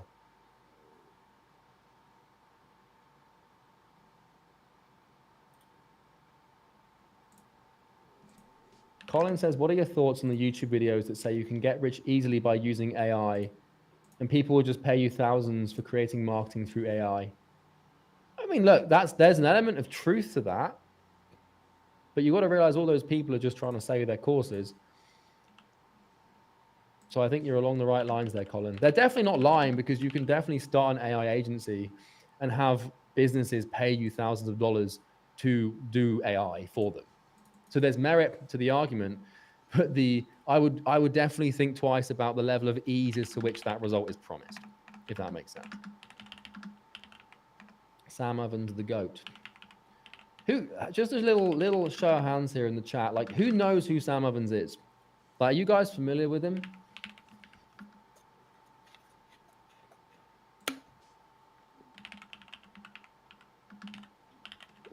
Yeah. He's the big boy. He kind of gave birth to this entire fucking industry. We've all got a lot to be grateful for him.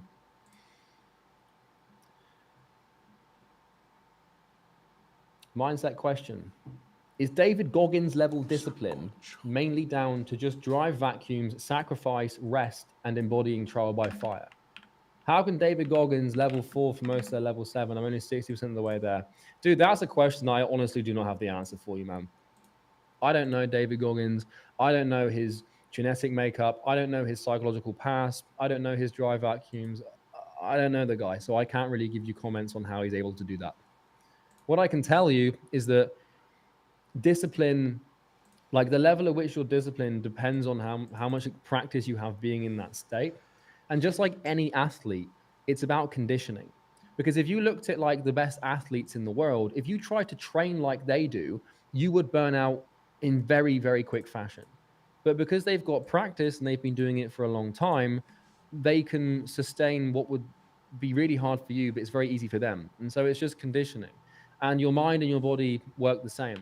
And so if any of you guys sat in my office chair and tried to do a week in my life in terms of the intensity of which I work, a lot of you could potentially struggle with that if you're not used to extremely long hours and the gear in which your brain has to be to sort of do that. Do you know Owen Cook? No, I do not. I do not know Owen Cook. What would you do if you suddenly needed to sleep for 16 hours a day? I don't know. But if I had to sleep for 16 hours a day, I'd probably just reduce my expectations over the time frame of which I could achieve my goals, because the time input would be reduced, right? Julia says, why don't you charge money for the course? Like only $100 or something? Well, I mean, the reason I kind of explained this in the introduction video, right, as to why I made it free. Mr. Diamonds.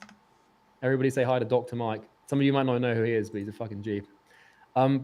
The reason that I made the course free is there's a few reasons. The main one is obviously for it to act as a funnel for Easy Grow and for us to sign more clients for Easy Grow. That was the primary reason I made it. I'd love to sit here and put my hand on my chest and say that I'm like some fucking martyr or something, but the reason it's free is for my own self-interest. I'm not going to pretend otherwise. The second reason is it is just kind of nice to have the idea that by just making something really fucking good, I can effectively monopolize the business opportunity market. Because I think that's probably what will happen 6 months from now is most people are just going to be like, I'm not going to bother trying to do the whole how to start an agency thing anymore, because how the hell do you compete with someone who has spent a year building something and then making it free? So like we've kind of built a really good moat around the business, and the academy is now an insane advantage for us, because an advantage is only really an advantage if no one can copy it.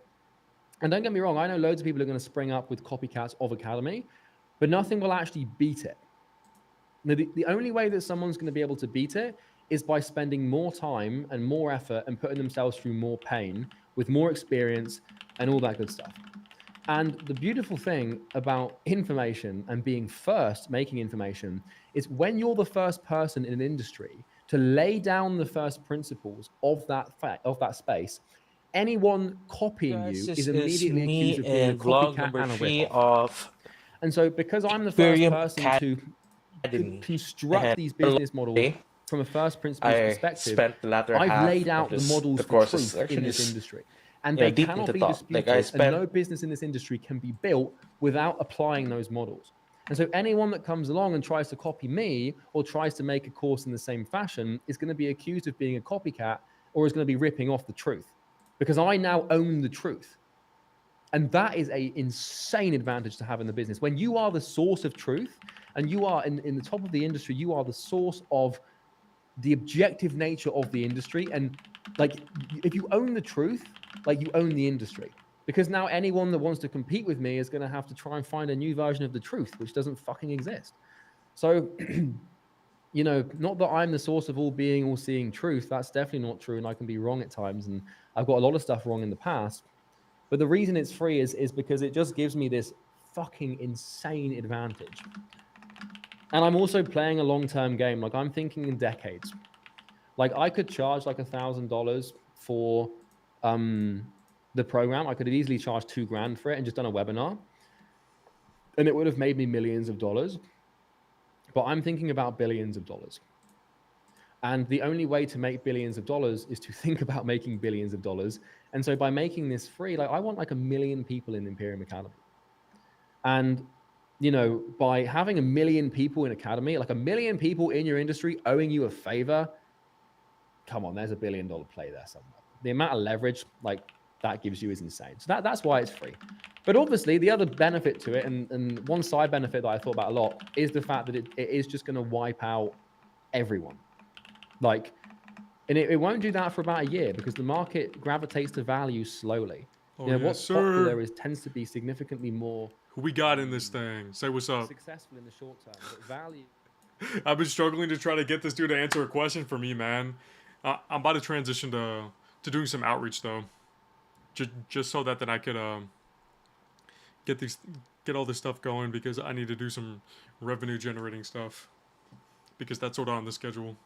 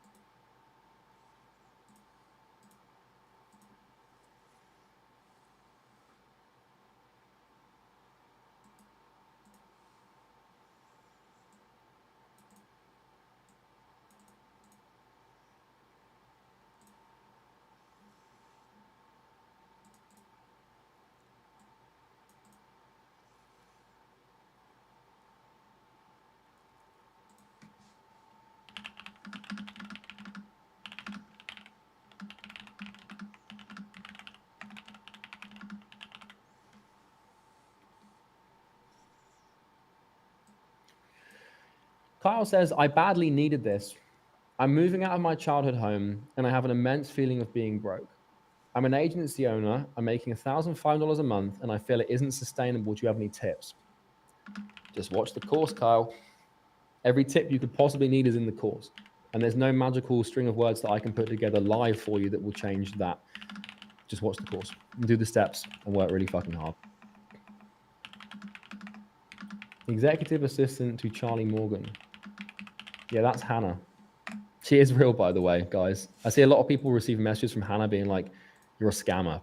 And she's actually not. She's genuinely my assistant. And she also works on my sales team. So Naveed says, when did you quit school? So I finished high school for you Americans, or college for, you know, you people in the UK. I went to university or college in America, and I dropped out when I was 19 years old. And I can tell you guys the story of why I decided to drop out. I basically was like, okay, I was at university studying a course called Entrepreneurship and Enterprise. And so my intention was to be an entrepreneur. And so I was like, oh, I'll go and do a university degree on that, thinking I was like being smart. So I went to this course. And at the time of going to the university course, I was reading a lot of books. Hey, and I was reading a book called What You See. Is that my man Friends? What's up, dog? Hey, man, I've been meaning to get a little conversation going for you, man. Just because you've been doing some crazy shit. Because obviously you're my inspiration for this shit, man. Yeah, because earlier I had another guy. He fucking hopped in here. He's in the course too.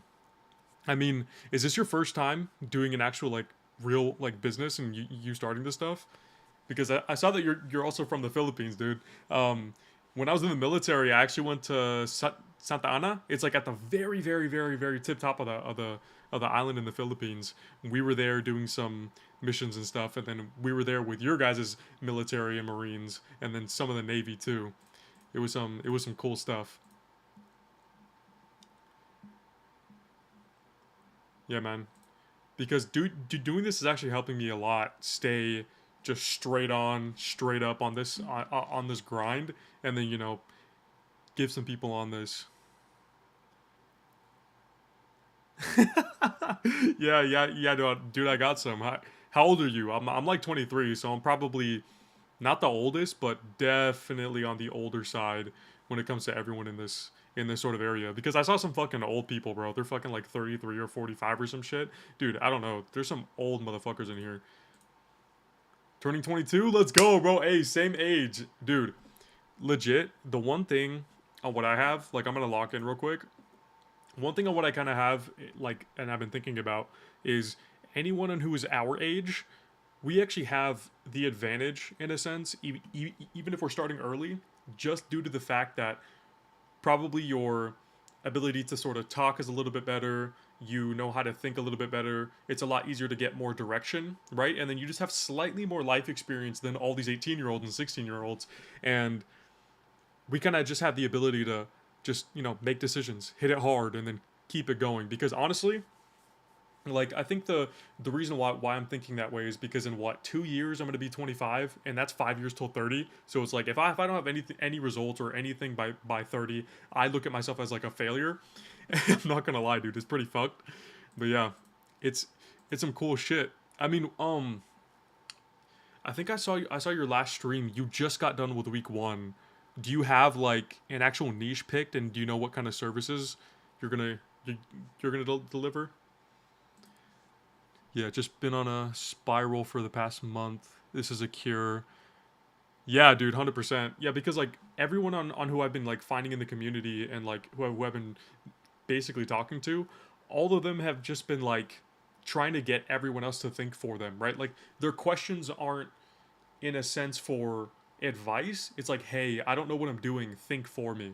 You know, like it's just super cooked, and like that's the kind of bullshit that I kind of don't like, you know, dealing with. But that's honestly kind of the competition on what we're dealing with too, which is really funny. But yeah, man, I do really see this as a sort of cure to this, because I was kind of in a spiral too, man. Like I've been trying to do outreach for the past few like month almost. I think less than 5% will actually. Yeah, dude. I think even lower, dog, because there's only 631 people in the actual live stream itself for Charlie, and then there's not even that many people who are going through, because you probably see all of the likes and views on the actual course stuff itself.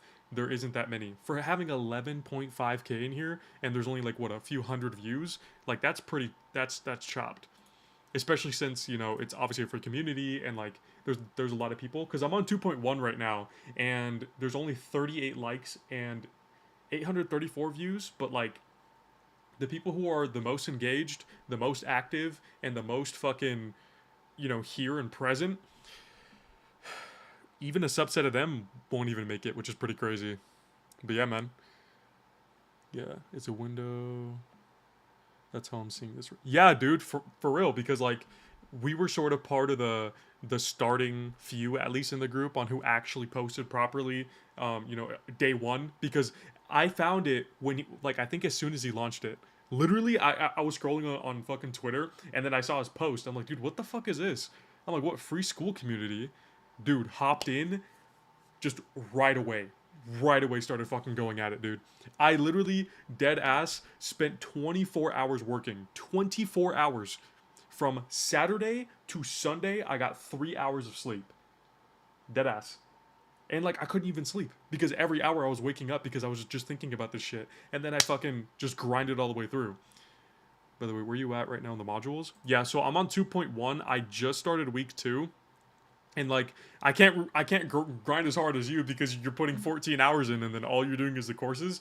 I'm still adding in my sort of outreach, because I'm not gonna cut and kink what I'm doing right now. I think I kind of look, if you don't have any niche or any sort of outreach strategy set, I wouldn't really worry about it, or even an offer. But at least for me, doing outreach tomorrow. Okay, solid. Yeah, bro. Are you gonna be doing cold calls, cold emails? Like what's your main platform that you're gonna use?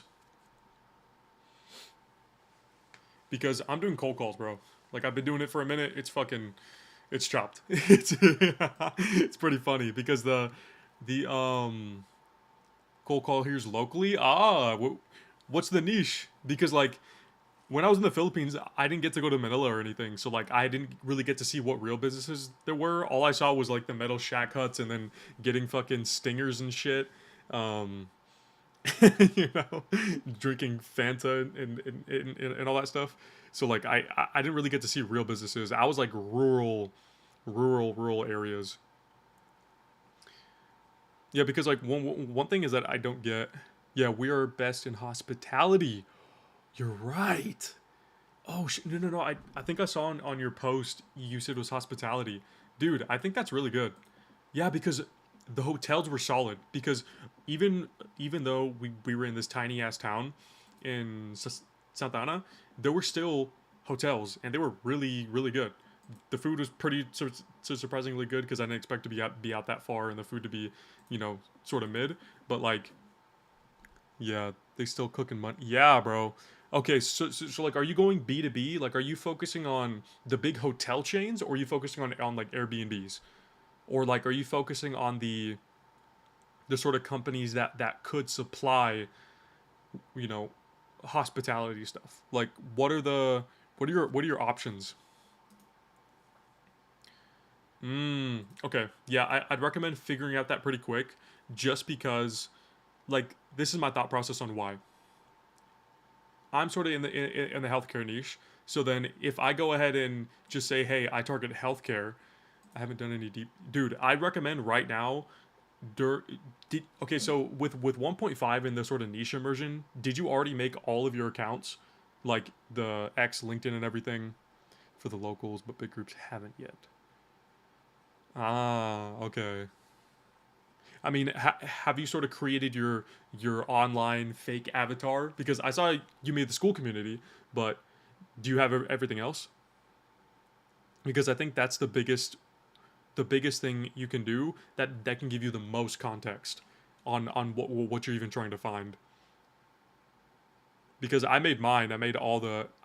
Basically did Instagram, Facebook, TikTok, YouTube, X, fucking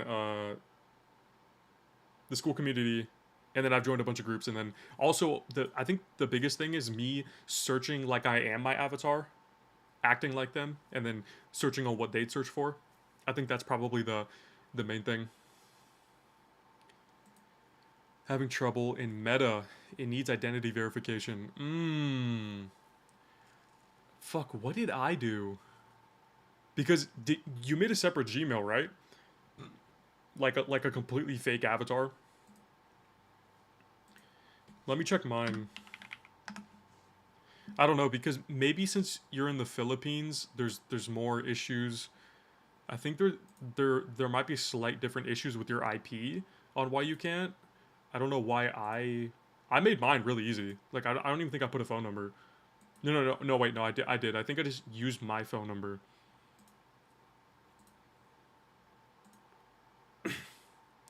Yeah, no worries. I'm already okay. Solid. Yeah, man. I just say at least get down from hospitality to figure out who specifically you're gonna get to, because so the work remains. Yeah, facts. What time is it over there in the Philippines? Because I know it's already like fucking Wednesday, I think already. Because I know there's a fat time difference. It's like stupid. 1 a.m. Damn. Yeah, and then you fucking wrapped up 14 hours, dog. Gonna go to sleep. Yeah, bro. I'd say get that sleep good, and then tomorrow go hard, and I mean hard, on figuring out your niche stuff, because then you can figure out your offer and then do everything. Then we stream 8 a.m. Yeah, dude. Because I started at 4:45, so I've just been kind of hitting it early, mainly because I also have a time zone thing, but like I have it with the rest of the U.S. So yeah, man.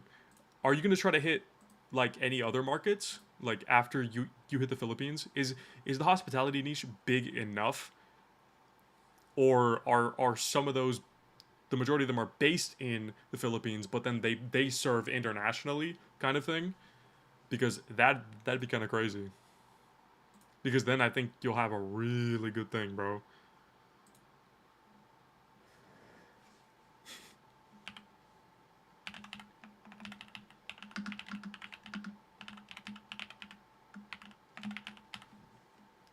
Yeah, I need proof of concept in that aspect if I penetrate the market here.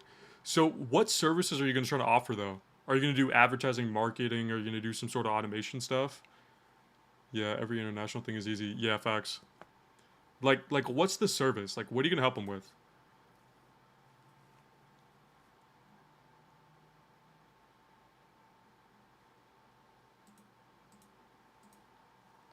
They lack options. Ah, okay. So are the operations going to be SOPs? Are they going to be... But I'm still assuming. Okay. Yeah, I'd say that could be good because look, understand the business. Because one thing of me following Alex Hormozy is that I'm understanding how he thinks with things. Is that like what business are they really in? Because when it comes to hospitality, I'm kind of attributing his sort of breakdown of the cleaning industry, like cleaners. It's like there isn't that big of a or like a shortage of demand when it comes to hospitality because it's very big and popular. The biggest thing they might deal with is finding good cleaners, people who speak English, people who don't steal, or bilingual, and who are good at cleaning. So maybe what you could do is do some sort of recruiting, help them with recruiting and finding good cleaners, because then I think you could make a lot of money from that.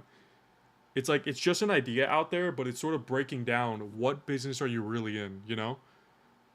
Yeah. Hey, good shit though. Get some sleep, man. Get some sleep. Some good shit, dog.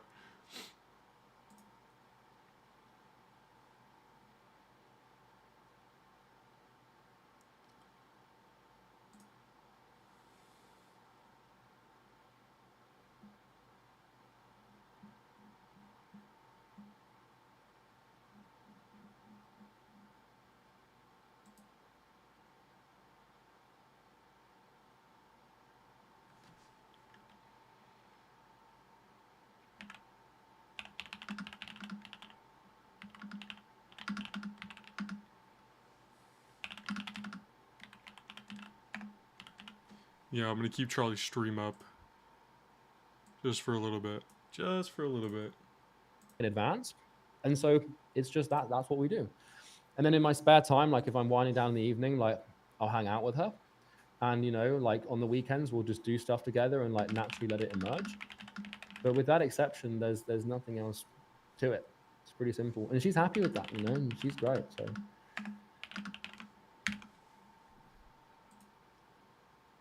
yeah. I think the chat slowed down. I don't know if I've disconnected or something. Just gonna give it a minute to let some questions come through. There we go. Is studying philosophy at university a good decision if the goal is to improve critical thinking and the ability to ask the right questions and challenge your own decision in business and in life? No, I don't think so, man.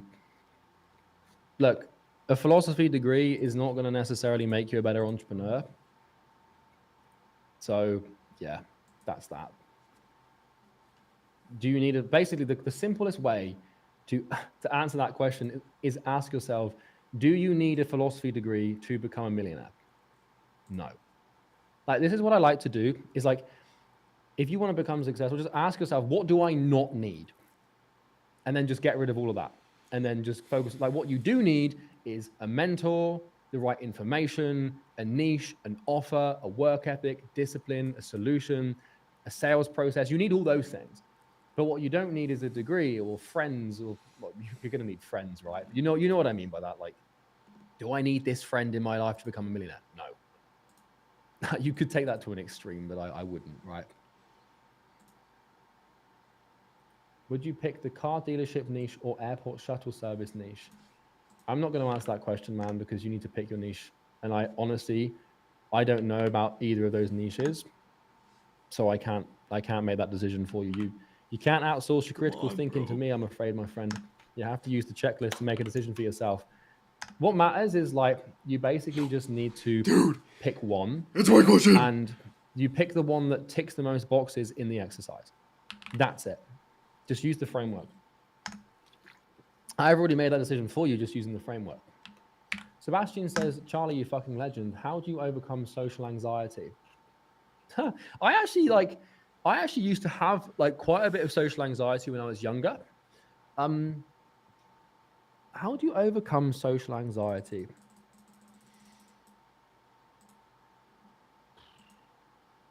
Honestly, man, just probably the only answer I would jump to in the most pragmatic and practical, fast way is probably just exposure.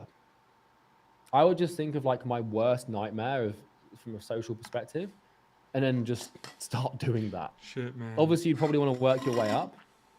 But if I wanted to get rid of, like, the only way you get rid of it, like, anxiety is a fear response. It's an anticipatory fear-based mechanism, which means that your brain is basically anticipating something bad happening as a result of you doing something. Okay? And so all you have to do is show your brain when you do that thing, nothing bad happens. So let me tell you something. It's exposure. I used to have a fear of blood tests. So you know when they like roll your sleeve up like this and they like inject your arm and like draw blood? Like, I used to have a genuine phobia of that. And so there were two things that I did. I realized, first of all, that phobia was a belief system. And so what I started doing, every time I had that cringy feeling, I would tell myself, I love blood tests. And this is no fucking joke. I love blood tests. I love them. I love blood tests. And then what I did is I scheduled a blood test basically every week for like a month. And I hated it at the beginning, but I just got some bloods done to like test different levels and like test my testosterone and stuff. And I got a bunch of different blood tests. And over the course of that month, I had so much fear of these blood tests. But every time I had the fear, I said, I love blood tests. I love blood tests. I love blood tests. I love blood tests. And after 4 tests and telling myself probably about 3,000 times I love them, the fear was gone. Now, if like the other day I was sorting out some health insurance and I had to have a blood test because I'm insured against the value of my company, which is significant enough for insuring companies to want to get a blood test to make sure I don't have cancer and stuff. So they emailed me. They were like, hey, we've got to do a blood test on like Friday. I was like, yeah, cool. And then I was like, shit, I don't care about this. I love blood tests. I want this to happen. And I was like, 2 years ago, I couldn't even think about a needle without basically going white. And I'm already quite white, right? But without going pale, like I was going to be sick. So the way that I would overcome the social anxiety thing is I would just say, I love people. I love talking to people. I love sales calls. Like, I'm amazing in social situations. And then just start acting it out. Like, just approach random people and be like, hey, like, I love your dress, or I love your shirt today, man, or nice to meet you. What's your name? Or, hey, girl, can I get your number? And it'll be weird at first, but after doing that for a month, like, you can get rid of a phobia and anxiety real fucking quick. Like, if you're pragmatic and approach it in the way that I did. David says Napoleon or Caesar or Alexander. It's got to be Alexander, because Caesar and Napoleon based a huge amount of their what would you call it, military strategies on Alexander. Alexander is like literally like the first conqueror, if you really think about it. Like, I mean, yeah, actually that's not true at all, because you had the Egyptians, right? But from a Western perspective, it's got to be Alexander. They're all pretty sick though, man. But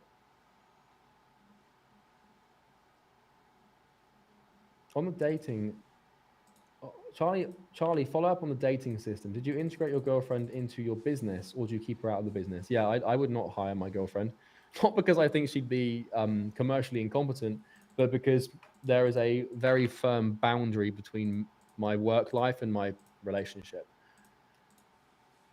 I really, truly would not hire my girlfriend or my siblings. I hired some of my friends, which is actually supposed to be a massive mistake, but that's worked out fine.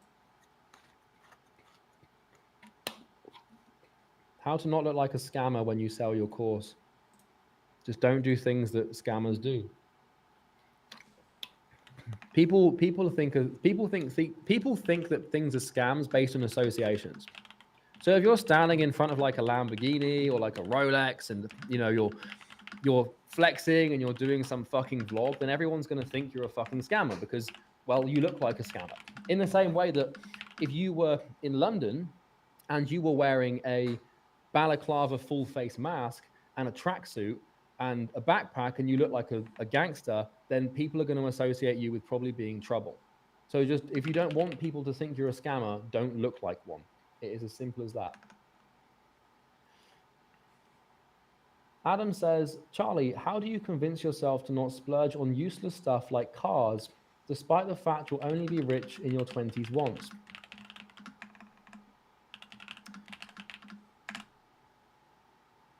It's a good question. Honestly, man, like for me, what I've realized is like status or status, whatever you want to call it, isn't about like, it's not about having the thing, it's about having the option to have the thing. And like, I realized that I just don't care about looking like I'm rich. If you really like, trust me, like once you get to the point where you're sat on a few million after tax profit, it's your money in your account, and you have the option to buy them, just think about it. Like, do I actually care about this? Do I actually care what random people think? And then you can decide really from there. engaged But a lot in of people, you have to kind of get it out of your system, man. But you'll realize after splurging, that's probably should have contextualized the word splurge there. You'll realize after splurging on expensive things that they don't really add any value or any fulfillment to your life. And then you'll realize that you just don't care. And like, you kind of like, you just want to be comfortable enough in your own ego and Damn, bro, I'm mind and number body one in this bitch right to now, realize that you and I still don't haven't need got to my receive question external answered, bro. validation from strangers to elevate your social position.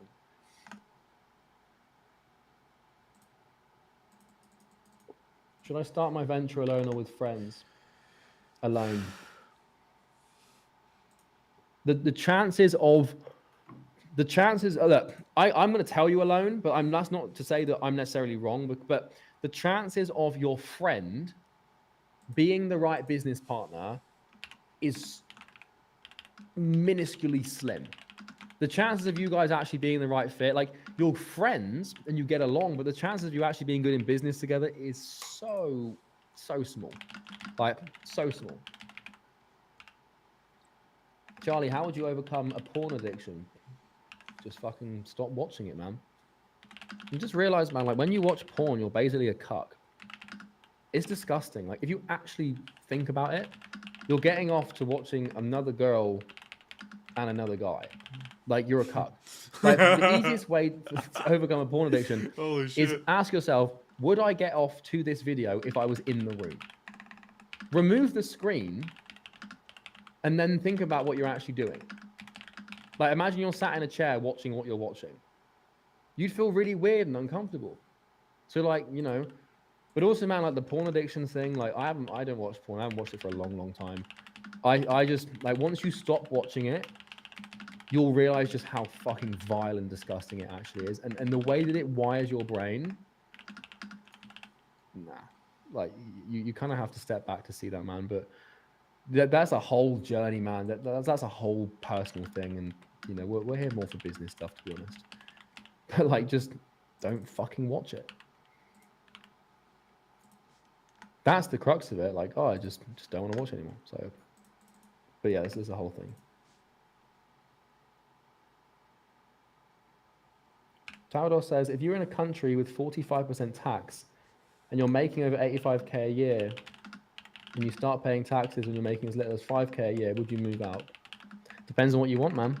If you want to pay no taxes and stack some money personally, then sure. But honestly, man, like making 85K a year, that's not a lot of money. And it's not, I mean, it might seem like a lot, but that's not enough money to warrant an entire upheaval in your personal life. Dude, I didn't move for tax until I was making 800 grand a month, to put it into perspective. Like I didn't, like I was making tax was costing me £1 million a year before I moved. $1.2 million every year in tax until I moved. 85K, you'd be paying what, like 40K in tax? Nothing. Might feel like a lot, but I wouldn't worry about that for now. Personally. That's my opinion though. Depends what you want, man.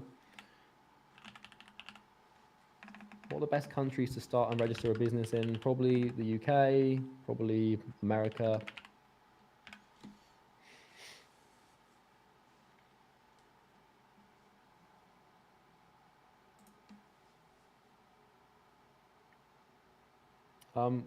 Hey Charlie, what's your best advice for overcoming the fear of not delivering results without prior experience, especially when clients cover ad spend? It's business, man. You've got to realize when clients work with you, they're taking a risk to work with you. And as long as you explain those risks and are transparent with them, then you're good. I'd be more afraid of what happens if you don't deliver. Like, as in, like, if you don't sign them, you're just going to stay broke and miserable and poor. So, and at the end of the day, man, like, if you really feel guilty for fucking up someone's ad account, you just refund them the money. And then you go into your own pocket and give them money out of the ad spend. But again, it's like, you just be honest with your clients. You say, hey man, like, I'm super confident it's going to work. Like, I have no doubt in my mind. Obviously you're going to cover the ad spend here. And also you've got to realize that clients are never going to be pissed off about lost ad spend, because in their mind, that money hasn't gone to you, right? So they're not going to be pissed off at you because yes, you spent their money, but you haven't received that money, so they can't attack you for it, if that makes sense. Like, no, I've never, I mean, I serviced 350 done to you marketing clients, and I never had an instance where a client was unhappy about ad spend or losing ad spend. To be fair, we got good results. That very, very seldom happened. But like, just if you can refund them what's in your control, but at the end of the day, they're spending that money on the ads and they're still getting like reach and impressions and stuff, but they won't care about that. Hey Charlie, should I live in the same flat as my business partner? It will definitely have its benefits. I lived with Bo in Dubai for 2 years, and that was, I mean, we were incredibly productive during that time. Just make sure you have your own lives, because like one thing that's really dangerous when you've got a business partner and you live together is you kind of end up becoming very codependent. Like, you'll socialize together, you'll date together, you'll eat together, you'll work together, you'll live together. You won't sleep together. It's a little bit fucking weird, but you need to be careful not to become too codependent. Is it possible to make $1 million from any country? Yes. Dude, if it wasn't possible to make $1 million in Bangladesh, then there wouldn't be anyone in Bangladesh that has made $1 million. And I'm sure there's lots of people from Bangladesh that have made $1 million.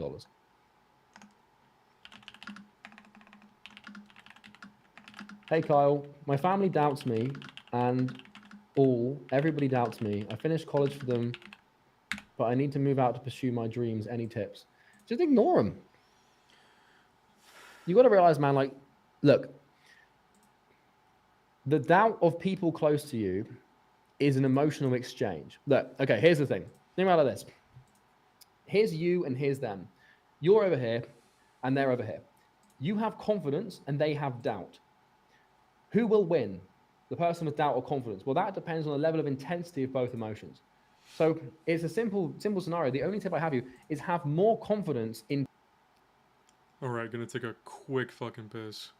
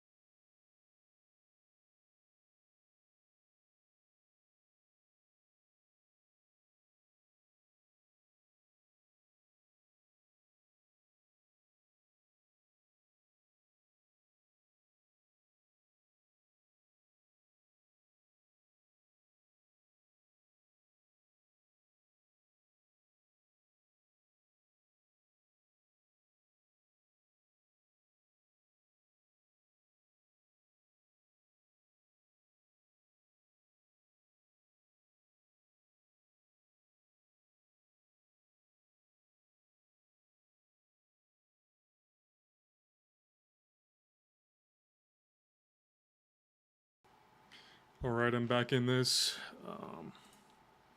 Alright, I'm standing now. Looks like we got somebody in here. What's up? Yeah, I just literally took the most massive dump in the world. But I'm about to start doing some stuff because I was in Charlie's live stream. It was... Ooh! There was a lot of people. There's a lot of stuff going on. But the one thing I'm going to do is I'm going to start the interviews, asking for them, and then going based off of the script that I already have. Yeah. Whoever's in here, say what's up. Let me know if you're from the community or not. Because I think the only people who I've seen come in here are actually part of the community. But yeah, just gonna kick it with the outreach. Start it now because I was in that call for like an hour and like really was not able to get anything done when it came to the me getting my questions answered.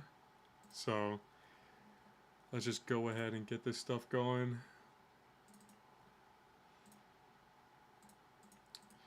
I don't know if I should use my personal phone or not. Not sure. Maybe figure it out.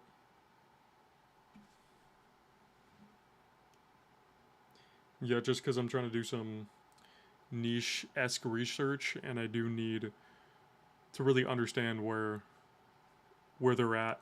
Meet them where they're at, basically, instead of me just, you know, just being an outsider. Just got to take action to really get past some stuff and, you know, actually doing well. But yeah, let's go ahead. Okay, achieving omniscience. Yeah, I'm just pulling up all of my scripts right now on my end so I can see everything. Nope. Yeah. Yeah. I don't know if it's delayed or not, but yeah. If you're in here, say what's up. Let me know. You're from the Imperium Academy thing. And let me see what you're up to. Sales. I'm going to transfer that script I have and put it into this.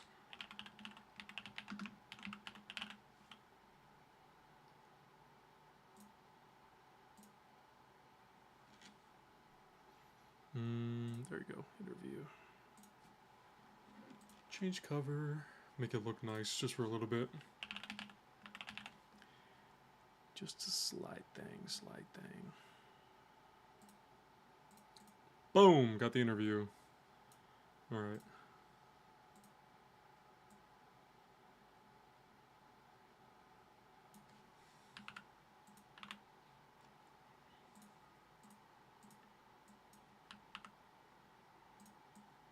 Okay.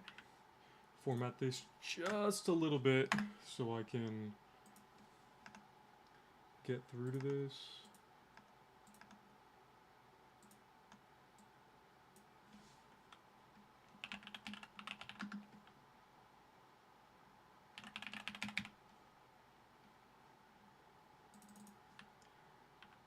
There we go. Interview started. Intro.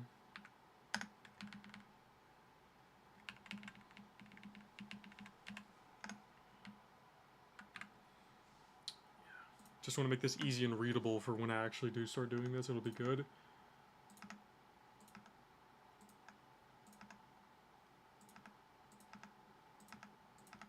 I think I should also hash out the questions I'm going to ask too. And maybe just a bit more specifics because I don't want to have it, because obviously this is a general kind of script that really anybody can use, so I don't want it to be just me copy pasting and then doing all of these things, you know? Just not sounding like a real fucking human.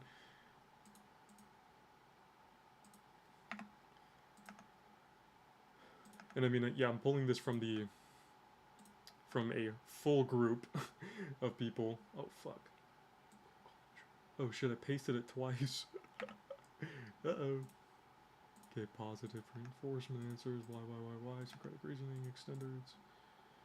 Okay.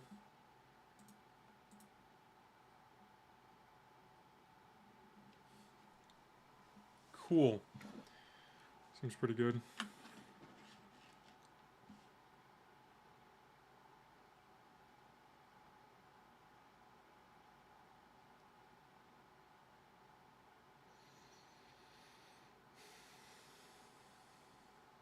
And then one thing I'm really trying to do within the school community is get on the leaderboards at least, because I'm doing a lot more work on doing real shit than just sitting down in the community and being in here forever. Yeah, because I got to do a little bit more, but that takes so much time, just fucking posting, and talking, typing, just back and forth.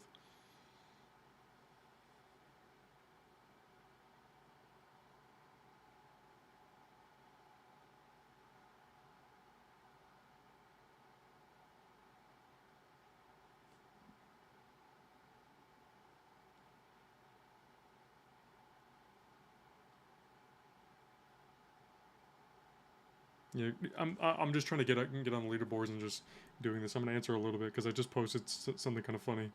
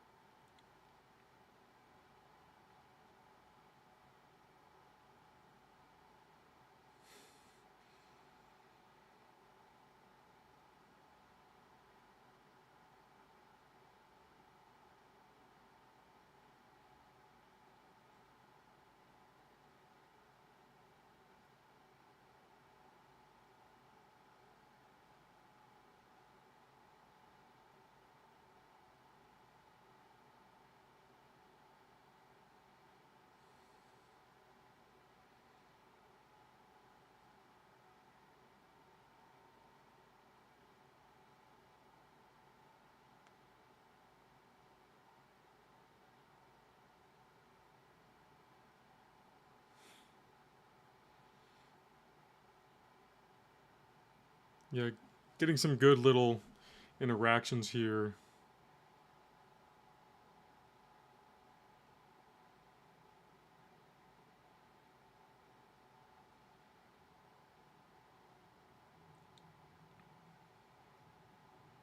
Man, doing this shit and just sitting here freaking sitting here just straight up going through all of these things with everybody chatting and shit.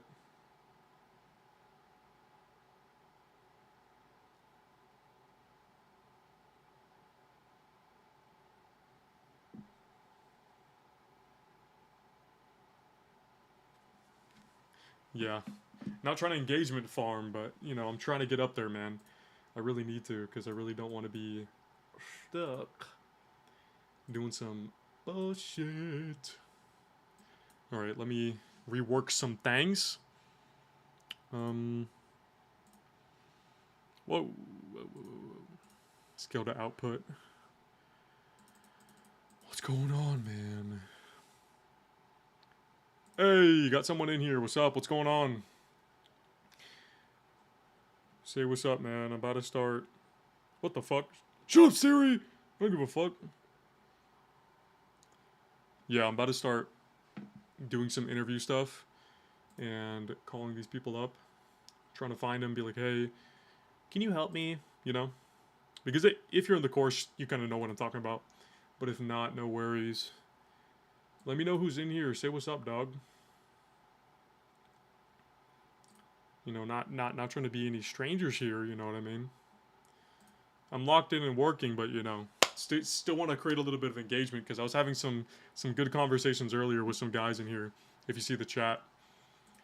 Like, I guess I'm just a sensational, inspirational guy or some shit. I don't know. I don't think I'm that cool, but yeah, that's sort of setting the agenda. Let me. I like using my whiteboard for to-do lists. I obviously have a to-do list that I didn't really get to yet. I am gonna probably cut that at least for now because I like to have just one thing that I'm working on and focusing on. We'll do this for the interviews.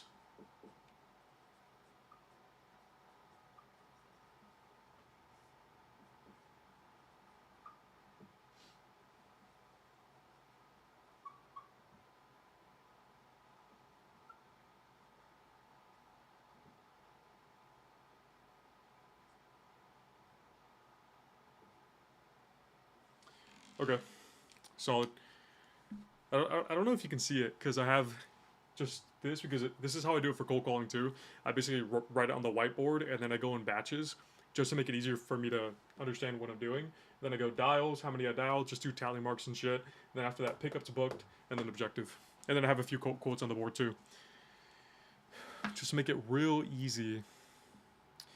I'm trying to see if I should do it on my personal number or do it through my CRM. I'm not sure. Need to pull up my list though.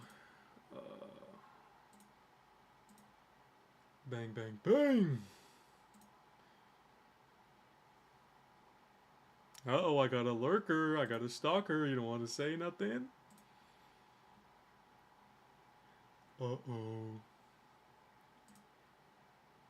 It's alright. You can be shy. It's all good. Stand by saying what's up. Let me... I need to find my lead list real quick. Bang!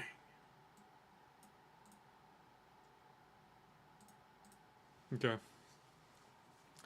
I think I might just say fuck it and do it through here on this. Just because I'm...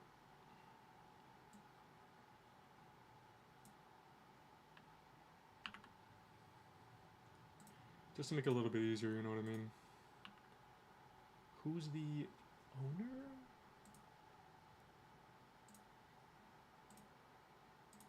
Tracy. Okay. Fuck. Dude, the two or the one Red Bull I had bladder right now. Definitely not nervous, but I'm 100% on some shit. Allow? What?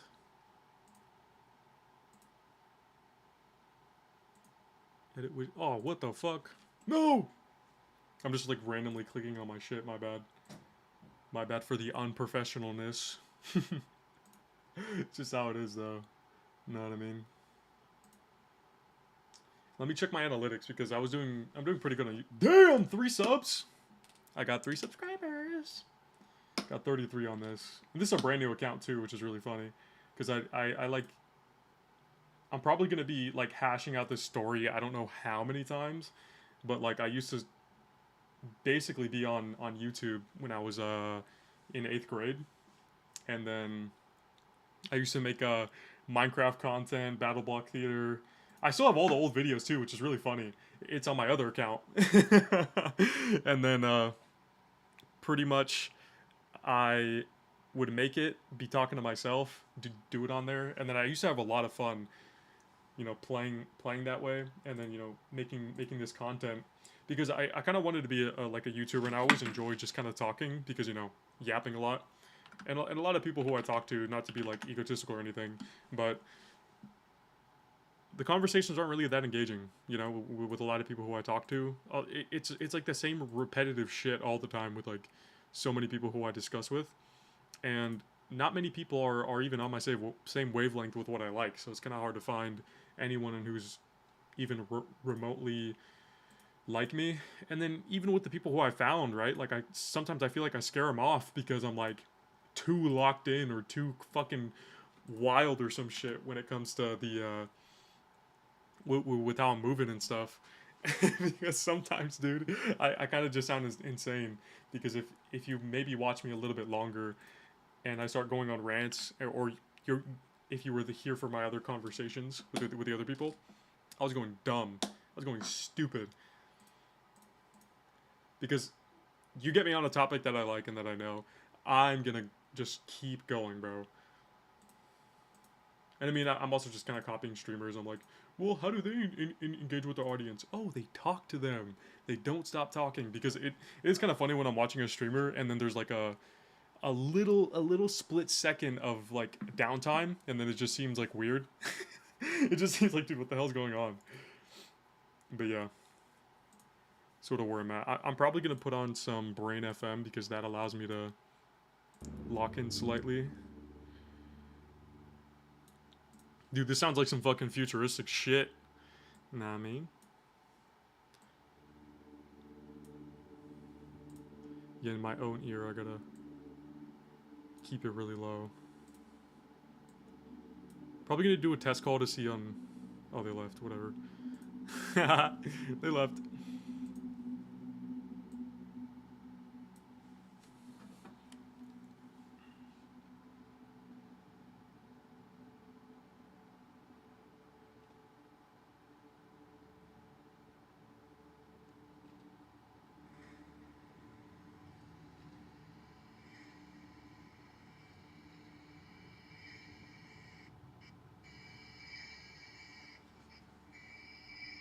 Test. I don't know why I'm testing it 5 hours in.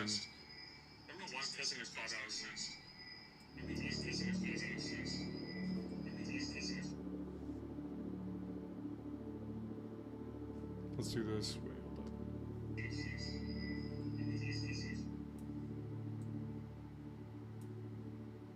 Let's do this. Turning it down.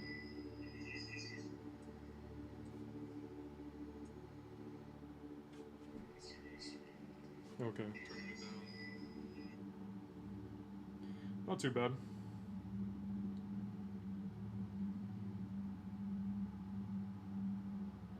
Damn, I got 33 subs though, 116 views. Dude, I'm fucking on a roll, you know what I mean?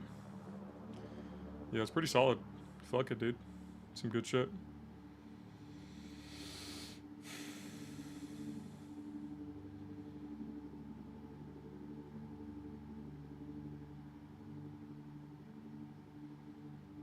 Alright, I'm gonna go throw away my fucking phone because I don't need it.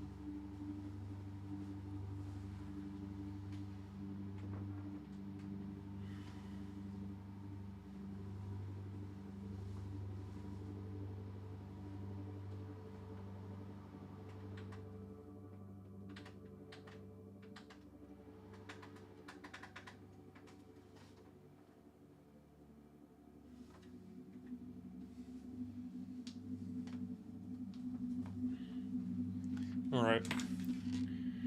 Threw away my phone. Oh, fuck, I forgot I had to test. Holy shit. Hold up.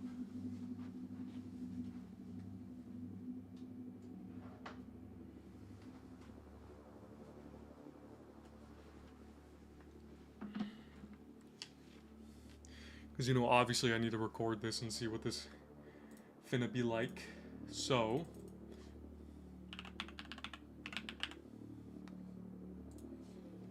Where's my...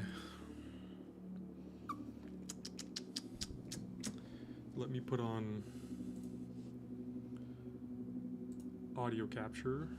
It'll be go high level.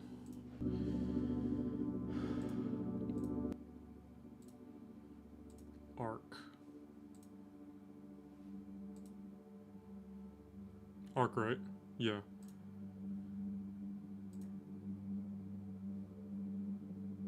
Let's see. Oh, nice.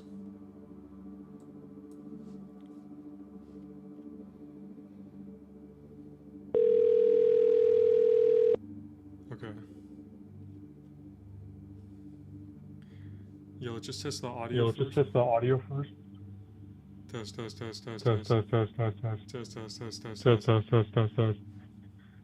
see on how I sound. On the other end. Test, test, test. Test, test, test. Be like, hey, it's You're like, hey, it's just Jacob. it's just Jacob.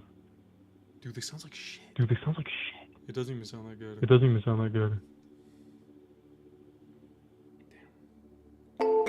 All right.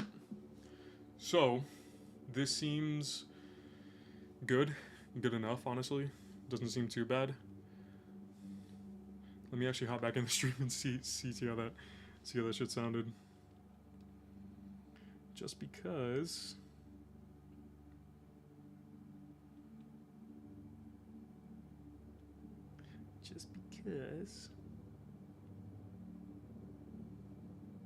No, dude, I forgot that it's like 5 hours, so it's gonna take a bit for this to load. Motherfucker. Come on, man. No, that was when I was freaking taking a shit. Fuck. Okay, I'll open it up on here because more bandwidth.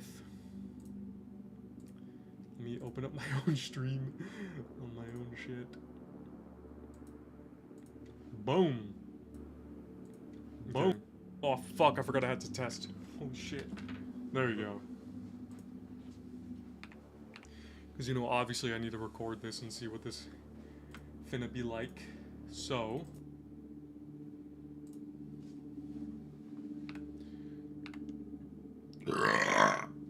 My bad.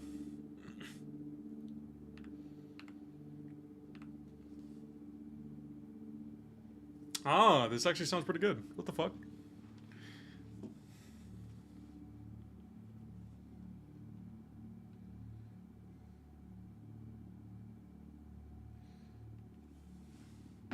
Because I know on my end I could hear it really well.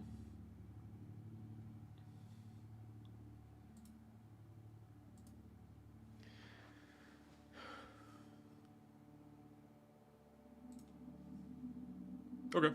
I mean, this sounds pretty good. That don't sound terrible. Yeah, I need to figure out how to up the audio quality though. Just because... Let me do a quick little YouTuber.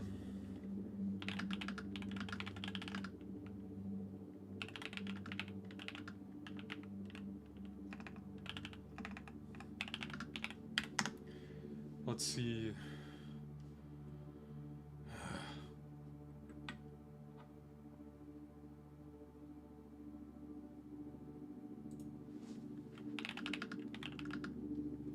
Yeah, I'm trying to look up how to fix this freaking audio quality problem.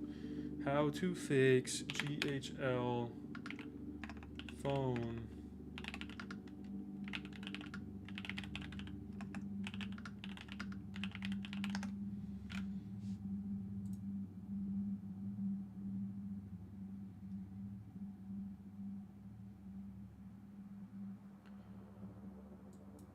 Fixing bad audio quality, bandwidth, restart your router, update your browser, web app in Google Chrome.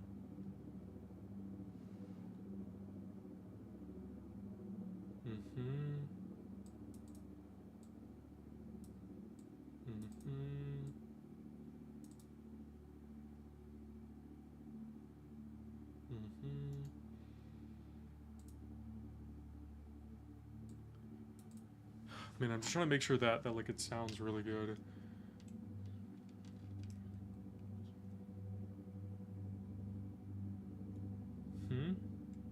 Yes, I believe fix was changing the sound settings for your web browser.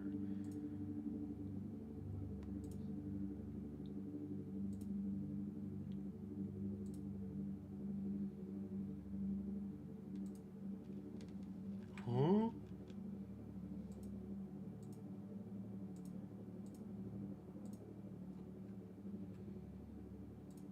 Those are just the permissions, I mean. Done.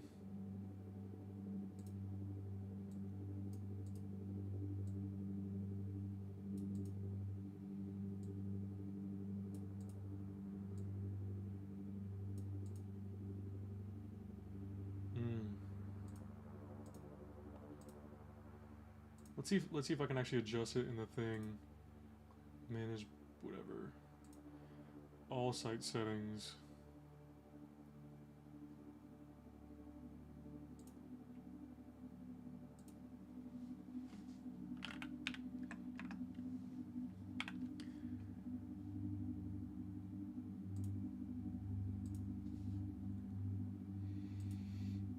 Hmm.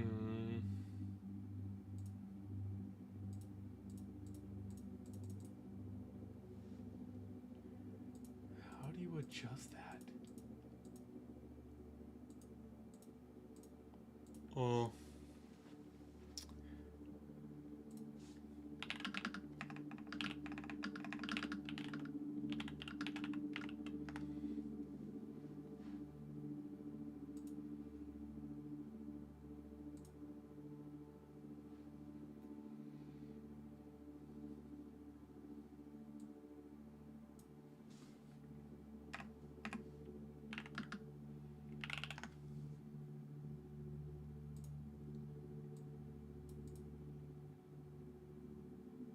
Hmm.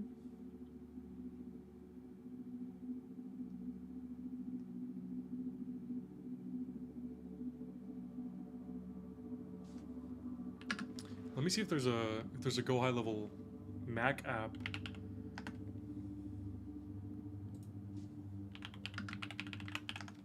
GHL Connect. Oh, what the fuck? Go High Level.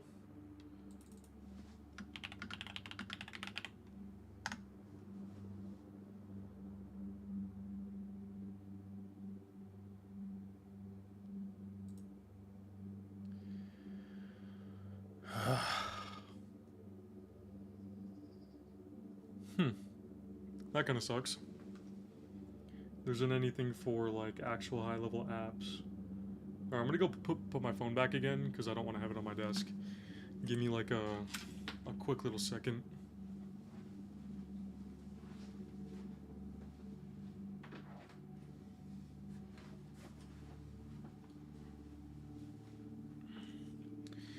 Alright. Man, is that a real viewer? Or is that from me checking my shit earlier? Because that's sort of what I was doing. Man. There isn't really a Go High Level Mac app. Oh, desktop map? Or desktop freaking app? Oh shit, there's a private beta?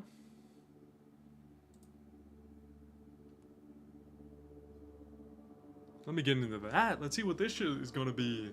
Oh shit. The new.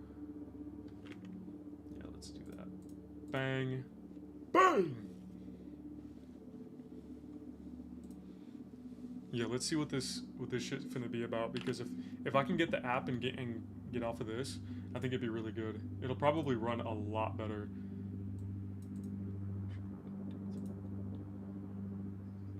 Where is it? Bam, categories, social, update. Anything new? Sometimes a freaking Gmail like doesn't work that well on here. Ooh, download the Mac app. Let's go! Did it download? Where the download shit at? Bang, bang, bang, bang, bang. There you go. High level 0.1. Yeah, because I think using the web app isn't really that good. I don't like it. It's like very clunky. So maybe running it this way on the actual, like actually having a real app for it this time would be a lot better. High level, open this bitch. Let's see what's up. It'd be really funny if this is like, whoa! Filled up the whole fucking screen, dog. Dashboard at high level. Not now. Let's continue as this one. Confirm. Is this me? Does not exist. I think it's OnB Media, maybe. My other alias. Not alias, but my other email. Bro. There you go. I think I'm in now. Because that was my like actual main top agency account. Hey, whoever's in here, say what's up. Let me know. I don't know if it's real or not. Hopefully you are. And I'm not just being schizophrenic. Oh, nice. Bruh. No! What happened? What's going on, man? I think this will run faster because a lot of it is being hosted on this platform itself. Yeah, I think it's pretty good.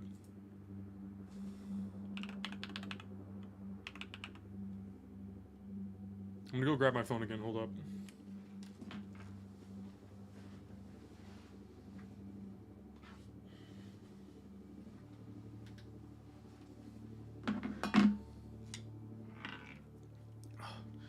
Let's see how this shit's gonna be. Call myself. Properties. High level. Cool. Test. Cool. Test. Allow. Testing. Testing. Sounds a little bit better. Sounds a little bit better. How do I sound here? How do I sound here? Test. Test.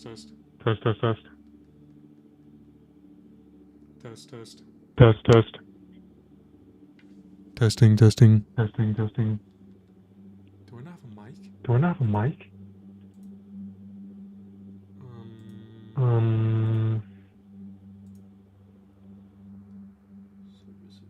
Services. About high level.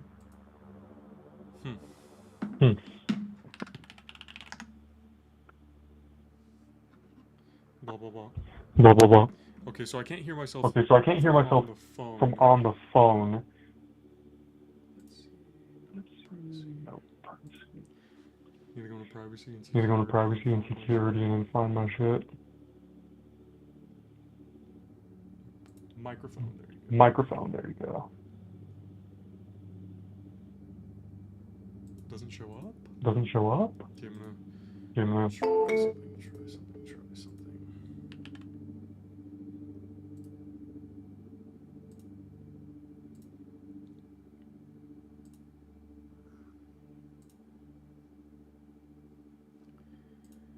Let me close it and then reopen it maybe.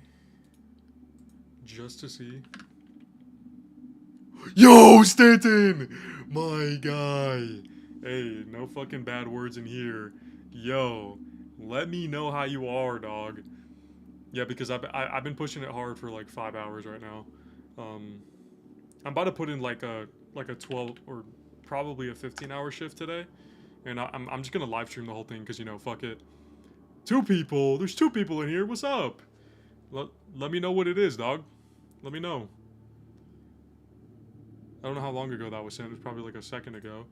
But like, what I'm trying to do is figuring out how I'm gonna call these people with it sounding good and like I can hear myself, because I'm running into an issue where I can't hear myself. So I gotta make sure that I can, because right now I'm struggling too.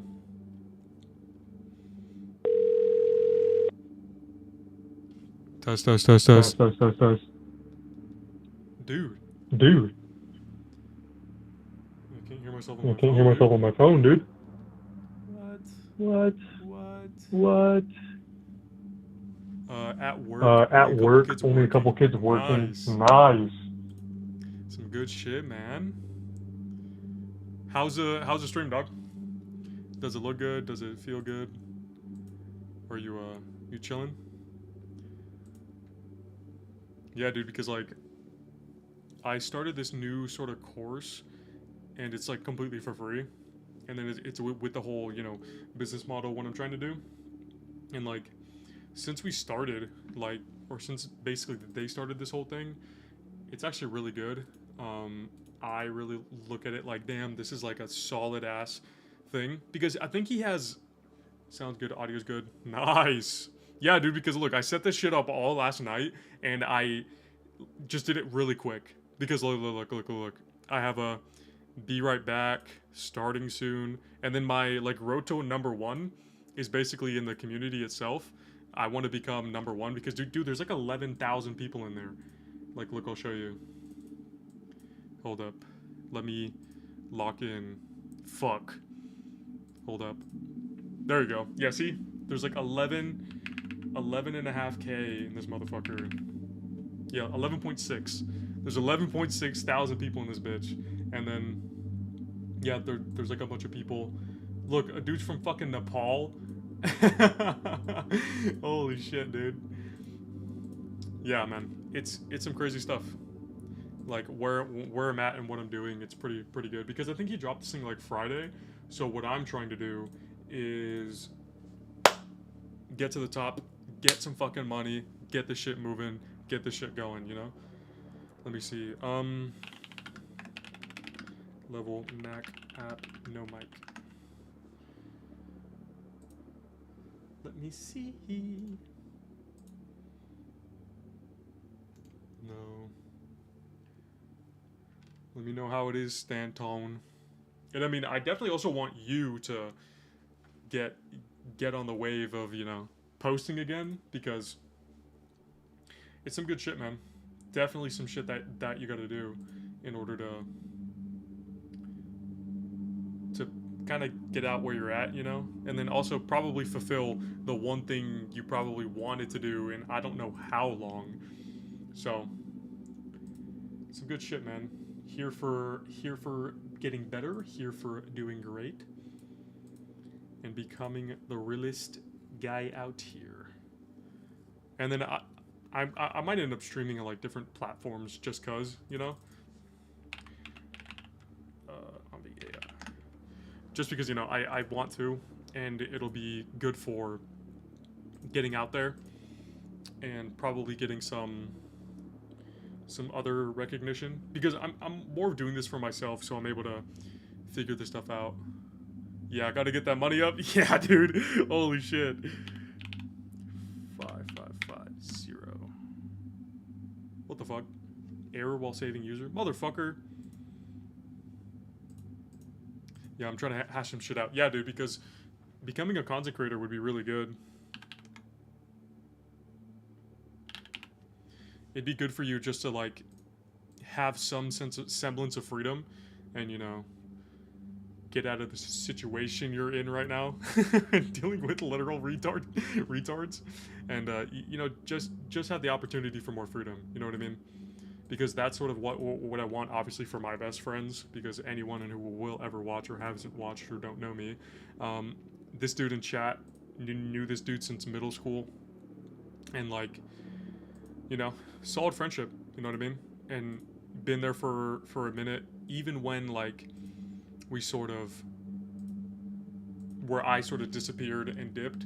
He was still there to say what's up, and then, you know, do things and still kind of maintain a friendship. It's that like funny thing of like anytime you try to link up with your boys or something, or like male friendships, you guys like don't talk for 6 months and then talk like you guys, you know, have always been doing this shit. It's really funny, but regardless, is that's sort of the thing on what we've been on, which is really funny. Oh, I gotta go. Oh, I didn't know that. I didn't read his chat fully. Whatever. Gotta go through all this and try to fix it. I don't know why it's not working, bro.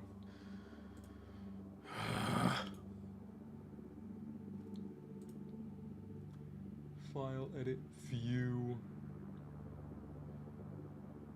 Force reload. Window, help, services.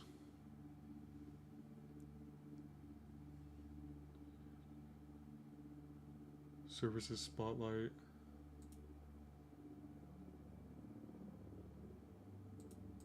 Yeah, the microphone source is automatic. I don't know why. Man, I'm just trying to get my shit on there, bro. Please. Please.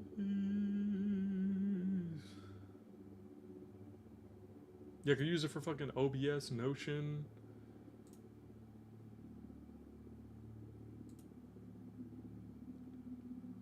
Come on, man.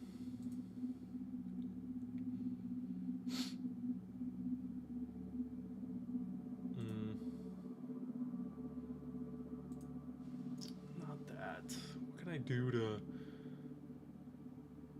Calendars, location... Accessibility, app management, Bluetooth, camera. Can't do that, man. What? Come on. Bro.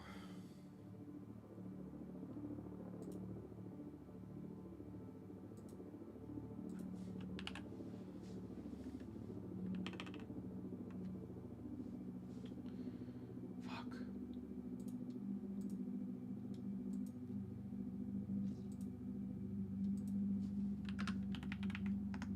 Is it using Safari? I don't know if it is.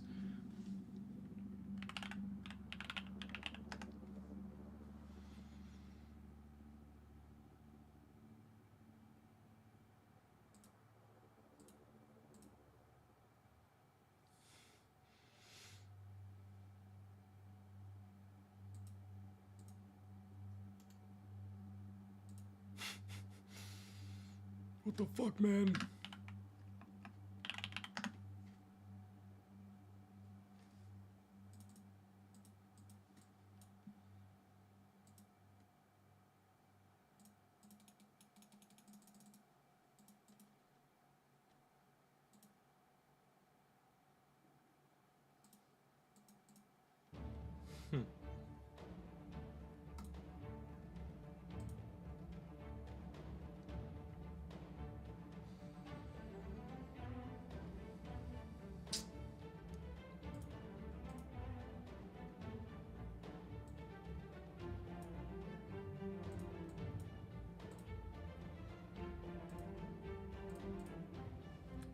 Shit, man.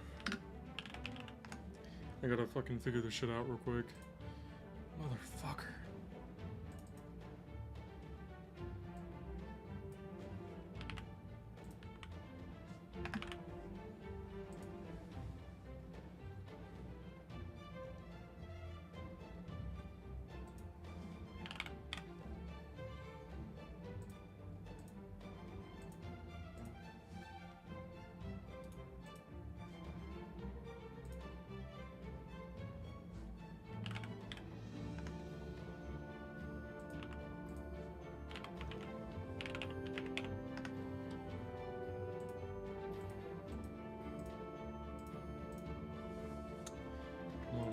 This epic ass music just for me to figure this shit out. Kinda funny.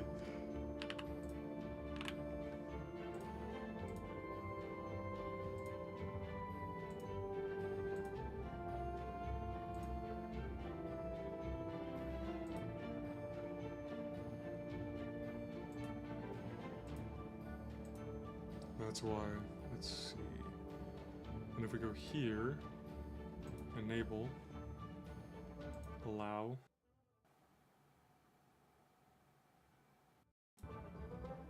What the fuck? This got weird.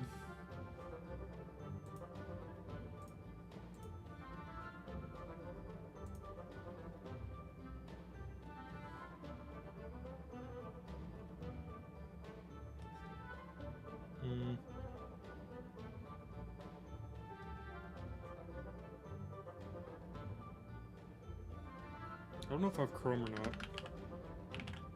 No, I don't. So I think it is using Safari.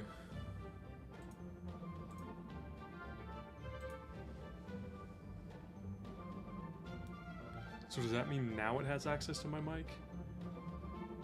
Let's see.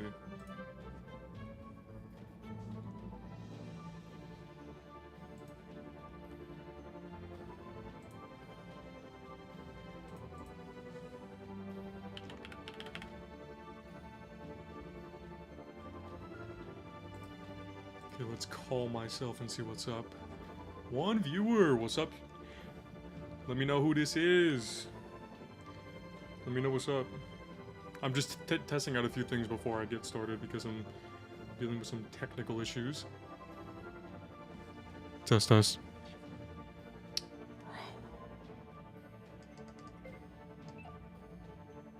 So I can't hear, they can't hear me, at least right now.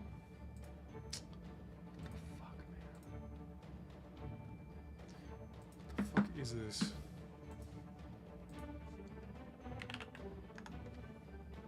Maybe I have to go on the main website.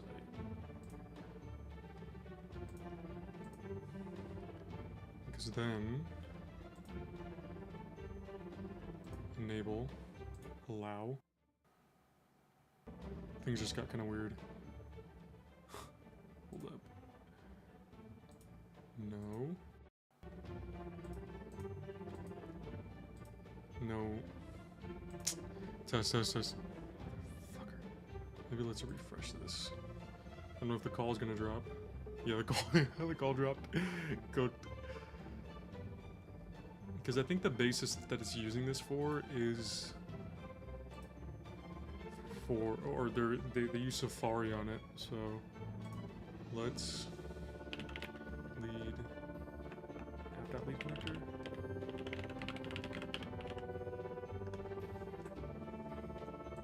Go high level. Log into app.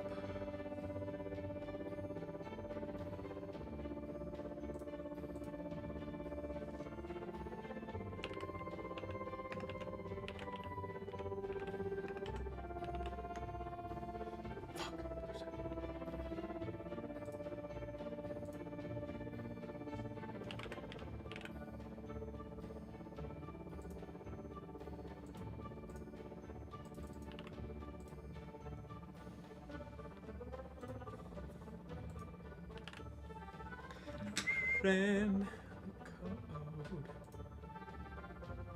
Hurry up, motherfucker.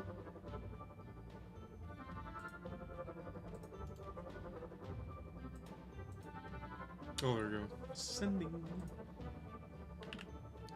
You hurry the fuck up and hatch this shit out, dude.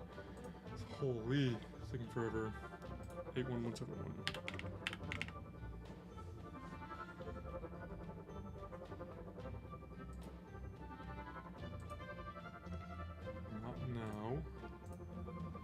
Here, app.gohighlevel.com. Then we enable it from here. Enable, allow. Here.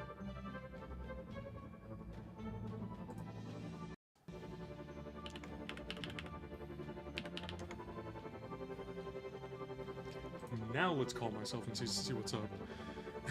Just because this is getting. Hello? Hello? Oh shit. Test. Fuck.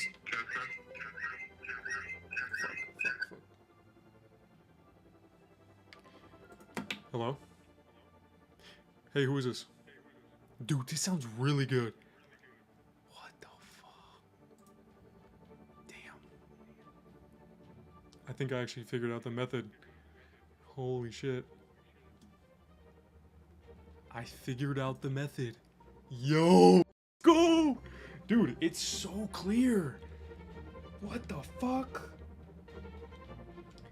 Damn, bro, I didn't know that was gonna be that good. What the fuck? That's actually really, that's goated, actually. Wait. Oh, I'm retarded, bro. I didn't even have the app open. What the fuck? Dude, I'm chopped. Dude, mentally, I'm like getting fried right now. Holy. Let's call again. Let me just change to a random number. New Jersey.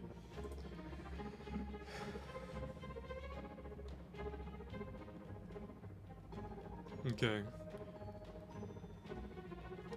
Hello? Test. Oh, fuck. It still doesn't work? Dude. No, I think using it on Safari is actually the move. Because Safari worked so well. What the fuck? Yeah, I think using Go High Level on here is actually really good because the quality was crystal clear. I mean, it sounded like, dude, it sounded like better than fucking anything I've ever heard. It's so wild. What the fuck? Why is it so good? Let's test it one more time. Find myself again. And then we'll refresh, obviously. Go here.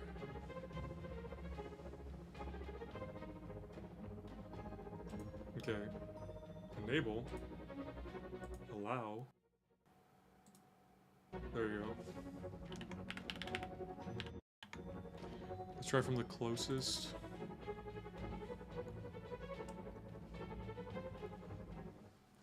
See how it sounds.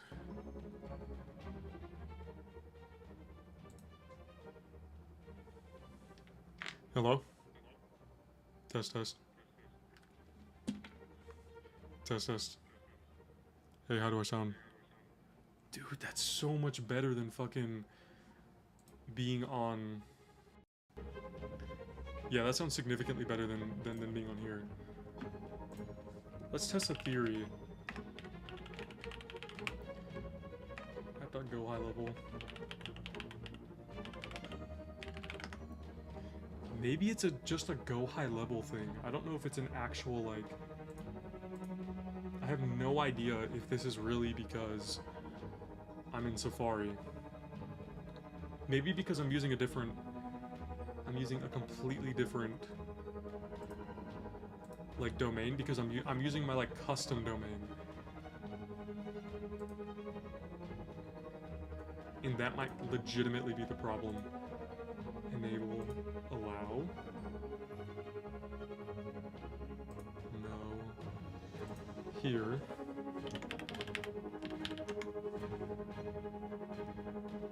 Dial. Let's call again.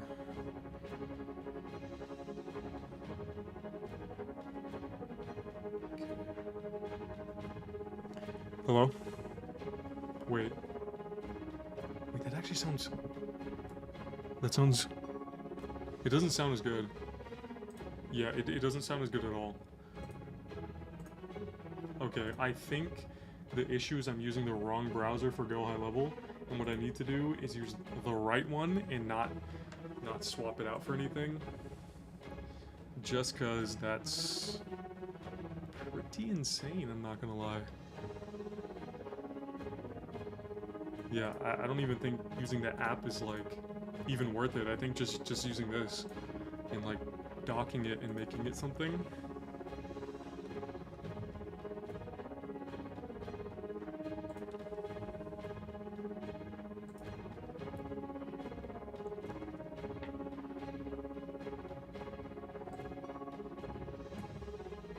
Yeah, I think doing it this way is actually really good.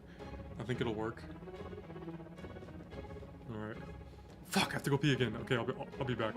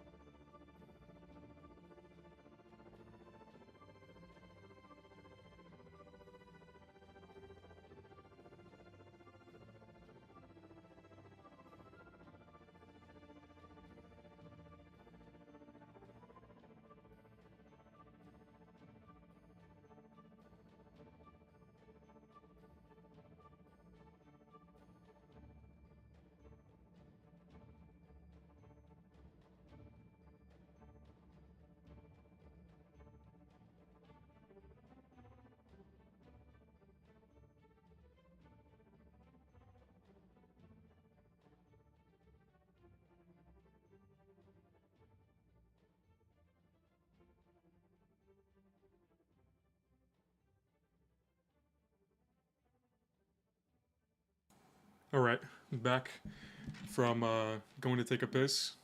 Whoa, got a new subscriber. Yeah, I might need to change this because I can't see my chat or anything. Let me see. Yeah, go hello, whatever. Yeah, let's change this to Safari.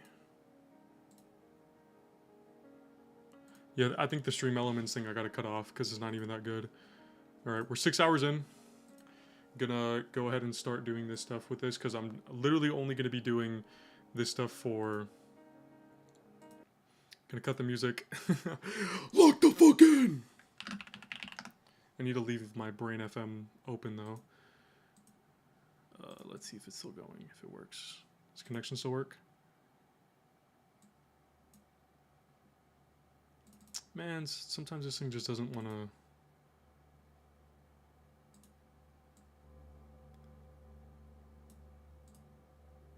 Pretty good.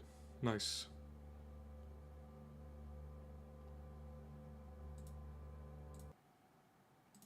Yeah, we're going to put that stuff right there. Chill out. Okay.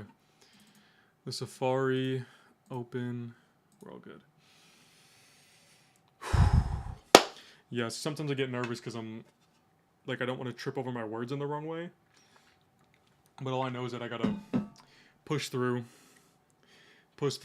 whatever, you know, and get through, and just straight up get through it, because if I don't, I'm going to be cooked, and then I'll be on some shit.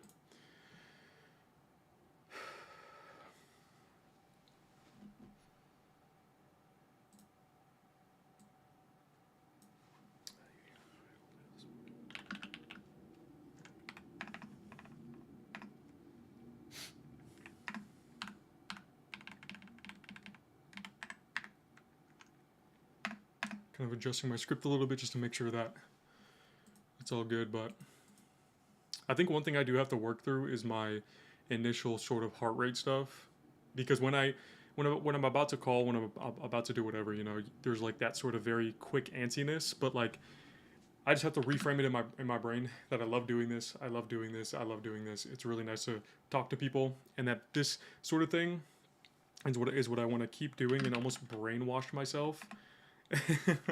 Because sometimes you kind of just have to do that, you know. You just have to brainwash yourself to get through to your brain when there's certain things that you maybe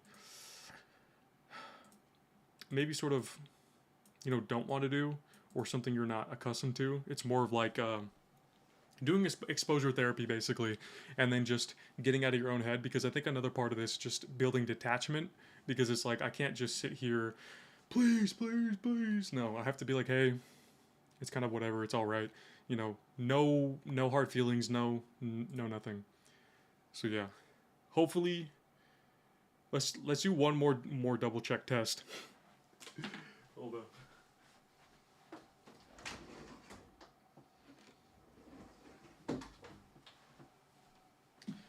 Just because I want to make sure that this is like bulletproof, you know.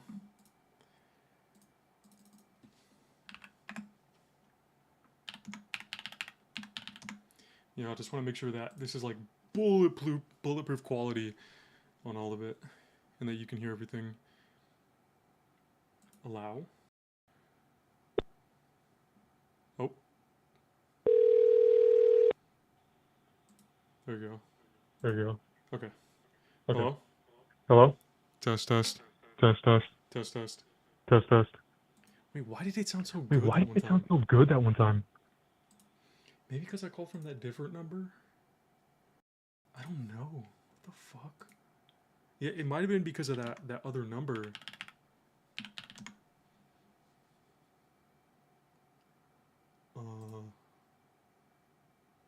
Maybe the California one? Let's like, yeah, let's call from the California number.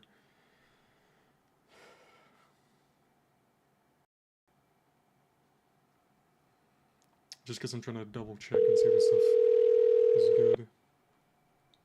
Hello? Hello? Test. Yeah, I think some of these are are a little bit different. They don't sound They too don't good. sound too good. I don't know why it I don't know sounded why it so good sounded that one so time. good that one time. I mean, it's not too I mean, bad. it's not too bad. That's kind of what I That's kind of what already am I used to already when am I'm used to when I'm hearing stuff. stuff. So yeah, whatever. Sort of get through this just because I can't sit here any longer and wait. Because it's kind of funny, all the stuff I'm kind of preaching to do in the actual community and that I'm teaching other people, I need to do myself. And then, I mean, it's good advice because I obviously learned it from Charlie. And then since I learned it from him, I sort of just gotta embody it because it's really good to just sort of just to, obviously understand it, understand the messaging, knowing on how this stuff sort of goes, and then just move forward with it. You know what I mean? Got off a meeting, went pretty good. Whoa, there's some dude already getting freaking some shit. Yeah, it seems like some dude already got freaking already about to close a deal. But yeah, man, like I just gotta move forward, get through to this.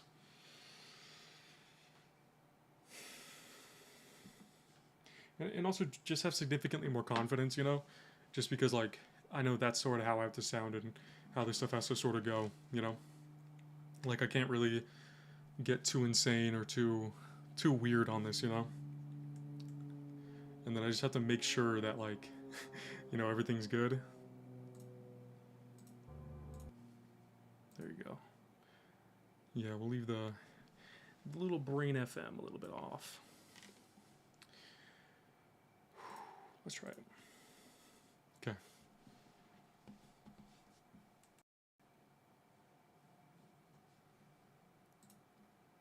Where rebellious health meets vibrant living. For Del Mar, press 1. For La Jolla, press 2.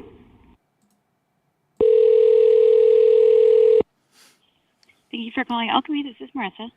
Hey Marissa, this might be a little bit of a weird ask, but do you mind helping me out with something? Sure. My name's Jacob, and I'm actually trying to start with my own practice with my sister. I sort of just called to get some, possible guidance from a successful owner like your guys's. What's her name again? I think Tracy. Tracy, yeah. Do you think that she'd be totally against maybe a quick convo just so I can ask some questions? I can put you in contact with one of the emails and forward it to her. Okay. Is that okay? I mean, maybe just, because I've also made a few calls and sometimes they don't get back to me with the emails. I'm just being a little bit real with you. Maybe do you have her inbox or something that I could, just ring her up when she I has can't time? give out her personal email, unfortunately, but I can forward your email to her. Oh, okay. All right, yeah. I think we could just do that. I'm ready whenever you are.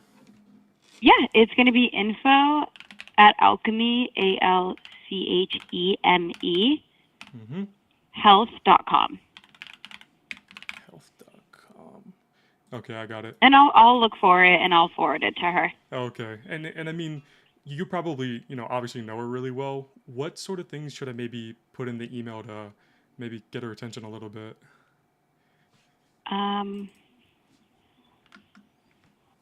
To be honest, I'm not sure because I'm not sure exactly what you're looking for to talk to her. But if you send that email, I'll look out for it and I will direct it to her.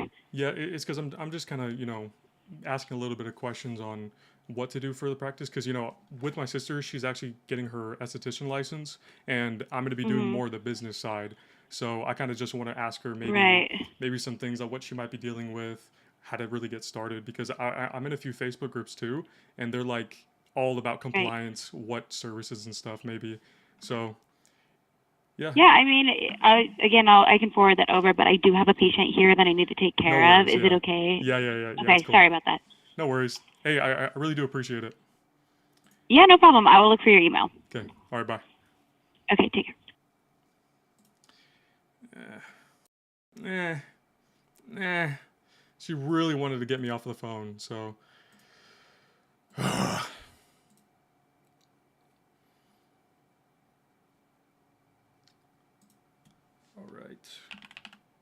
She just gave me the info in email. Because I don't know if... I'm trying to think about what I can do to... I'm trying to think, bro. Let me see. Let me first send the email. We'll get a little bit...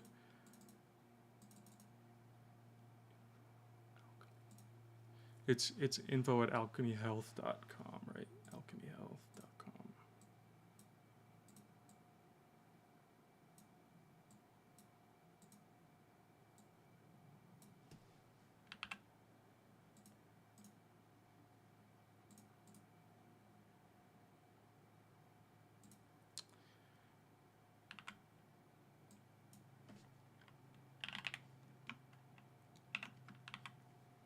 Come on, bro. What the fuck?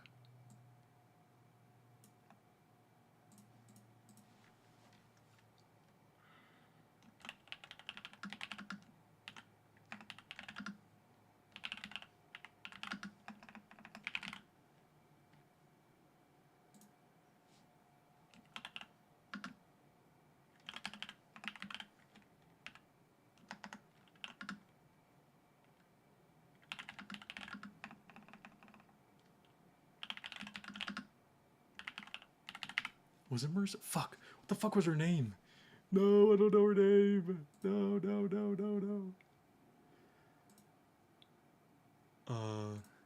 Let me see if I can find him out in the team, because I know it started with an M.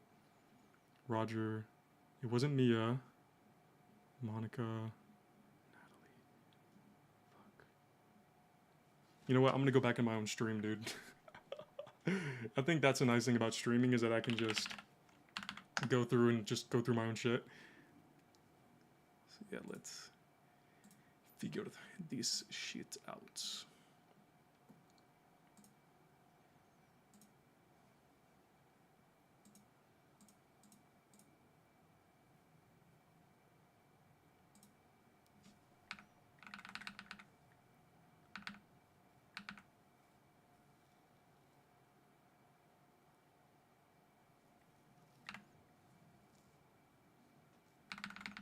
Come on, bro. Where is it? Hey, we got someone in here. What's up? Okay. Let me see. So I got one. It is MRSA. Okay. Boom. Where is it at? Or I think that new viewer's me.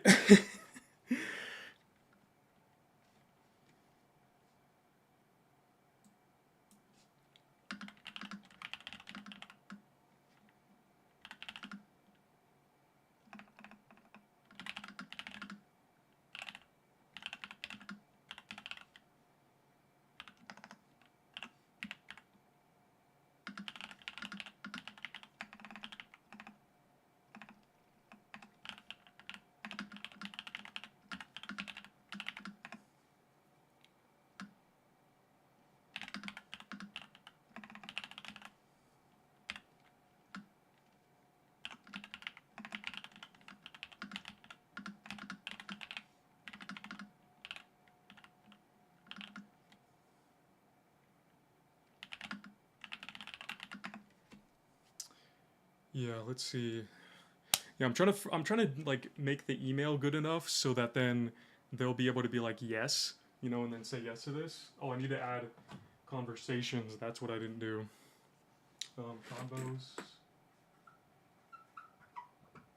It's one booked.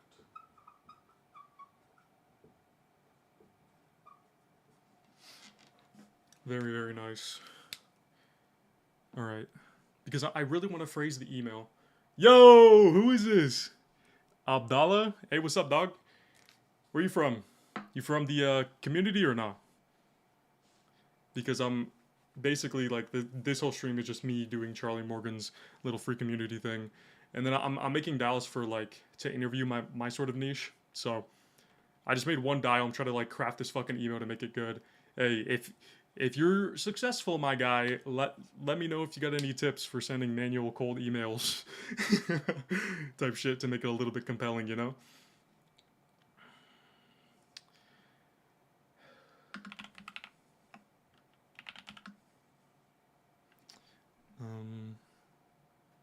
Yeah, because I have to make it like not about myself. That's like the one thing I know I need to do.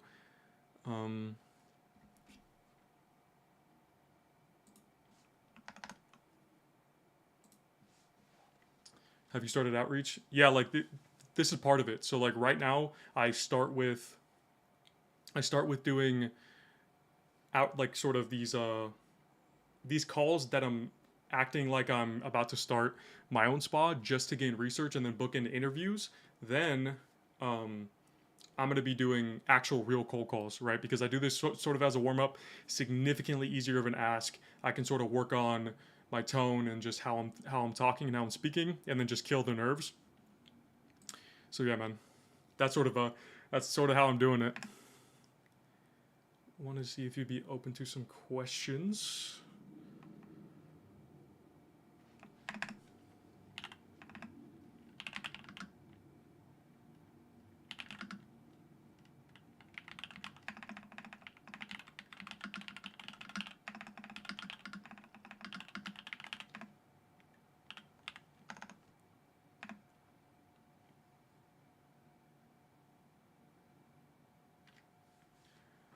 What are you typing? Oh, I just called a place over there in California, and basically on what they said is that, hey, send me an email, I'll forward it, I'm looking for it, or whatever, or like I'll look for the email to send it, because I'm trying to book in an interview to then interview my niche, understand them.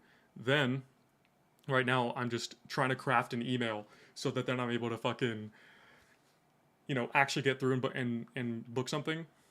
And I'm trying to make it compelling. Like, it's fucking hard to, dude. Like, it's really, really hard to.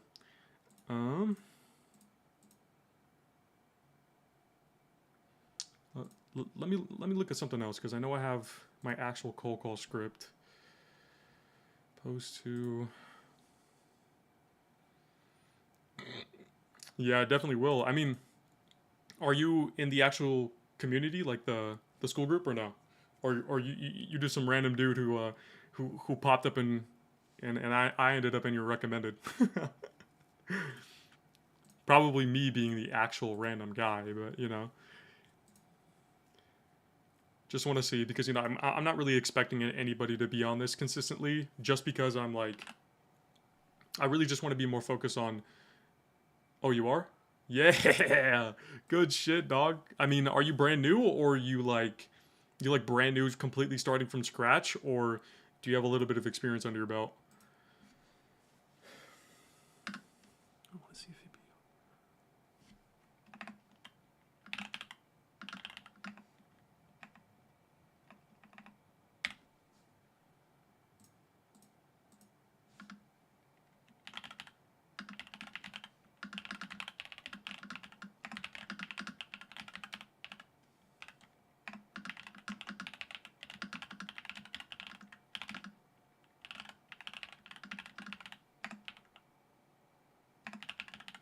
Mainly web design. Ah, okay, solid. Like, what sort of things are you going to do? Are you going to be strictly design, or are you going to go for more like CRO? Because I think maybe CRO could be a bit more beneficial, because there's like an almost direct tie to like results, because conversion rate optimization literally is how well your website is at converting people who visit. Because web design might be a different and a little bit harder of a sell, because you're like, well, it looks good and people are gonna like it, but what people really care about is results and stuff. One little piece of advice though is that, like, anytime you're trying to create an offer or do anything and like try to get any prospect, when you're making an offer, you're trying to pitch to them, always think about what's in it for me from their perspective. Always think about that, and then I think you'll end up being pretty good. No code build. Oh, Webflow. I design. Oh, good shit. But yeah, like, what's the purpose though? Like, yeah, that's your service, but what problem are you solving for them? And do you have a niche yet or no?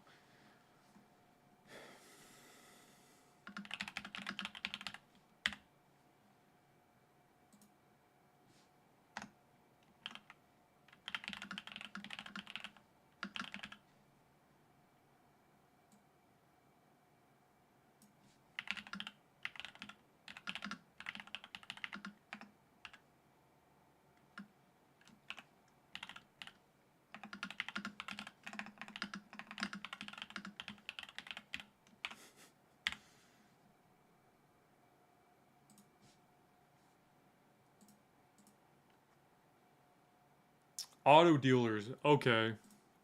I mean, are you gonna help them with Are you gonna help them? What are you trying to do though? Like, what result? Because yes, your niche or whatever, but like, how are you gonna get them results? Like, what results are you trying to get them? Fuck, I need to double check, dude. Why the fuck am I so retarded sometimes? I have to go back into my stream and then find. I have to find the name of the lady who I called. Just gotta get through.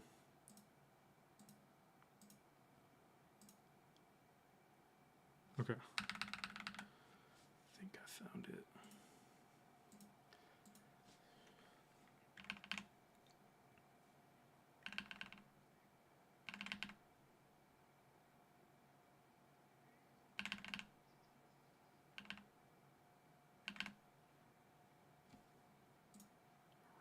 Okay, I got the real name. Sent it. Bang! Bang, bang, bang! Alright, I sent it. I'm gonna move on to the next person. Sent email for interview.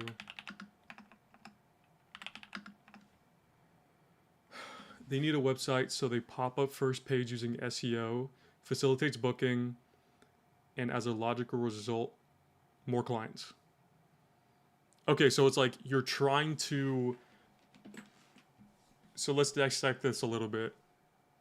You're building a website for. Who do you target? Auto detailers. You try to give them a local presence. Do you want high ticket? Because I've also dealt with, like the very first sort of guy who I had, he wasn't really he was in the general contracting thing. He didn't have a social presence at all, dog. He was a fucking basically just self-employed. And those kind of clients, they're going to be extremely low ticket. Maybe if you're doing it on one-off thing, like if you're trying to go recurring, it's going to be low ticket. If you try to do one-time things, you're probably not going to get any better than $1,500. And if you're going to do any sort of retainer for SEO management, Google My Business stuff, Google reviews, basically it's going to be not that lucrative unless you're trying to go for scale, in the sense of like you're trying to go super cheap to like a bigger market, or if you're trying to go higher up market but then a little bit of people. Because then are you also going to do the SEO? So you're going to create the website, do the SEO. Are you going to do any Google ads or anything else? Or is that just it? For a website. Okay. I mean, that's not bad, but it's more of like, think about the longevity, right? Because if you have a one-time product and there's no way to build the LTV, the lifetime value of whoever you do get, you're basically going to be starting from zero every month, right? So basically, month one, let's say you get 2 clients, right? You get $4,000. But then now next month, those same ones aren't staying because you're just making them a website, and then they kind of like are gone.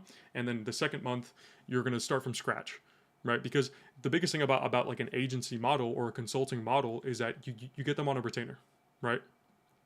You get them on some sort of retainer, something that actually you can build, right? Something that compounds. Just because like I know that with lower ticket stuff, outreach is calculated, I think. What do you mean by that? What do you mean by outreach is calculated? It's cool though, dog. Yeah, not really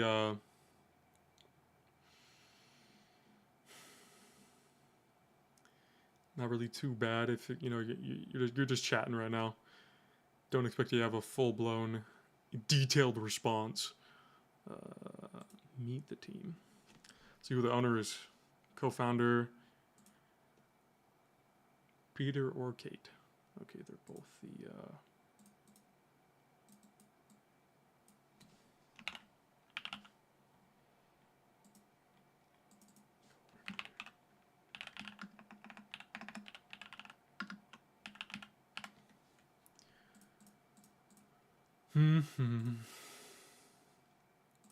Yeah, what do you mean by outreach is calculated? Do you mean that, like, you know your KPIs, or you already did something? What you mean, dude? If I send 100 outreach, I'll probably get 5 replies, and I can close 1. Anyway, bro, nice talking to you. See you later. Yeah, good shit, bro. Get to working on it, dog. Get to working on it. Let's see.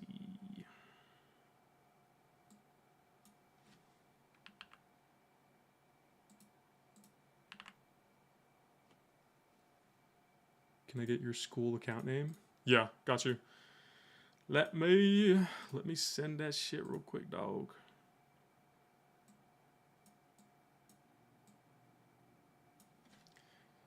Bet.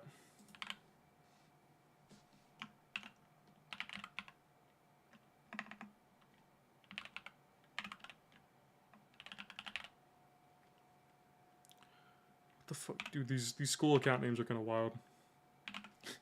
326. Boom. There it is, dog. That's my school thing. I'm pretty active in this, so yeah. Get to the modules. Get to the shit. Hopefully you're on track to end on week 1. Yeah, bro. Road to number 1, dog. Road to number 1. Because that's what I'm trying to do in the community. It might be hard, you know, but I don't really give a fuck. Just gotta shoot for the damn stars and keep going, bro. Best of luck to you, though. Go ahead. Get into the modules. Get this shit up. Get this shit going, bro. Really just get this shit going, bro.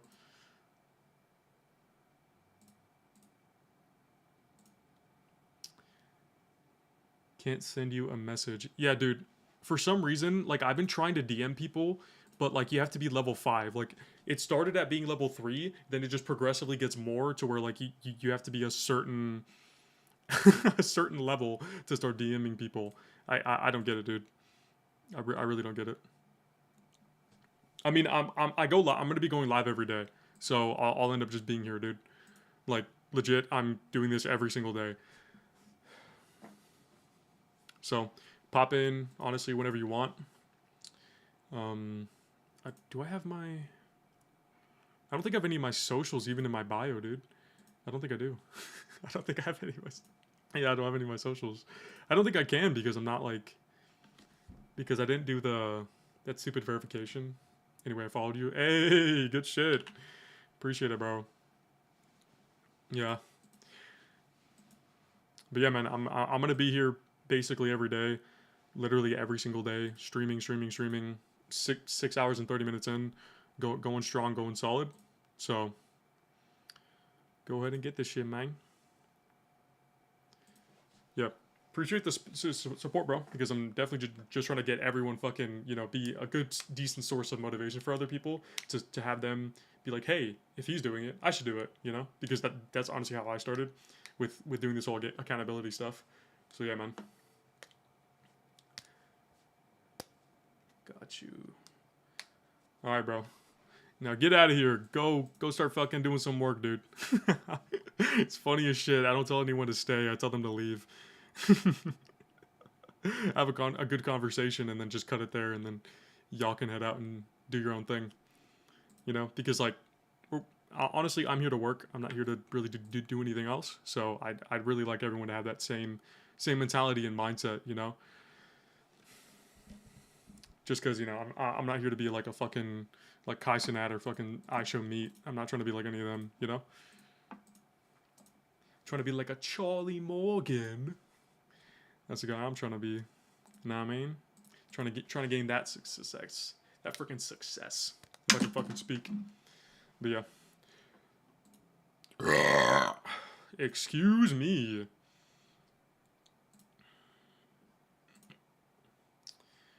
Alright, gonna try to get onto the next call. We'll see what's up.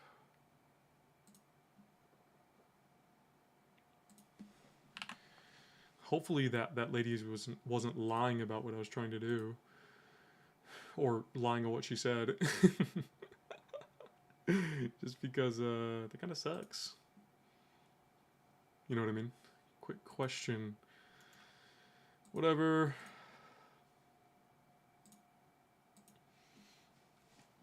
Let's get some water.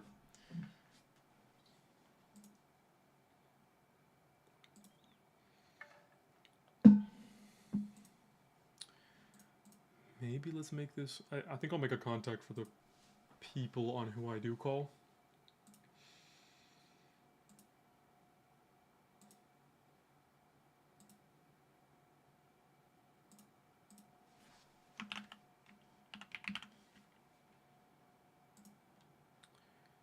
Tracy...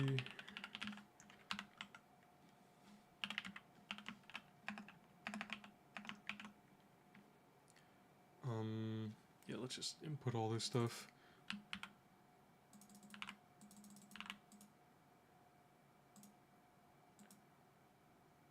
Work. Bang! Make a note. Talked to gatekeeper.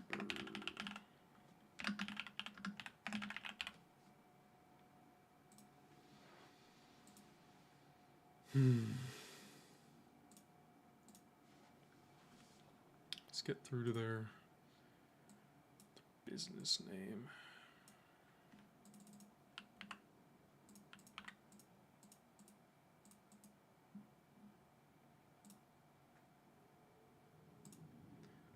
Bang! L.A. L.A. Yes, sir. Oh, and then the other email that I actually had to do. Info.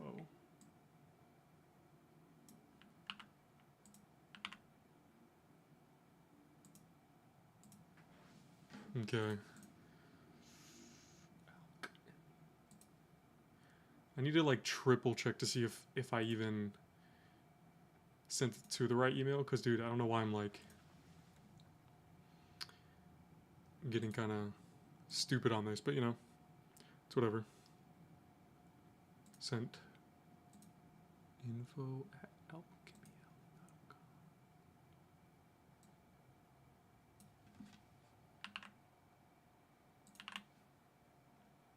Okay, so I spelled it right. Definitely the right email.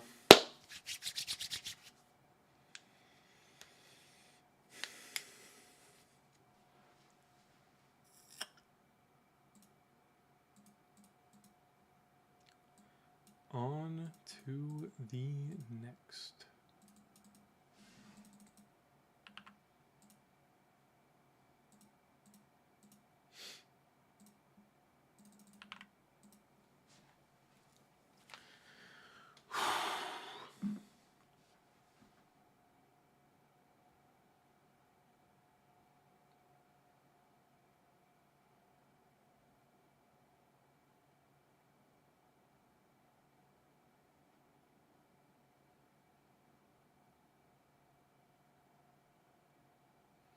I'm gonna go put my fucking phone away, because I have it on my desk when I really don't need it.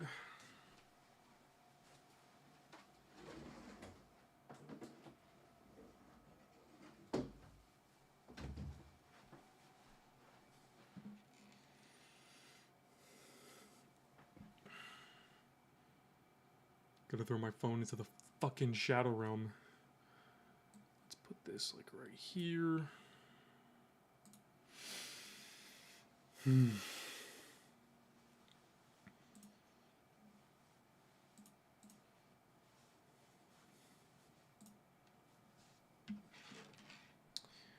Alright, alright, alright.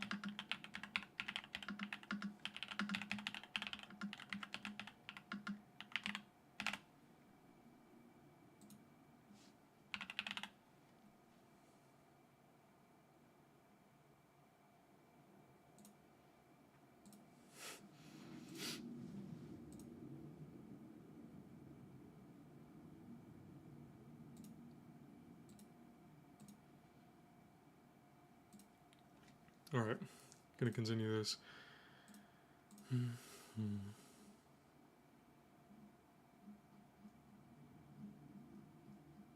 Damn, they got a huge group, bro. The fuck?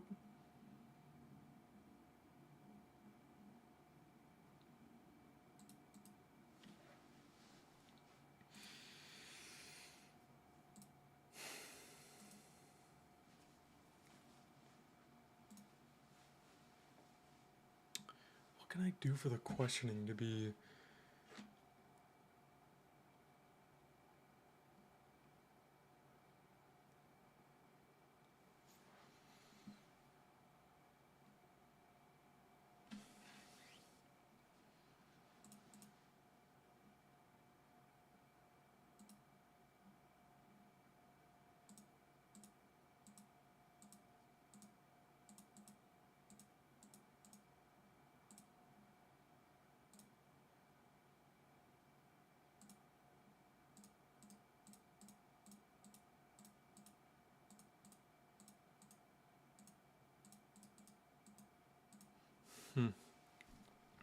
Yeah, I'm trying to get something to say to where I'm actually able to transfer it in.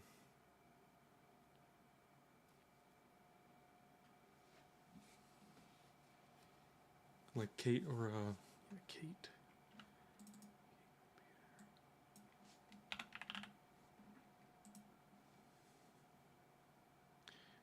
Let me see if there's any, I guess, new information that I can use.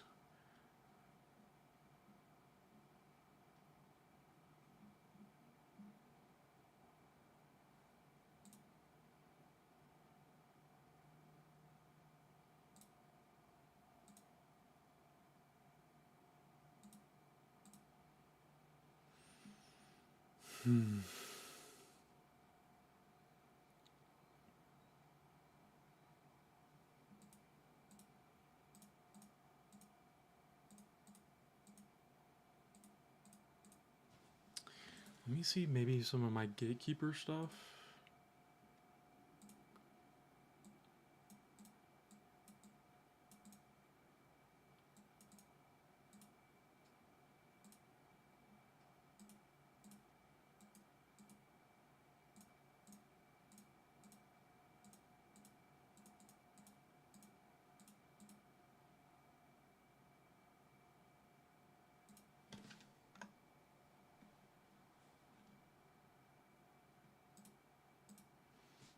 I'm trying to see how to word it, bro. I don't know why this is so damn hard.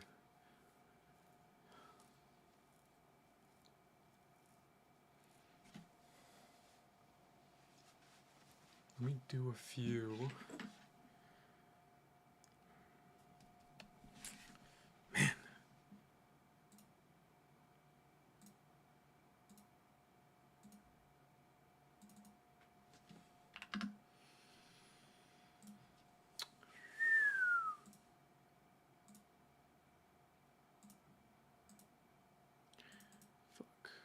Yeah, I really don't think that they're going to get back to me.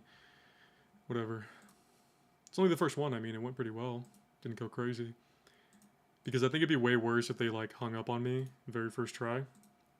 But I shouldn't really care too much about the outcome because... Ooh, pretty crazy.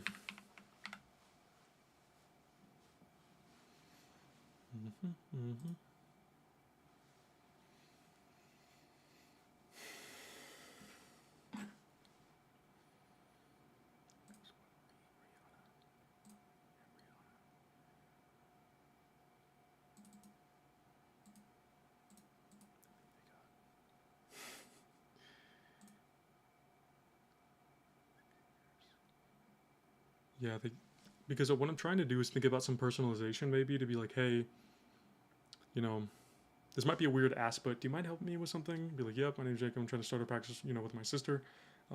I called to get some possible guidance from like a successful owner, like, you know, Steve or Kate. You know, like Steve and Kate. I mean, would you guys be against, you know, a quick convo around that? And then this would be like, yeah, just a quick background or whatever. Let's get out of the Marines. Let's do that.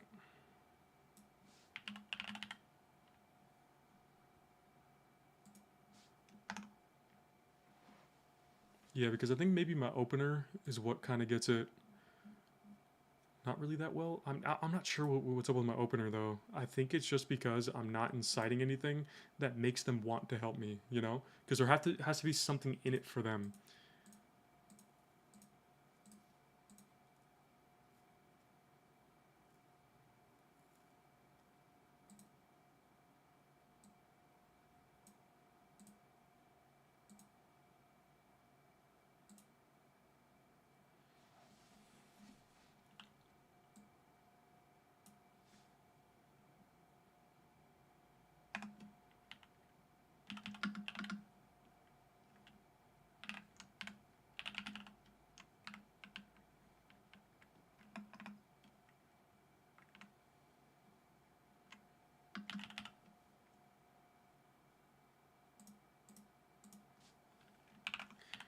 Let me see. I'm trying to redo the script to where it sounds good, and then like I'm trying to make them think about the very last thing.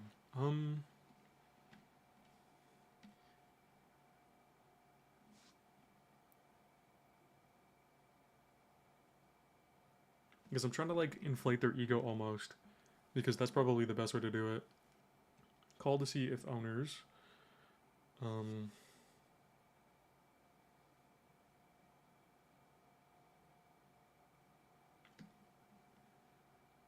Successful.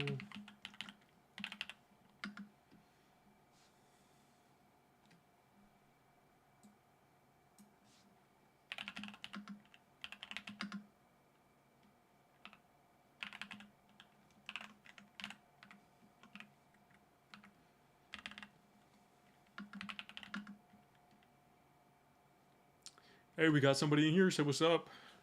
I'm trying to hash out my script when I'm calling for a few things. Let me know if you're from the community or not. If you're just, or if I ended up randomly on your on your recommended. Let me know. Let me know.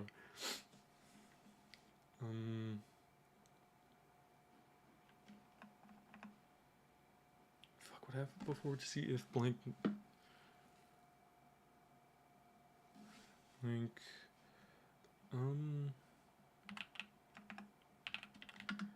Could give some possible guidance. Shit.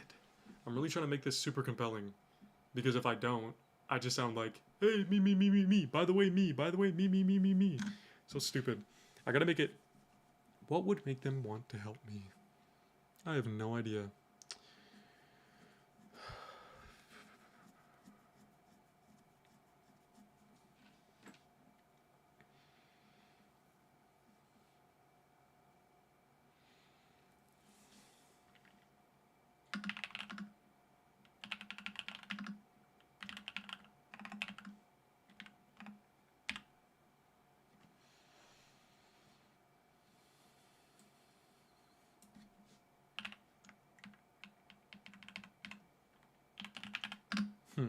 I think that this line sounds good. Yeah, I called to see if successful owners like names could give some possible guidance to, you know, running a great clinic.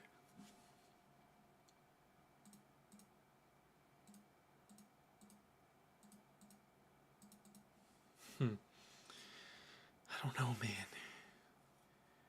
Don't know. Yeah, I think what I need to do is build like a sort of iterative process for this.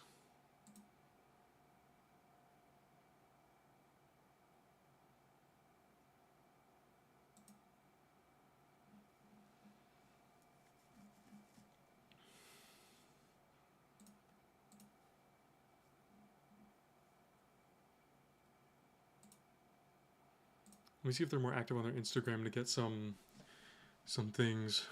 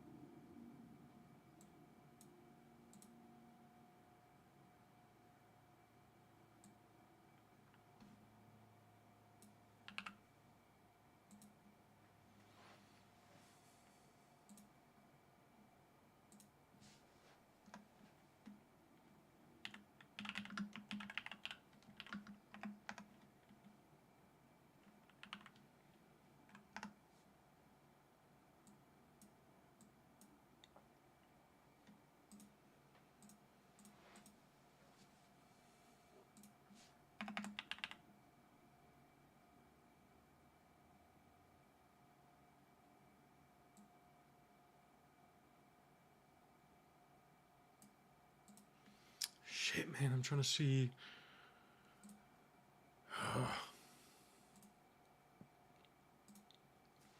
Let me check out some of the resources that I got. Fuck, man.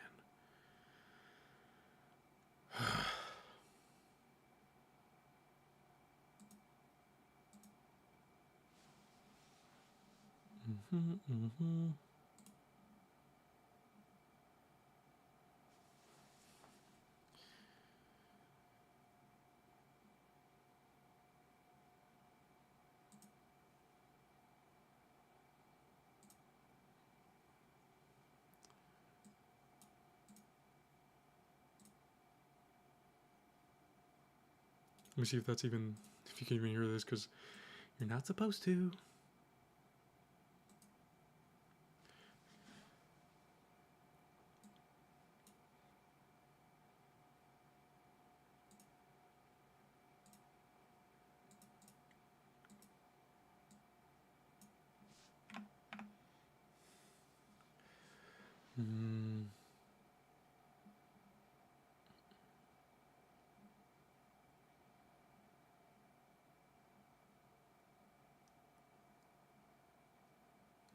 Fuck.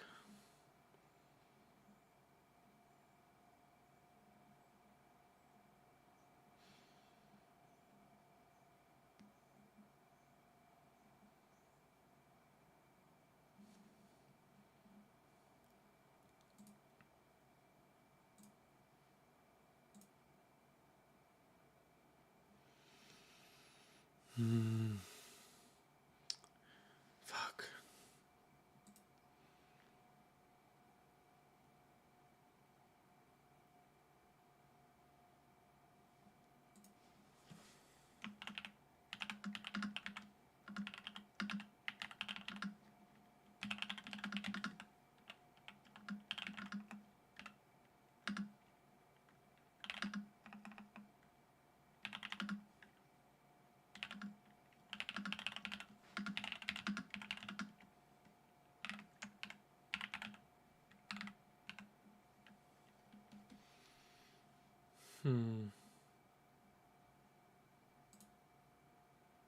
Yeah, because I'm trying to do a little bit of objection handling stuff, to where then whenever they say something, I have something to spit out immediately, you know? It works.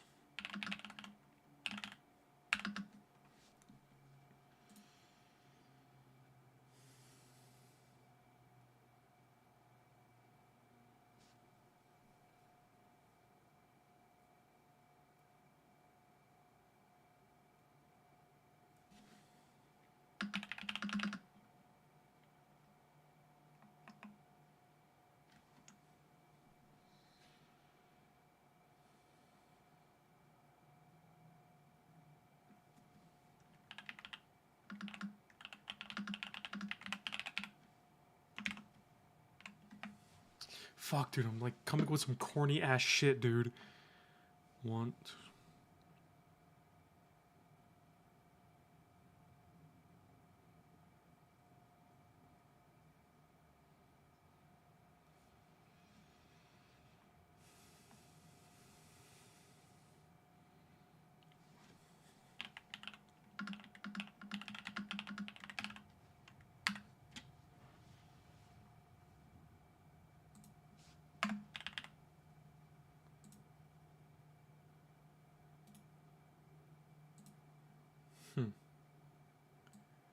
Yeah, just trying to freaking.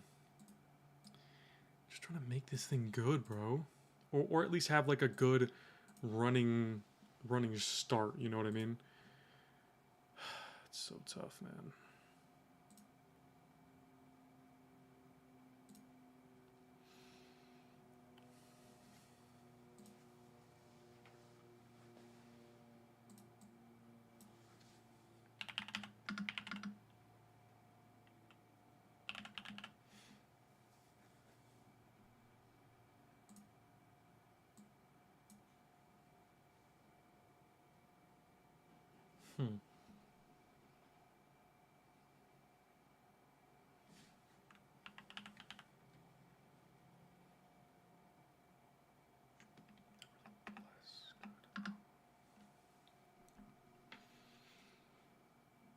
What's a more neutral way to say give?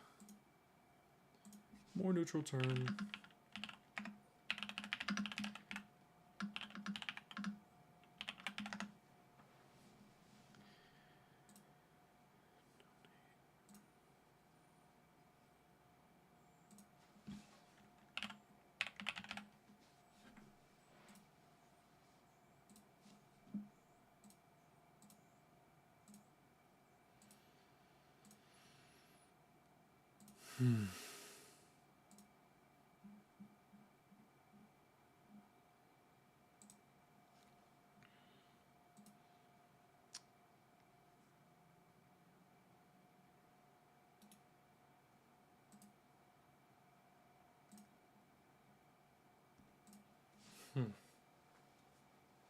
Ooh, my fucking finger, dude. Sometimes I randomly squeeze my finger and then it just hurts like a fucking bitch, dude. I don't know what's up with that. I think I just gotta get more with talking with my hands or hold something. Just so that I can, like, talk.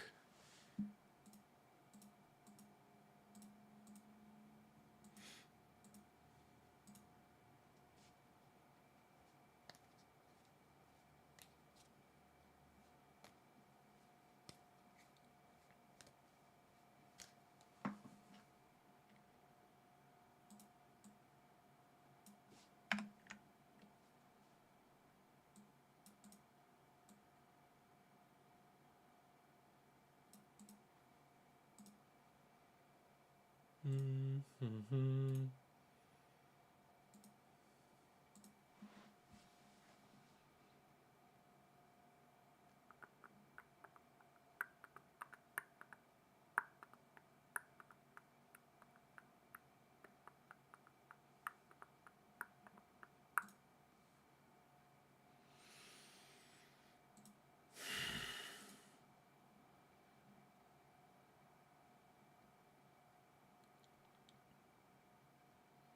Man. Alright, so... Hey, Name, this might be, you know, a bit weird of an ask, but do you mind helping me out real quick?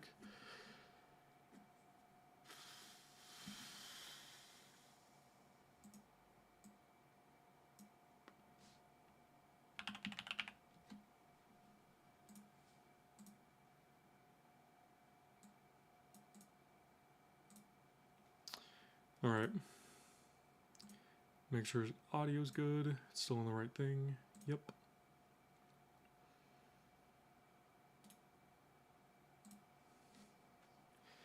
Yeah, because I'm just trying to get to... actually getting enough calls, you know? And dials, so let's see.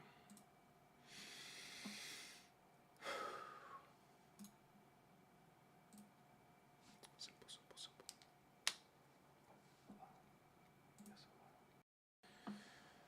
Whew.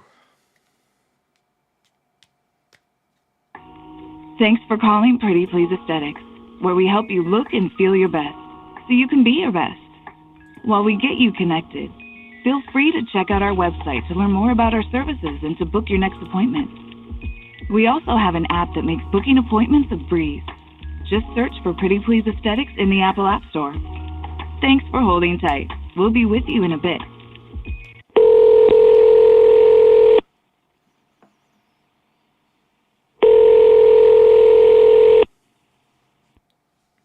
Thanks for calling Pretty Please Aesthetics. This is Luke. How can I help you? Hey, Luke. This kind of might be a weird ask, but do you mind helping me out with something? Sure. So my name's Jacob, and I'm trying to start my own practice with my sister. I kind of called to see if, you know, owners like Kate and Peter could provide some possible guidance on running an actual great clinic like your guys's. Do you think they'd be totally against like a quick convo? You know, well, they're not available right now, but I'm happy to message. Otherwise, you're welcome to shoot an email to info@prettypleaseaesthetics.com. And that way they can kind of take a look at you and, you know, give you a call that way. Okay, yeah. Just so I'm not wasting, you know, really their time with this, what do you think that would make them, you know, gasp if I like sent it over? I don't know. I'm Okay. just giving you an option as a way to kind of get your foot in the door on a conversation. Okay.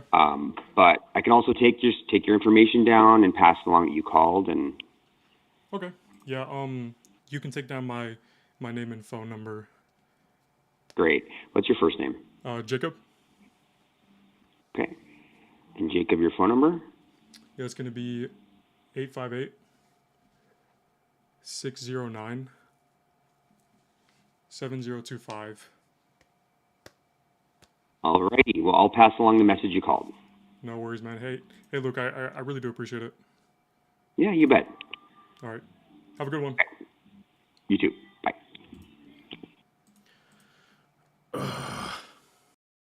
Damn, dude.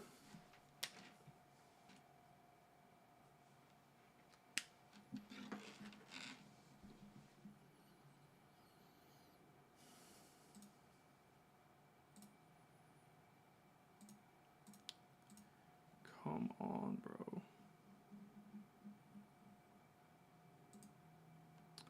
What's their, like, fucking...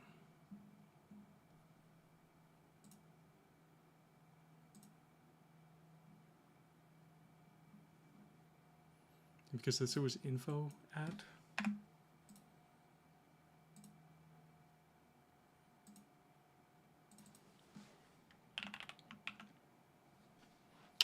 Super tough, bro. I mean, it's part of it, man. Can't really get too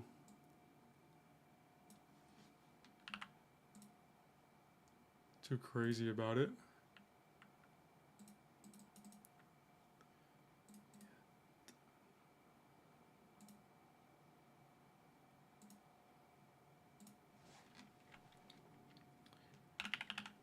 Kate something, right? Kate.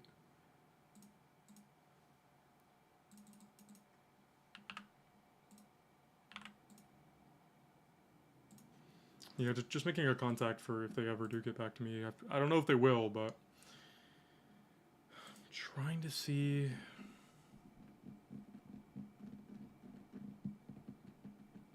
Maybe I could ask questions for. Oh, that's what I should do.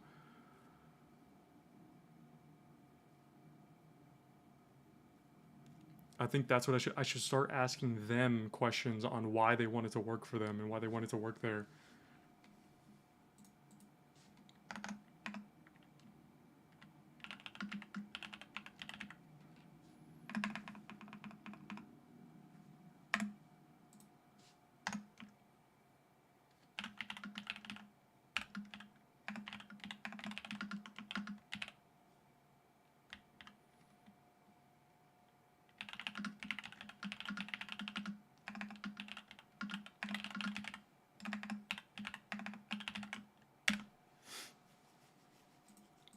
Yeah, I think I should start asking them questions. That's probably the best way to do it.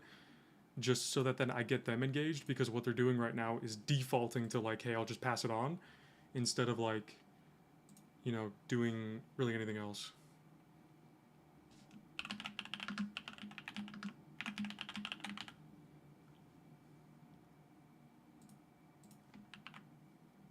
Just put in their website. Yeah, I'm just gonna put basic info.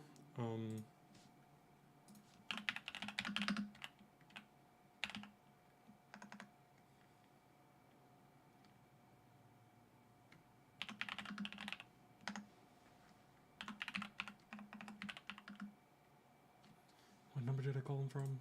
It was from the Cali number.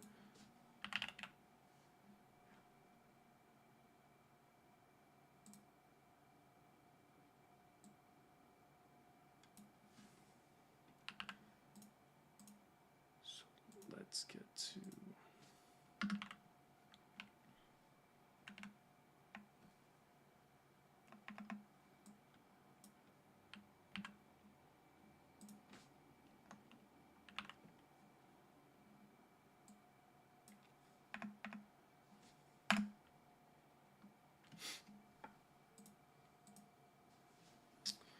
Okay, that was really it.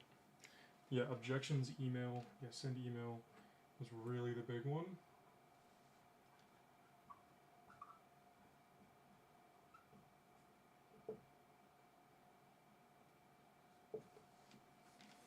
sucks, honestly, for both. Super tough, bro.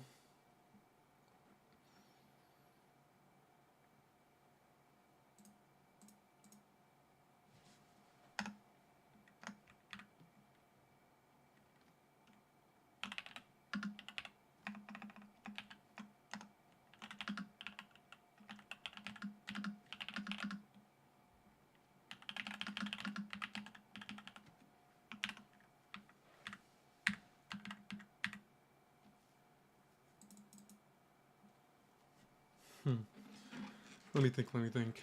Because I'm really trying to ask questions that are going to make them think, right? And that isn't super crazy because I am getting through to them and having more of a conversation. Now that they're defaulting that, I need to get over it. So...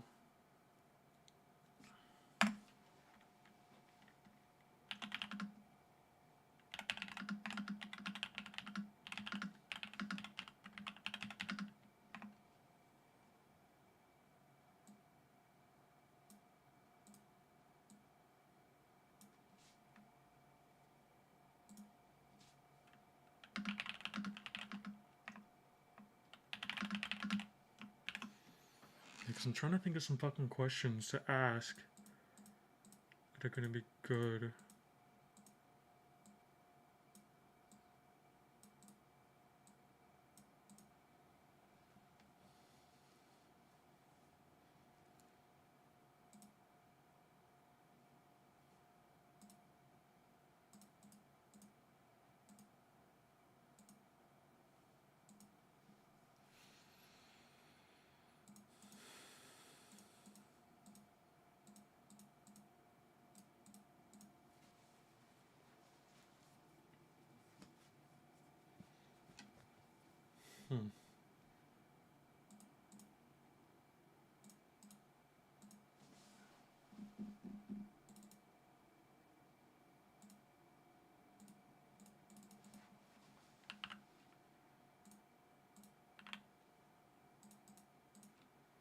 Let me see what this is with Peninsula Glow. Yeah. Seems pretty small. Team.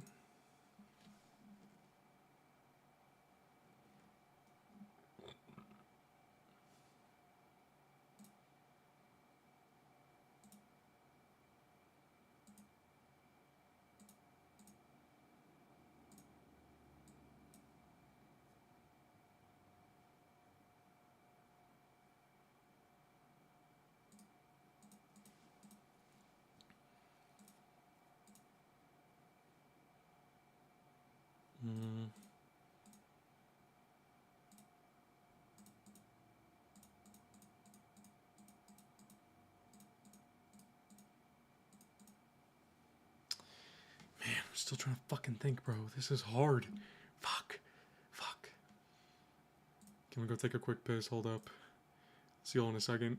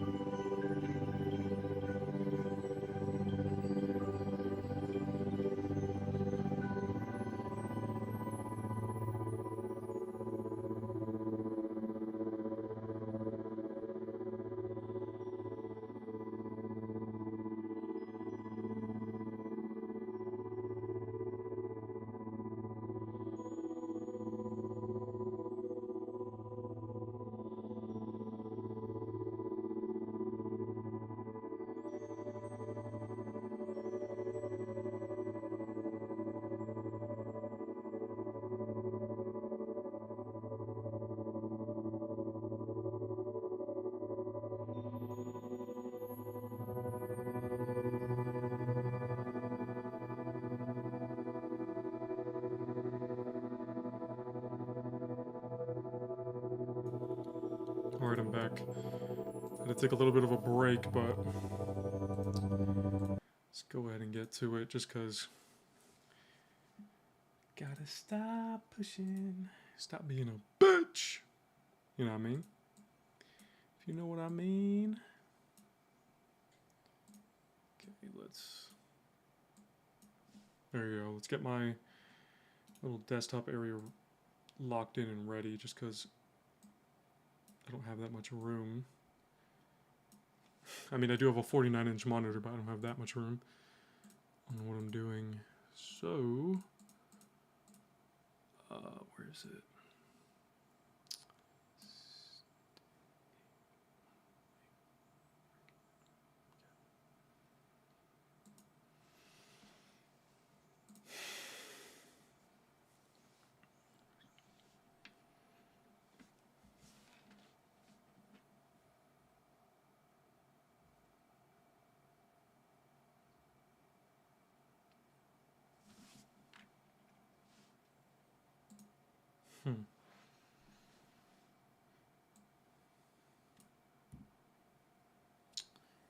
I'm trying to think of the line of questioning on what I should bring it down to, like, because I want to involve who I'm calling, right? To talk to them and not through them.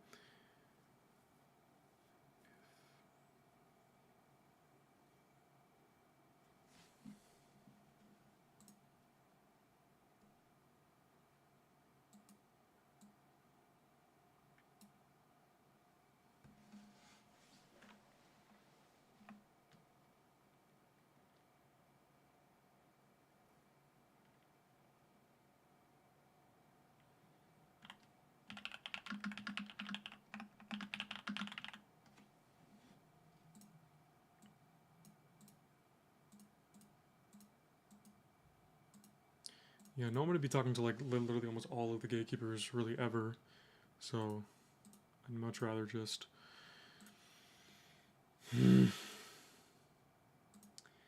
get through to it. So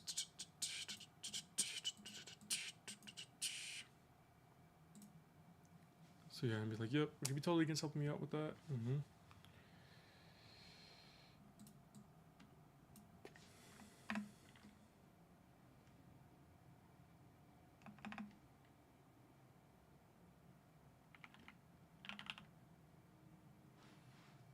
Would you be against...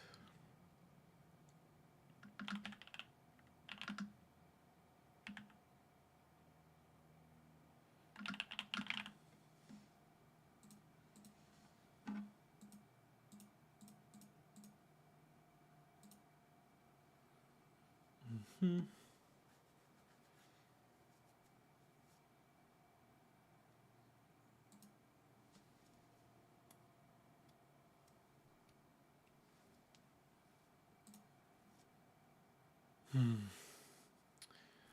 Just need to think about what the fuck I'm gonna say, man, because it's just... Sometimes it gets really difficult. Like, where to bring the conversation in and of itself.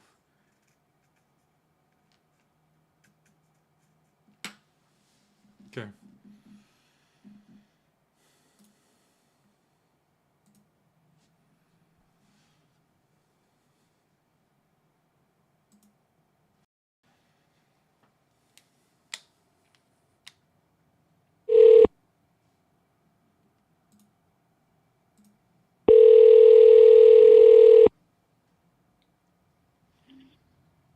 Peninsula Globe Medical Spa, this is Carmen speaking. How can I help you? You sound a little bit quiet. What was that? Oh, this is Carmen with Peninsula Globe Medical Spa. Oh, hey, Carmen. This might be a little bit of a weird ask, but do you mind helping me out with something real quick? Sure. So my name's Jacob. I'm actually trying to start my own spa with my sister, and I sort of called to see if, you know, the successful owners like, you know, Stacy, you know, people like her could maybe provide some possible guidance to running an actual great clinic. Would you mind helping me out with that?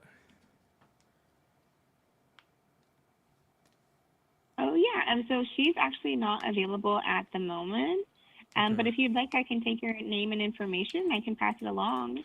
Yeah, no worries. I mean, would she? Do you think that she'd be open to something like this? You know, just so I'm not really gonna waste any of, you know, her time and mine. Yeah, to be honest, I'm not too sure, but I can always Okay. pass along your information if you'd like. Okay. Before I do that, do you mind just maybe asking like one or two questions, just so I can sort of understand what maybe, you know, like the employees, like all the injectors, the receptionists, to sort of gauge where you guys are at.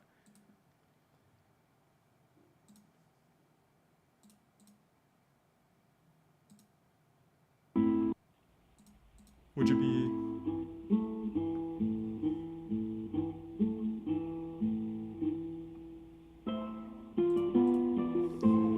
got thrown straight to hold, bro? Okay, shouldn't have asked it that way.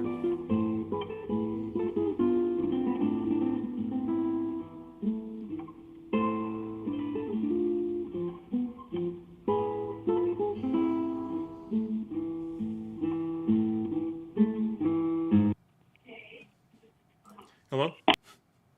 Oh, and then fucking hung up on me. Great. I mean, it was bound to happen, dude.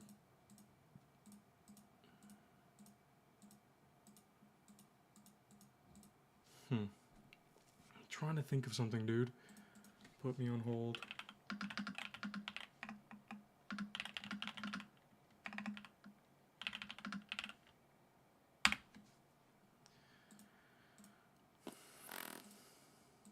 Move on to the next one. Fuck it, man.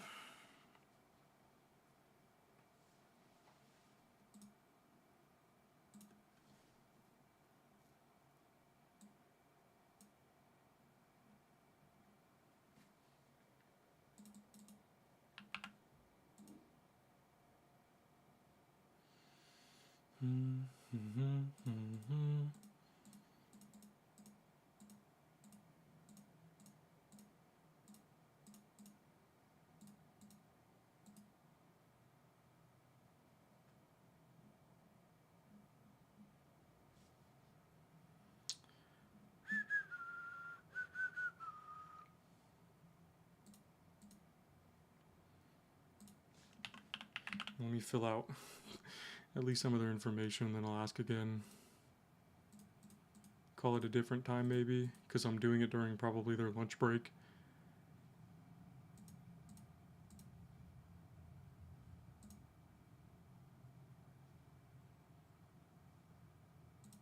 Wait, who's the 7 or the 9?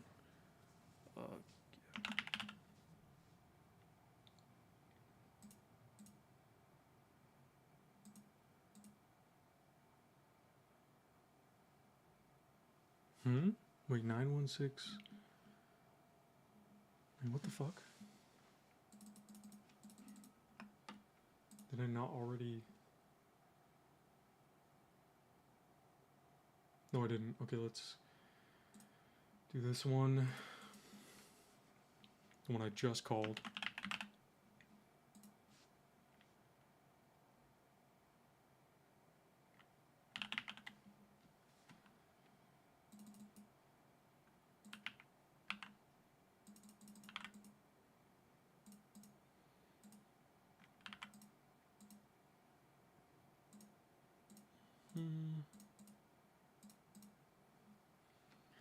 What's their name?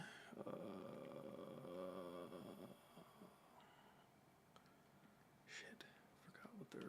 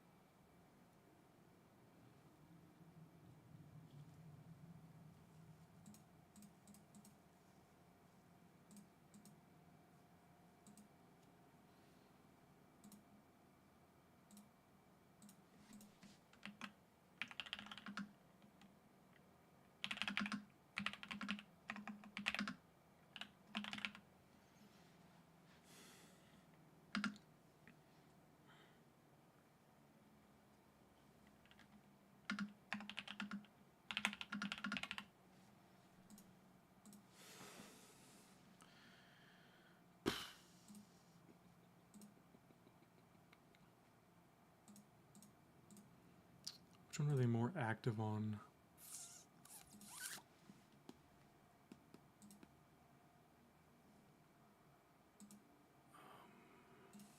Shit, why did I hide? Likes and comments, I think.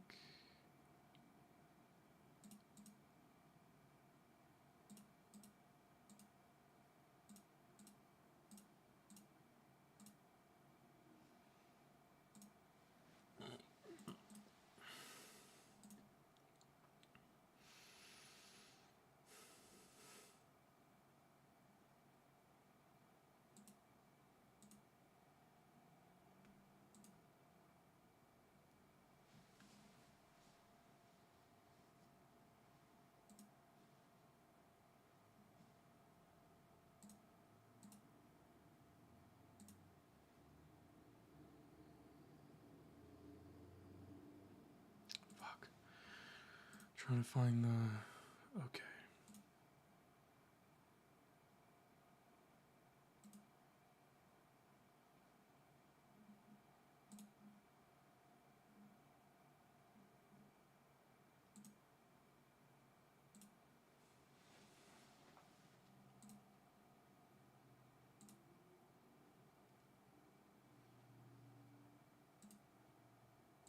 Okay, I'm gonna save that one from who I already called.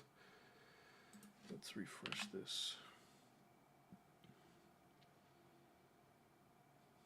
This is difficult, man.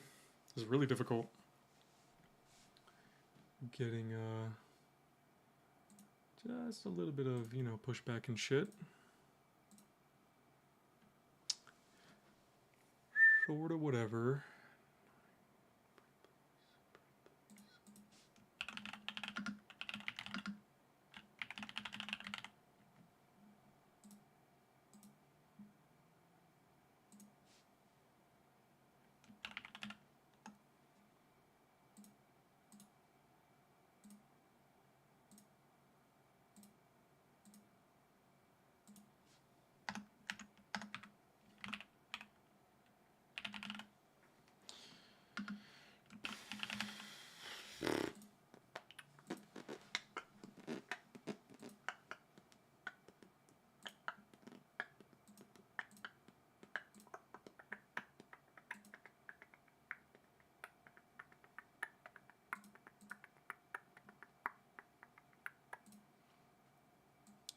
Fuck, man.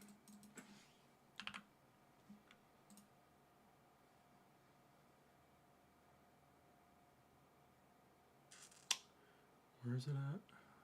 Right here. Dude, why does this thing keep saying to enable the mic?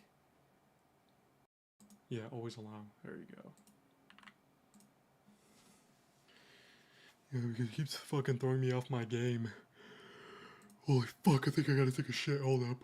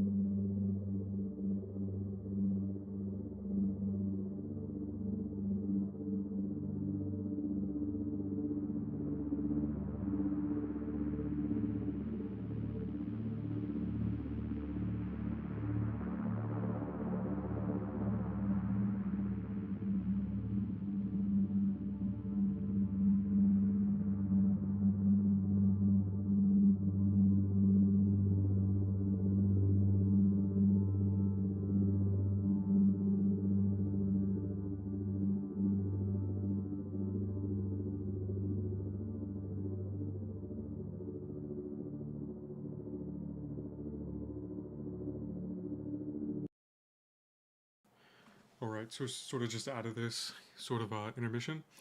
What I do need to do though is figure out. First, I'm gonna eat because that's sort of what I left to go do. I had to go fill up the car and fucking get some shit. I got these thing called a Red Bull smoothie that if you don't know what it is, it's a big thing in Alaska. But regardless, is that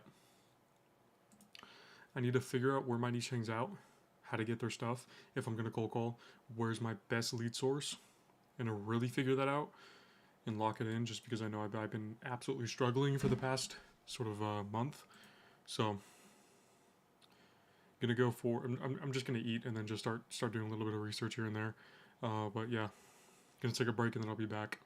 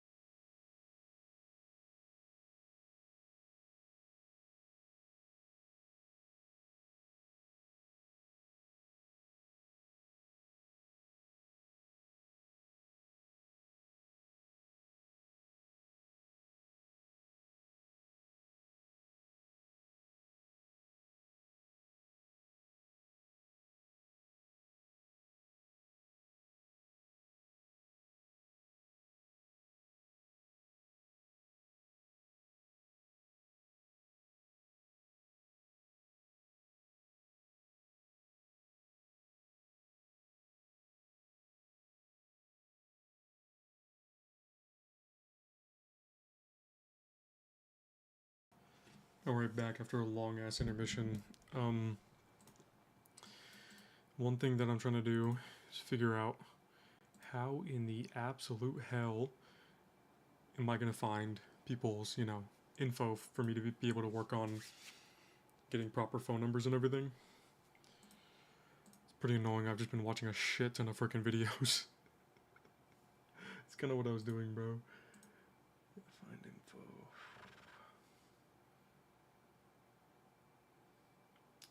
Yeah, it's just super cooked on what I'm trying to fucking do. So, more of the thing of what I'm gonna build out is that I already have N8N self-hosted, so I'm just gonna work on using that as my method of trying to do this, because I remember I tried to do this before, but I didn't really know what sort of things to look for, what sort of things to focus on. So at least right now, I'm just gonna take a subsection of a list I might already be using, and then use that for my N8N things. So I'll sort of mimic this one little workflow with this guy who I found on YouTube. So sheets, get rows.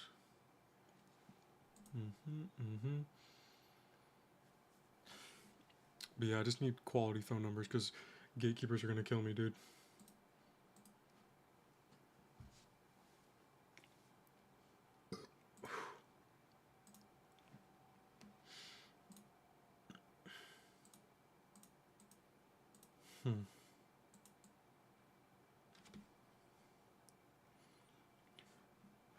Some of them are empty.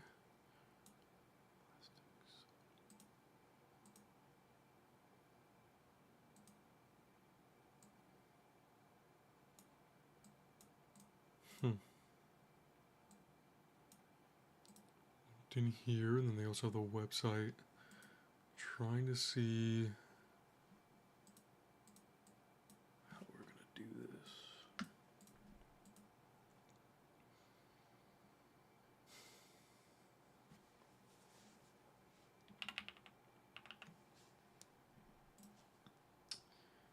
I think I might have something simple because I also need to filter out my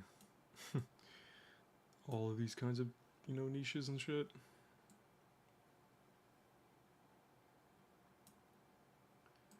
Maybe we'll add one, because the methodology I'm trying to look for is how I'm gonna basically how am I gonna filter these, and I want to do it through whatever's the easiest and whichever one has the most information, whatever source it is, that gives the best, it really does give the best sort of data.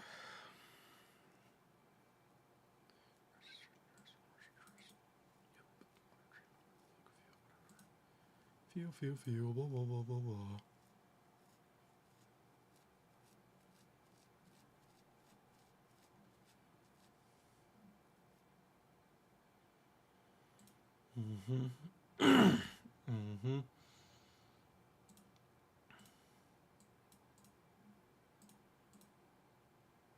Because I think what might make it easier is that I just create a filter and see on which rows of data.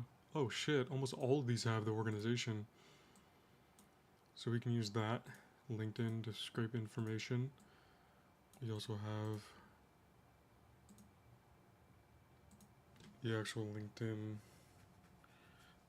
thing for it.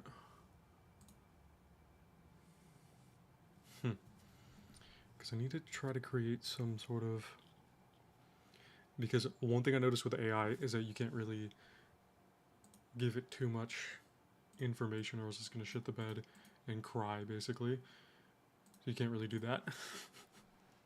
And you need to give it in chunks and then do things, because I needed to sort of have one thing going, pass it off, because I kind of am going to be replicating the ability of Clay, but with like the web research stuff. Outreach, scraper, search queries. We have this research agent.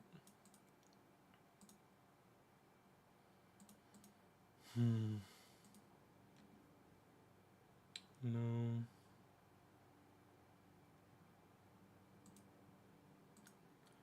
Yeah, those is qualification agent what I had.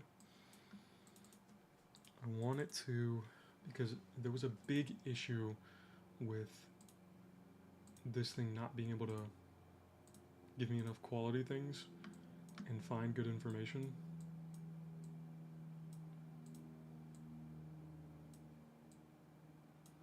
Really don't know why.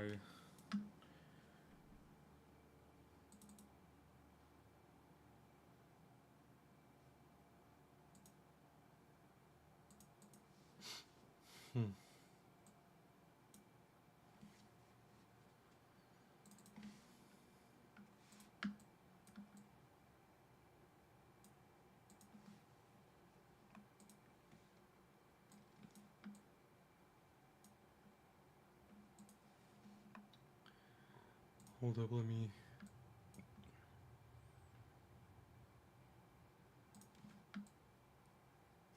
see this.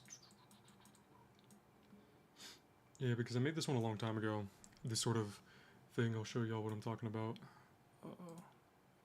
Here, like sort of the way that the agent works is that you get something from Sheets, filters it out, splits it into batches to where it loops. Then after that, checks if the domain's valid and if it has it. And then it goes into here, and then this thing sort of figures out how to do it. So I think I just need one. Oh shit, who's that dude? Got a new guy. Yeah, I'm actually getting a good amount of followers and people hopping on my stuff. But yeah.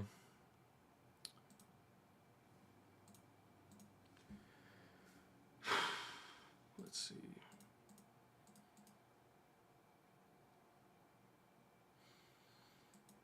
Yeah, because this is the qualifying agent, I need to have one solid research agent that it knows that it can scrape certain things. I think I'll use this one because this one's a lot simpler, right? So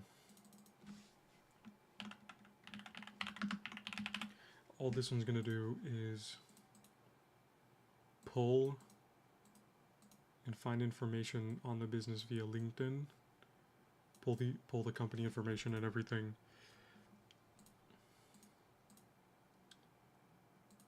from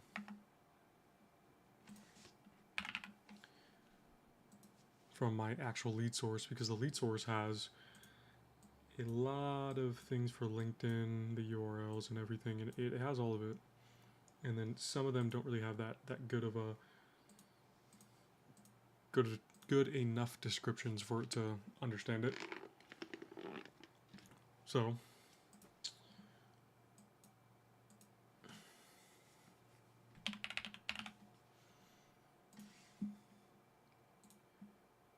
gonna make something really simple.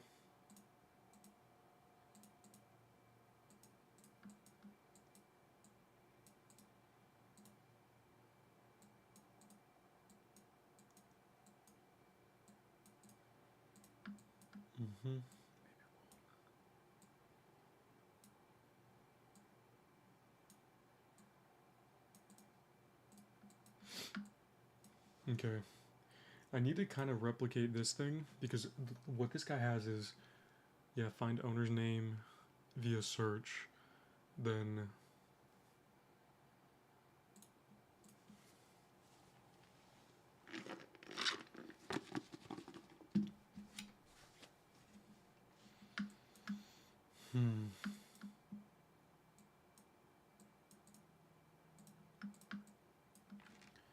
I just need to make this very simple.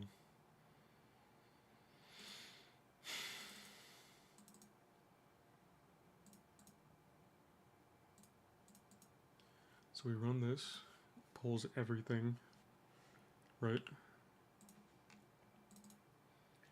Then we need to change all of this.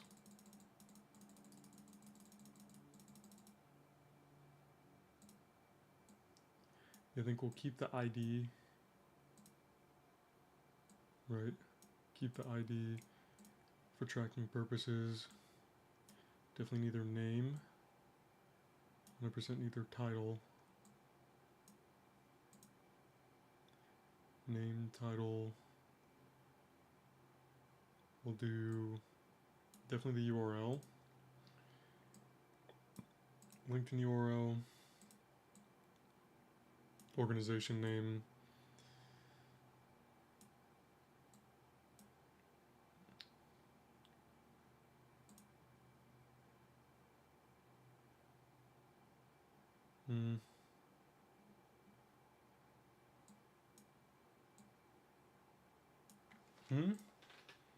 Where's the... Yeah, I need the organization LinkedIn URL. What the fuck?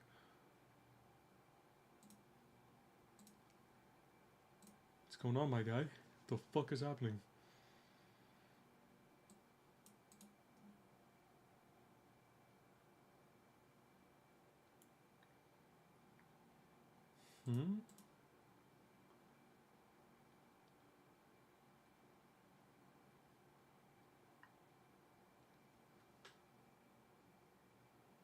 There you go, organization LinkedIn URL. Sometimes if they have their face... No, I can't really scrape their Facebook.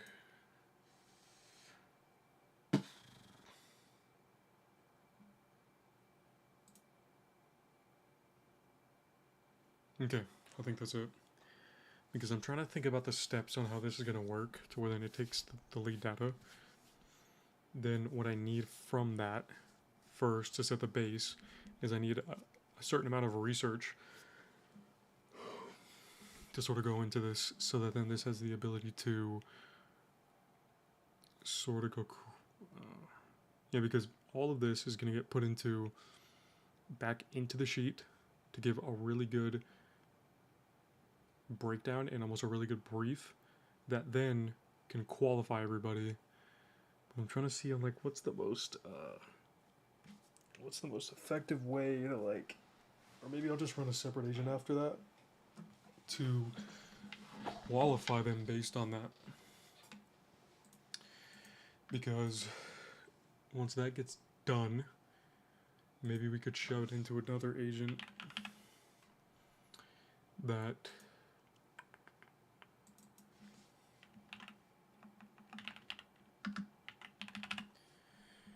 then gets pushed to the qualification agent, then it updates the actual lead thing if they're qualified or not. Fuck, I'm gonna move the fan on me because I have a fan over here.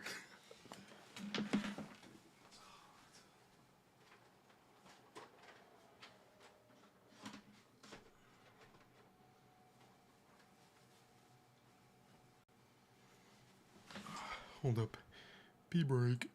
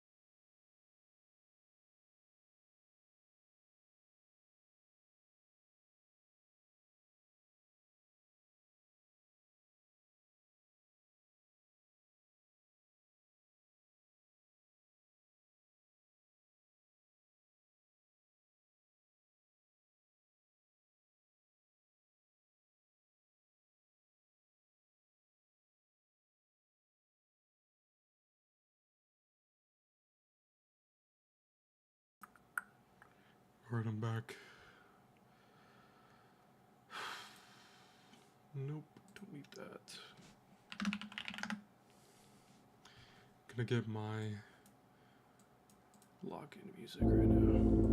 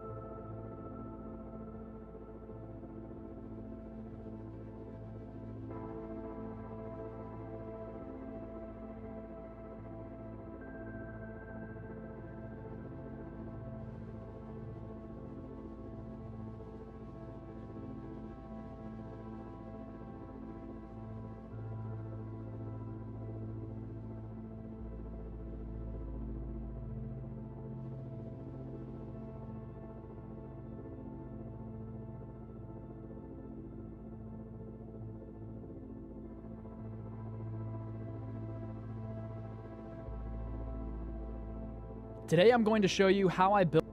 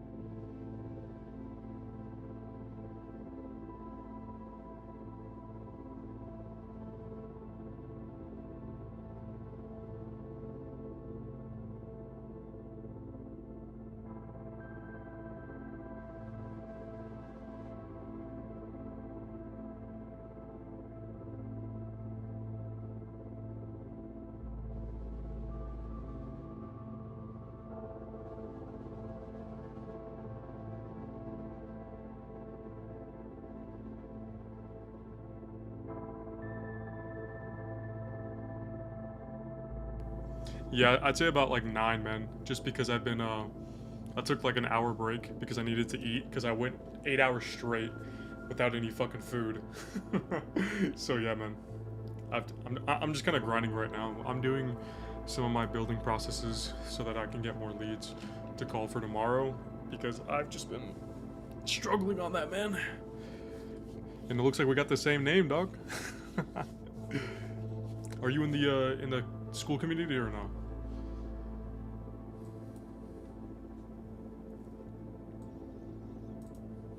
Oh shit. Nice, dog. Are you like brand new or you're a little bit more seasoned than most of the others in the group?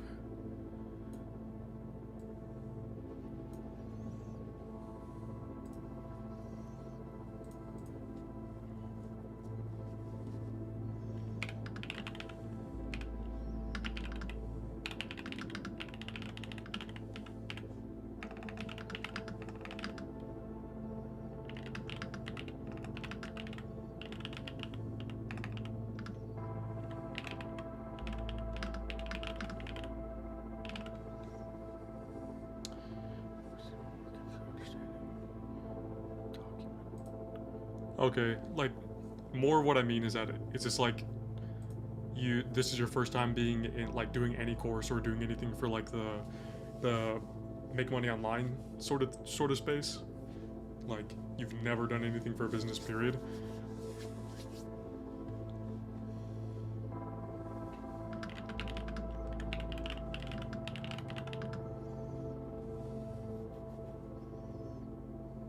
Oh, good stuff. I mean, it sounds like you're still pretty early in the... Because what module are you on right now? Or are you still in week 1?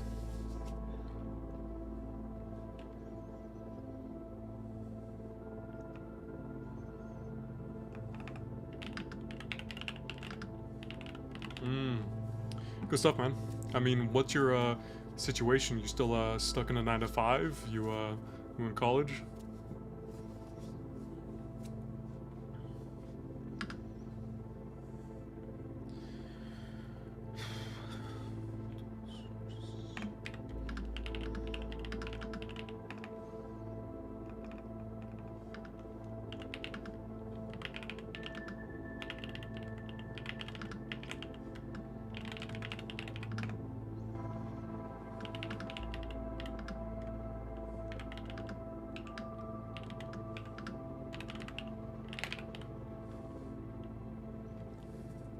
Damn, bro.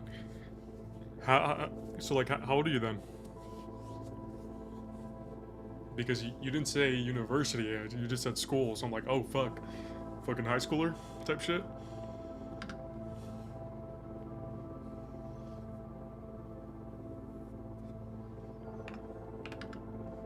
Damn! Damn, bro, so you're like, what, 16, 17? That's some crazy shit. Hey man, props to you though. Like, many people your age, either, I know especially your age, are 100% brain rot fucking gooners. Like, they are absolutely just not even thinking anywhere remotely close to what you're thinking. And I mean, it's never easier to make money, but it's also never easier to get super distracted. You know? It's really easy to. There's really no... It's like, that's the sort of duality that you have to figure out and deal with at this, sort of really in this society type shit. But yeah, man. I mean, do you have an idea for what sort of services you're gonna offer, and like what's your North Star? What's your like main goal for all of this?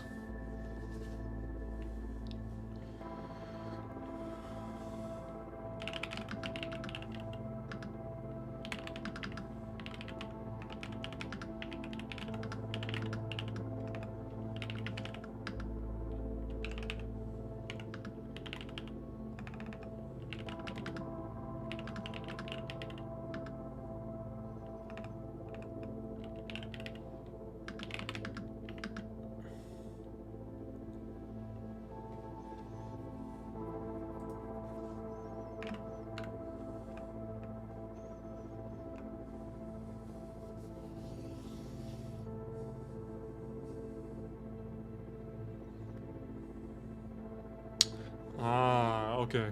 Good stuff, man. I mean, what kind of got you into the like D2C copywriting? Did you like do that before as like a freelancer kind of thing? Because like, are you doing that as a service? Like, you do the D2C copywriting? Or are you working with like specifically D2C brands, and then you're, you know, doing the copywriting for them, helping them with ads and shit?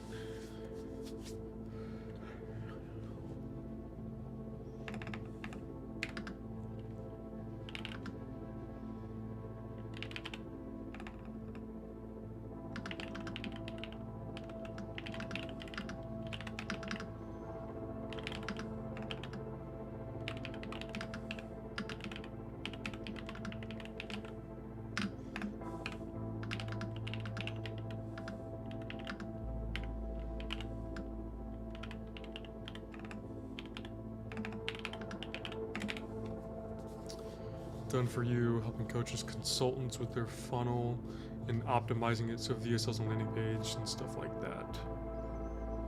So CRO, that's basically what it is. You're doing conversion rate optimization. That's pretty good. I mean, it's definitely not bad. I mean, if you already have a skill in it, right? Like, I think the biggest thing of what he goes over in the niche thing is like just figure out what you like and first go based off of your own skills. What are you sort of good at? What do you like? What things sort of get you excited? And then those sort of key things you figure out so that then you can move towards something, right? For picking an actual niche itself. For the skills of services, I mean, have you gotten results before by doing this, or were you just sort of interested in just learning that skill?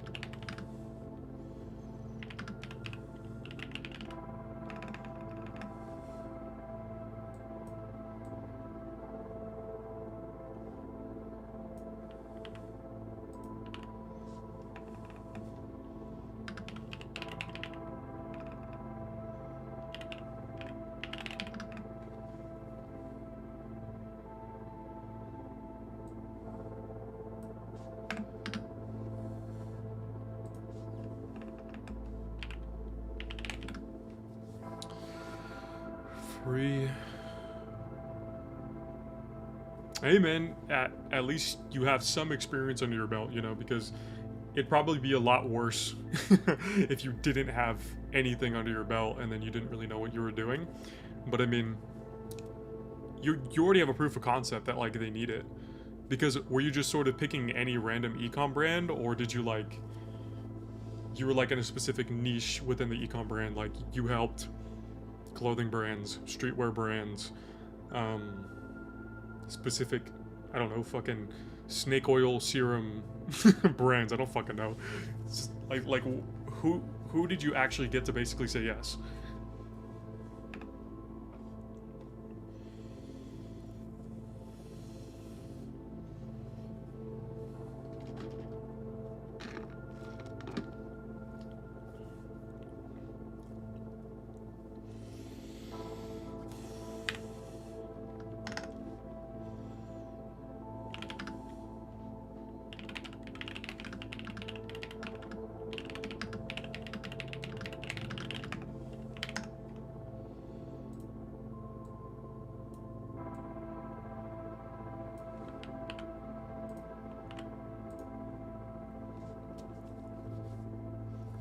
Was a trader based out in Dubai with email marketing for his trading simulator? What the fuck? So like he had a software that was a trading simulator, or he basically, what the fuck? I mean, an opportunity is an opportunity, dog. Like, did you get any results for him? Like, what did that amount to? Oh, SaaS. Okay. Not bad. I mean, were you able to convert? Like anything? Like get any sort of sales results or anything?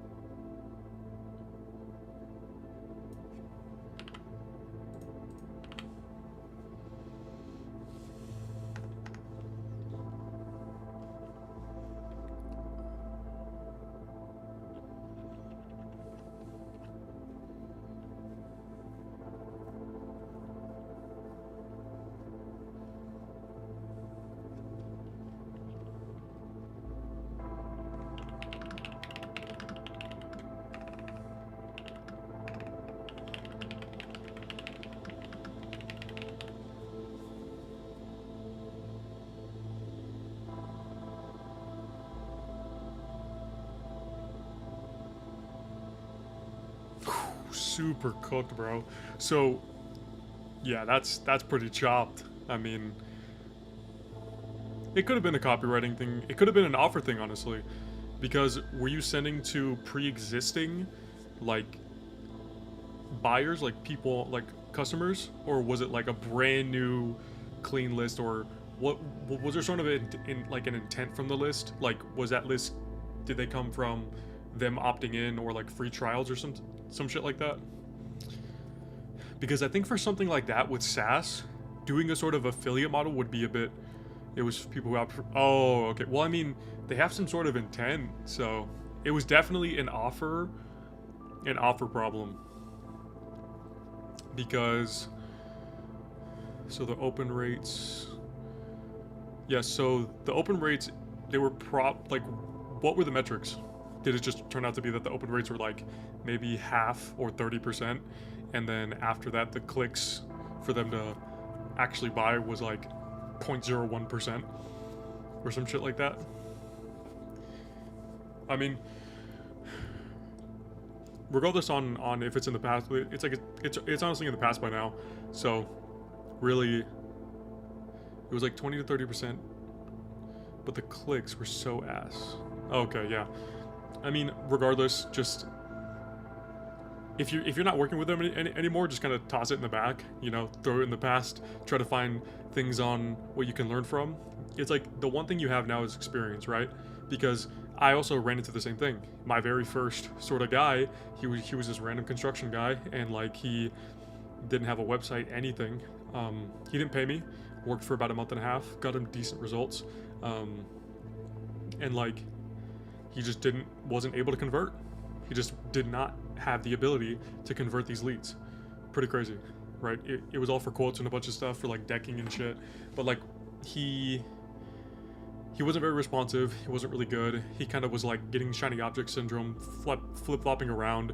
Like I did really good. Like that was probably the very first time I ever ran any sort of marketing stuff, and I turned, what was it? I forgot how many leads it was total. It was a bit over 20 leads for $30 a pop, and then those legit could have converted into like $5,000 projects. That ass. So it's like, it was pretty good off of 750. Like 750 is retardedly low. It's so low to the point of where it's like, Facebook it took a month to get like less than 25 leads, less than 30. Legit, it was super trash. Yeah, because I'll do the math real quick on what I got before, because it was what, 750 total? 50, and then I got like a $30 cost per lead, which is really below, yeah, so I got like 25. The cost per lead in the sort of construction space ranges from 30 to 40, but probably gets pushed even higher, because when it comes to cost per lead and stuff, the higher the ticket it is, usually the higher the CPL will be, right? If you're selling a $30 fucking membership, you're definitely gonna get it. You can get CPLs of like $1 or $2, but if you're selling like a $5,000 construction project, yeah, they're probably gonna be like $30, $40 or even $50. Especially since the market was pretty small. But like, what I learned from that is knowing how to set expectations, knowing where to lead the call, knowing on how to, because I think the biggest thing is setting expectations, because probably with that free trial, right, you probably we're going tooth and nail to try to get it. So basically, you didn't put yourself in the position of authority. He probably maybe slapped you around a little bit, wasn't as responsive, and then regardless on whatever results you got him, now you like don't have him anymore, right? And I mean, sort of doing SaaS for a trading simulator, I don't know anything about that, but like, yeah, man, I think honestly the method there probably was something a little bit different, you know? But like, you just need to understand and learn that what I did then, what are the things I'm never going to do again, and then just never do it. And what were the good things on what I got from that, right? Because all I learned from that experience is, hey, make sure you qualify these people, because then if you go too low market and they're paying either $0 or $100 a month, that you basically are up for slave work. And if you do try to do some sort of free trial, have some sort of risk reversal, frame it into something else to where you do get money up front, because they need to have some sort of commitment, flat out. And I mean, at least for me with ads, you need to be very careful, because the funny thing about the industry with the whole digital marketing stuff is that if you're doing paid ads, there's like a fixed cost, which is paying for the advertising, and you need to be very smart to frame your offers, how you're doing things, and sort of the offer sequences in order to make sure that whatever you're trying to give them, that they don't lose out on money. And then you really hit on that key thing, because that's probably the biggest pain point and the biggest thing that I've understood that is like almost like a fungus, you know, like a it's like a fucking virus, you know. It's like part of it, it's there, it's fucking attached, but you basically have to work your ways around it, right? It's more of a feature than a bug, but it's a very, very, very annoying feature. But yeah, man, I mean, are you working on some shit right now? Or you're just listening to the Yap session?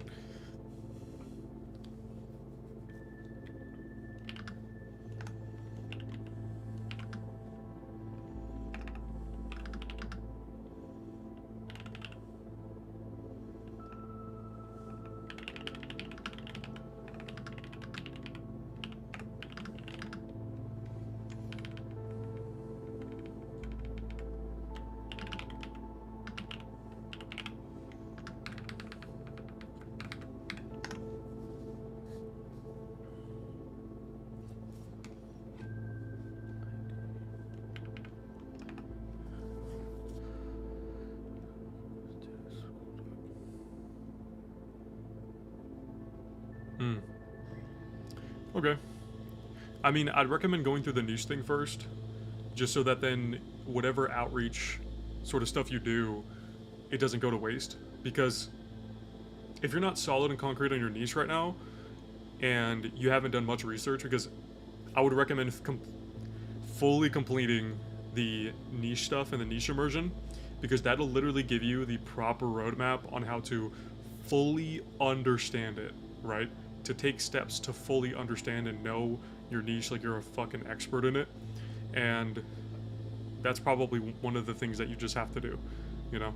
It's a thing that brings so much clarity that if you don't have it, you're just gonna be lost in the sauce for I don't know how long. Like, because the funny thing, holy fuck, dude, my neighbor's like grinding and fucking cutting something. Holy shit. Hold up, I'm gonna close my window.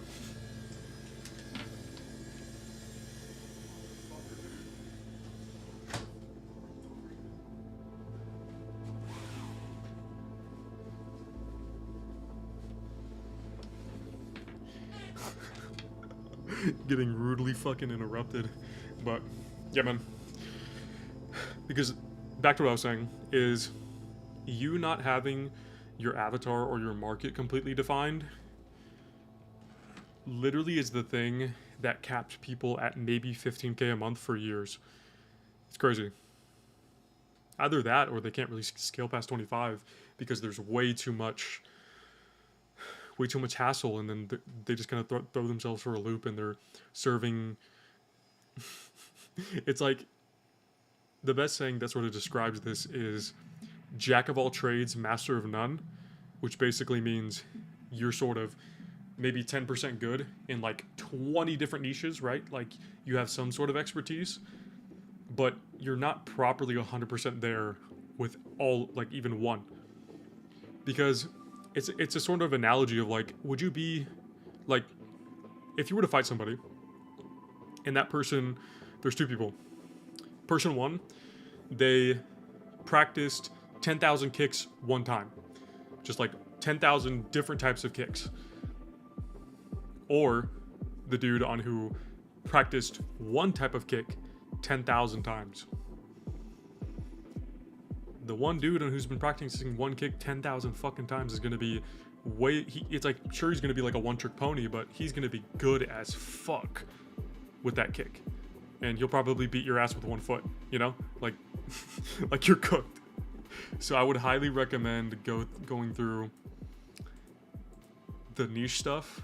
It's like, yeah, figure yourself out first and finish that. Honestly, shouldn't take more than a few hours. Because I kind of just said fuck it and then did what I thought. Because I didn't really have time to fucking go ahead and just start texting everybody. So, what do you think of me? So, what do you think I like? Nobody's gonna fucking respond to me. So, like, I just finished it, got through with it. I know myself decently well. I did give time to sit and think, but more of just being efficient with action, man. That's probably the best thing that you can do, especially since you're a lot younger and you're in high school. Because you're going to have a transition period where you're going to get old enough to leave. And what you do now determines your options once you hit that actual transition period. It like 100% is. Because do you want your options to be like, oh, I'm going to be forced to either go to college or go forced to get a 9-to-5? That's probably really dog shit and that isn't going to pay you anything. Or worse, get forced to get pushed into the military. You know? Like, do you really want those to be your options? So, it's really just, you need to sacrifice as much as you can now, especially since you're young and you have no responsibilities. Like, I'm 23, dude. So, like, I 100% get it.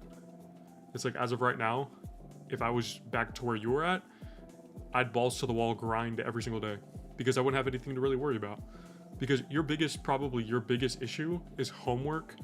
Maybe if you do sports, I don't know, doing chores. That's like that is so easy. It's crazy easy, bro. So genuinely, I'd recommend just grinding as hard as you can, as fast as possible, because I'm already done with week 1. I'm already going through week 2.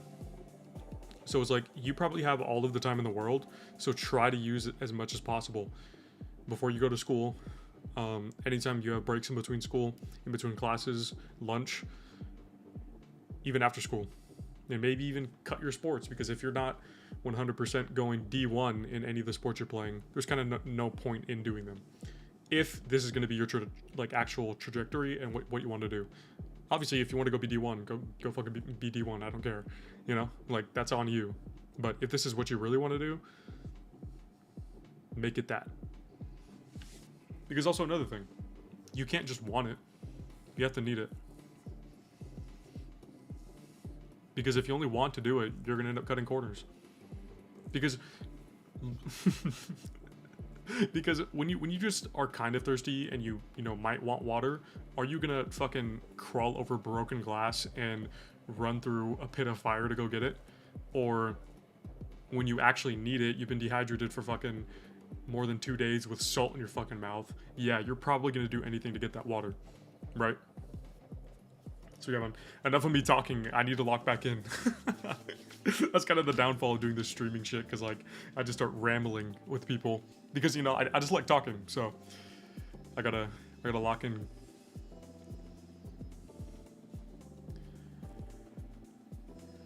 Yeah, I'd highly recommend. Honestly, I think I'm gonna raw dog understanding by. Yep. Yeah, bro. Go get the fuck out of here. Go work. Go work, dude.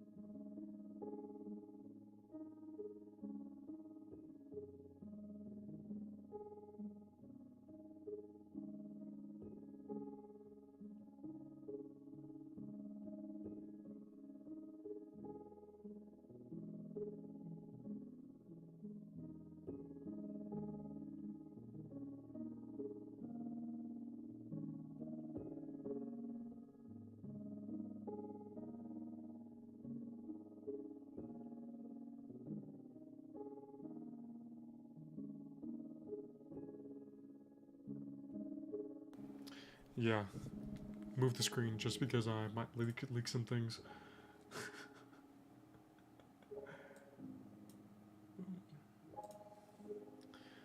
Whoever's there, say what's up.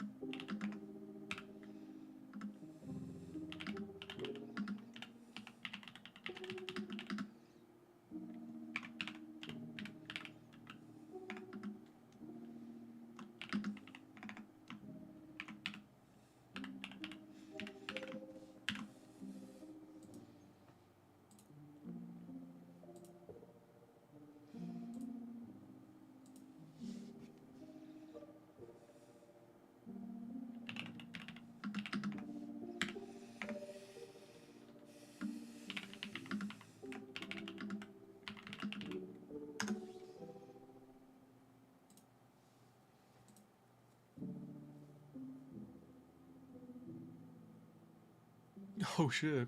I didn't even notice that. I didn't even see it, dude. Let's get in on this.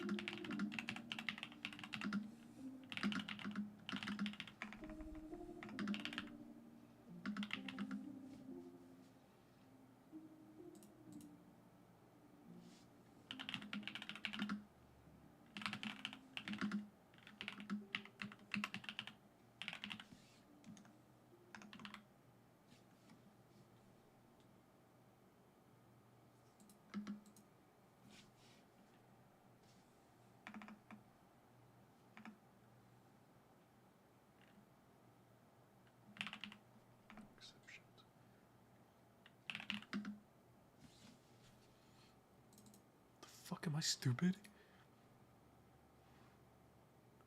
Sessions accept ions. Bro, what the fuck?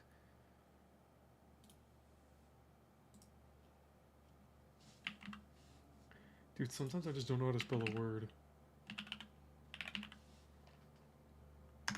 Exceptions.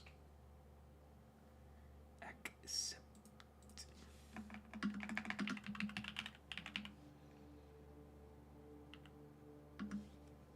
Okay, I think fucking ChatGPT is being stupid.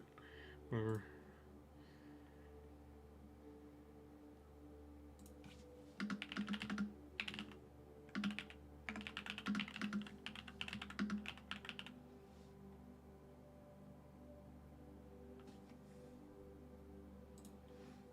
Okay.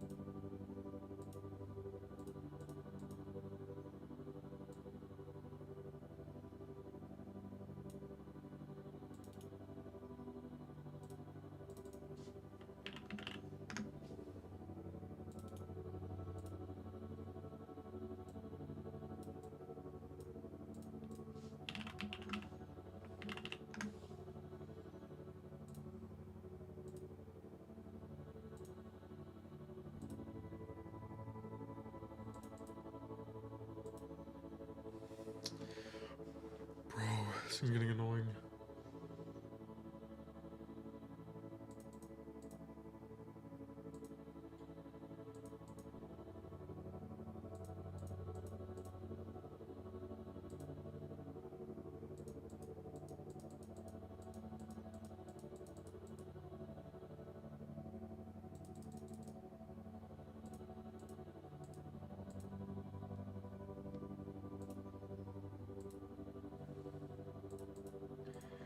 Fuck.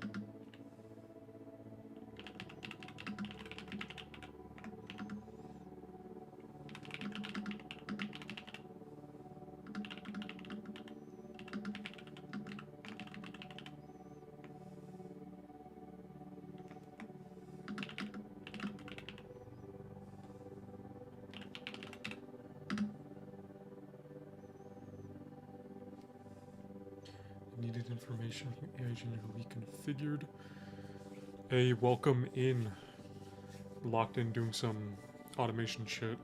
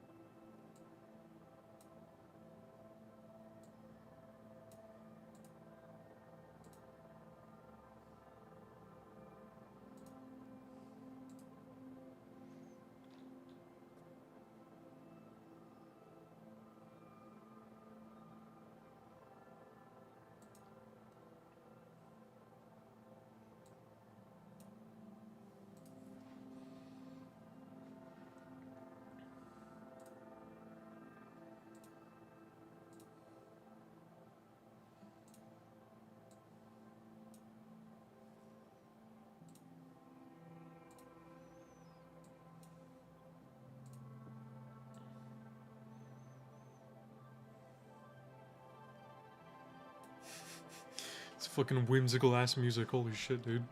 It's fucking blasting in my ears.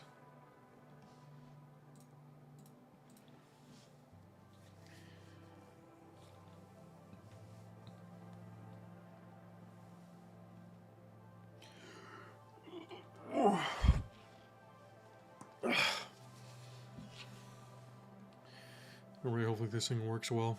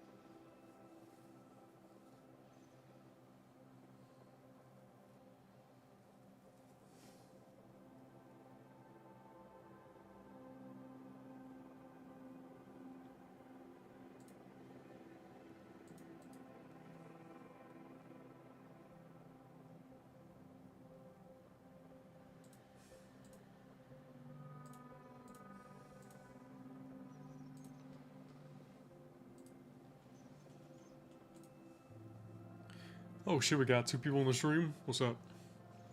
Working on some things right now. Ugh. Doing some automation shit. Let me know what's up, how y'all doing. Yeah, we're almost 12 hours into the freaking stream, dude.